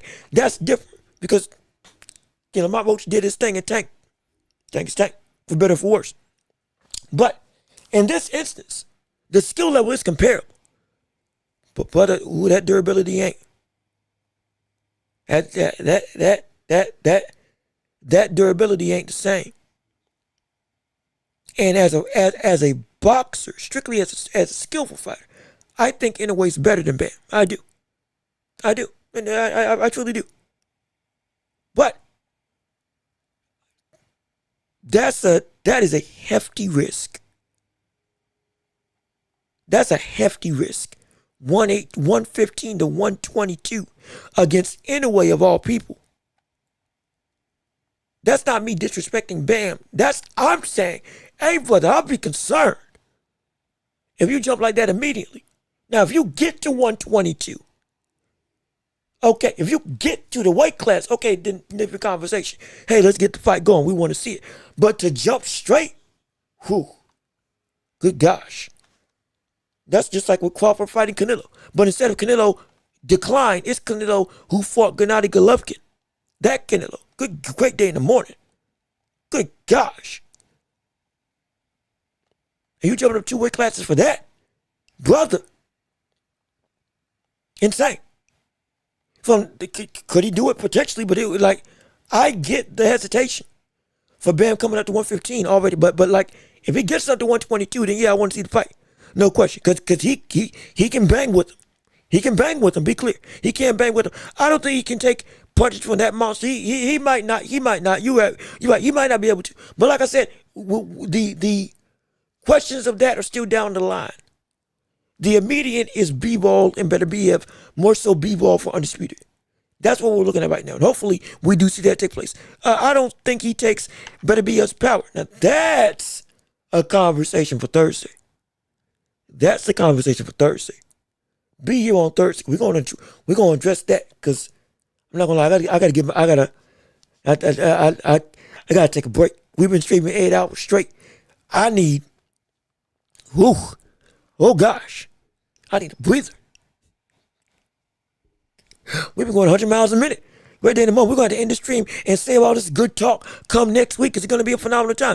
Benavidez punches are also devastating. Yes, they are. I love my brothers, but I'm leaning towards Pitbull. Ooh, and the fight with Lamont Roach. Oh, yeah, because that fight's coming up. Lamont Roach versus Pitbull Cruz. And like I said, come next week, we're going to have some time to talk about it. I got to get off the stream, though, because my voice is getting ready to go. It held out for as long as it could, but now it's starting to go through. Let me see. Sergio Moore said, "Don't force it. They might end Bam's career early." It wouldn't end his career, but the sentiment of forcing that fight, with the weight classes being that again at the smaller divisions, 3 to 4 pounds is a big difference. I will not lie. I'm a small brother. It's a difference. It's genuinely a difference. Because a couple pounds of pressure is the difference in somebody just taking a hit and breaking a bone when it comes to hitting the ground or getting knocked out. Legit. So like, it is a difference. But just like with Inoue and Junto, how that fight naturally built up, because we knew Junto was going to get up there. This is going to be the same thing with Bam Rodriguez. Sooner rather than later with how he's been really pushing the pace. So that's why I think, I'm not saying it's going to ruin his career. But let it naturally come to fruition. Because I don't want him to bulk up too quick and all of a sudden up I'm not the same brother. I don't want that. Even at smaller weight classes, again, with these smaller frames, it can be that drastic of a change. It can't. It can't. We have to be honest. It can't. That's basic physiology. But let it happen naturally. Bam's gonna be at his best, and anyway, should still be at the top, and Juju should still be at the top. So yeah, I want to see it. I want to see it take place. I do. When let me see. I literally do. I literally never listen to Sergey Moore. Hey, like I said, respect to him. I ain't got nothing bad against him.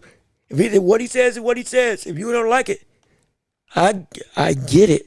I do.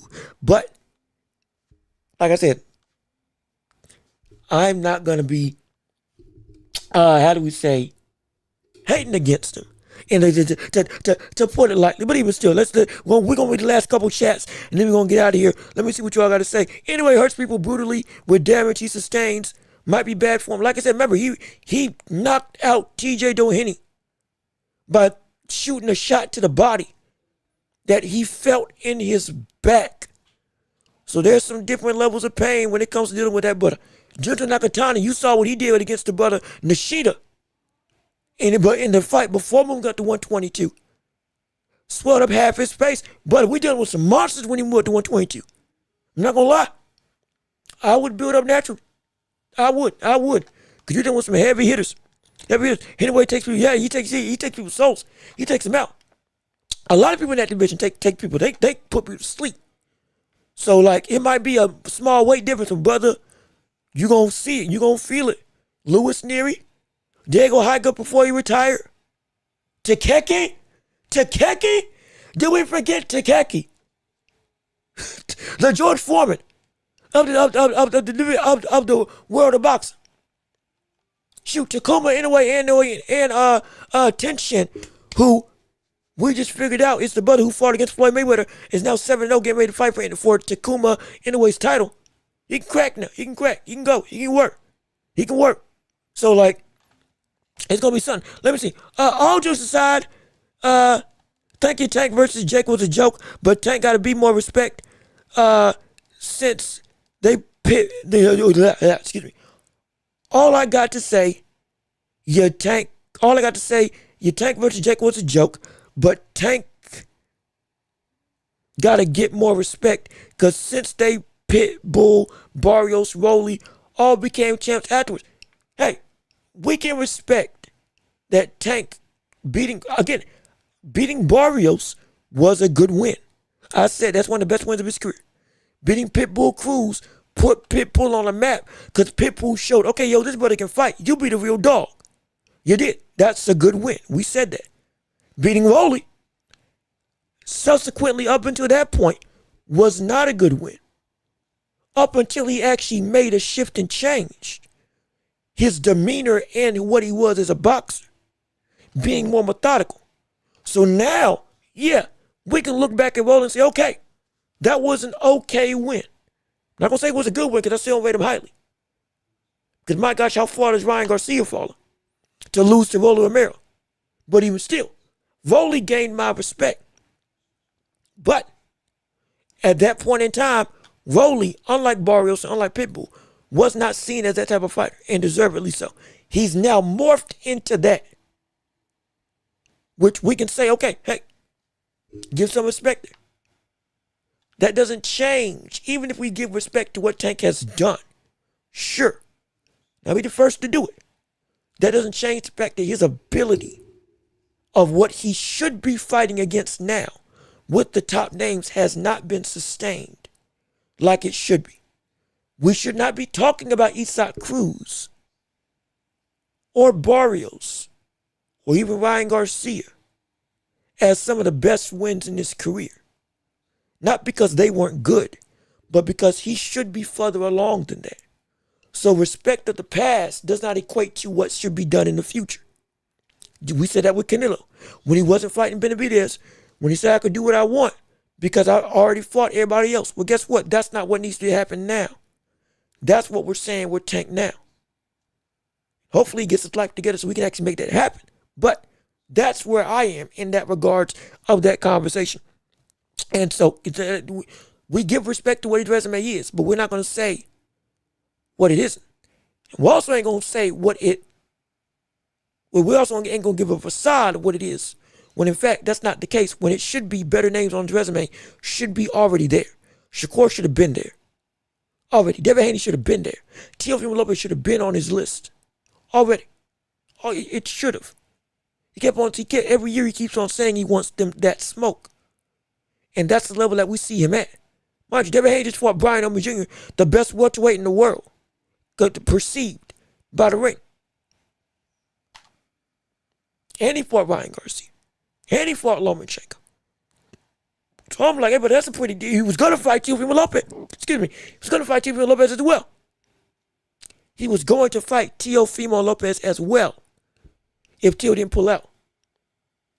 So, like, there's sustaining of consistency. That's what we want from Tank. Hopefully we see it, but either way, right now, that's the furthest thing from my mind with Tank. We just hope he gets his life together. That's the biggest thing. But let me see. They are not real champion level fighters. I mean, but they are champions. Like, I have to give Isaac Cruz respect, even though he lost to Valenzuela. Because, like, we're not getting, they're good wins. They are good wins. But the elite wins that we do want to see are the stuff that we haven't seen yet from Tank. And that's my biggest concern. But let me see. Overall, a good card. Yeah, it was a pretty good card. I'm not going to lie. Abdullah has a lot to work on. His defense is leaking. Abdullah's got some stuff to work on. Brian Norman's got a lot of stuff to work on. Benavidez performed phenomenally. Ben Rodriguez, brother, the sky's the limit for what that brother's going to do. And we're going to have a lot to talk about coming next week, but we got to get out of here. Because we got to work. We got to work, and I got to give my voice a break because it's been a long and hard road. Because, my goodness, we still going to have all this stuff to talk about come Tuesday afternoon. 12 o'clock on the dot. We're going to have ourselves some fun and some time, so be sure to be here. Let me read one last chat. After tonight, I'm glad we didn't see Keyshawn versus Mason because, man, that kid would have got hurt bad. Hey.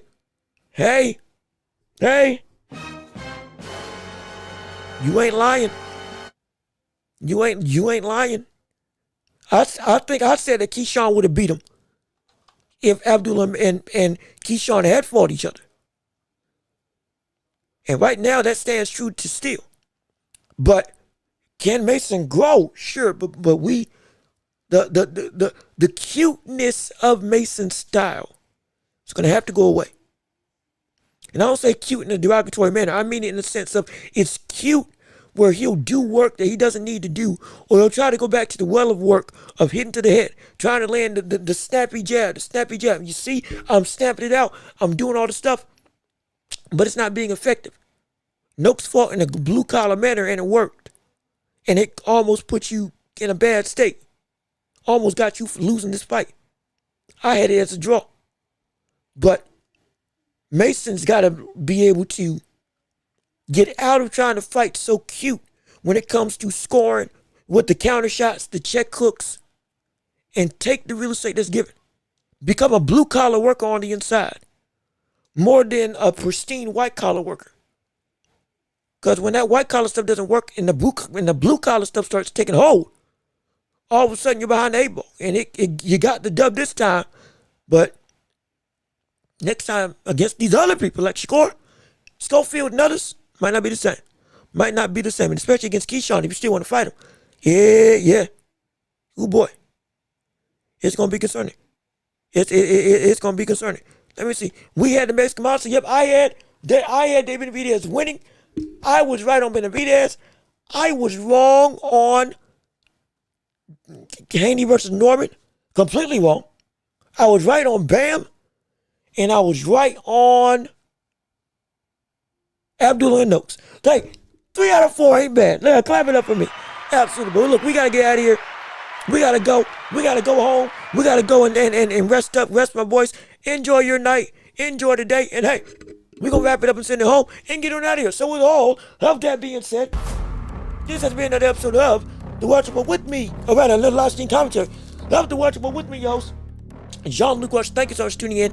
Thank you so much for listening. We appreciate all of you coming in on this 8-hour affair of the Ring 4 with all the fights and all the action coming forth. We appreciate it. We're going to be back here on Tuesday covering the world of boxing and beyond. Everything that happened this weekend. We're going to discuss it, what comes forward, and all that stuff that transpires as the ripples of this card span throughout the boxing landscape. Be sure to leave a like on the video before you get on out of here. Comment your thoughts and opinions on what you liked or didn't like about the show. Be sure to listen to our podcast as we're every podcast on every podcast platform imaginable. Be sure to subscribe to your channel. Share the show with everybody you know. Oh, yeah, if you want to support the show, we got Cash App and PayPal, as well as we got Super Chats now. Yes, sir. Super Chats, gift stickers, all that stuff. If you want to support the show, hey, feel free to do so. We appreciate it if you can. If you could, this is how I make my money, making a living. And hey, just share the show with people. Tell them about what we got going on. Just watching these shows helps bring, a lot of algorithmic intrigue around our channel. So we appreciate it. We love it. And we want to see more of it. Absolutely. And we can't wait to see you all come next week on Tuesday. Talk about everything that transpired here and so much more. But it's been a blessing with you all. Thank you all so much for tuning in. Thank you all for listening. Thank you all for tuning in for the live stream commentary and taking time out to be with me for all 8 hours of this show, from the prelims to the main event. It was all great. And again, thank you all for giving and supporting to the channel. We appreciate it so much, and I can't do this without you all. You all make this show special. You all make this show possible, and we're going to keep growing and thriving together. We're going to make that money. We're going to make an impact on the world of the sports community and the boxing landscape as a whole, all together with this empire of the Welch Report. So thank you so much. I've been Jean-Luc Welch. Y'all have been wonderful. Peace and love. We are out of here. Yes, sir. We're going to see you all on Tuesday. Be here, same time, same place, 12 o'clock, 12:30. Whenever we start, it's going to be a doozy. Probably going to get some people laughing at me. I get it, because I was wrong with the Norman Haney situation. But hey, we're going to rock with it. But be safe, be blessed, peace and love, and we out.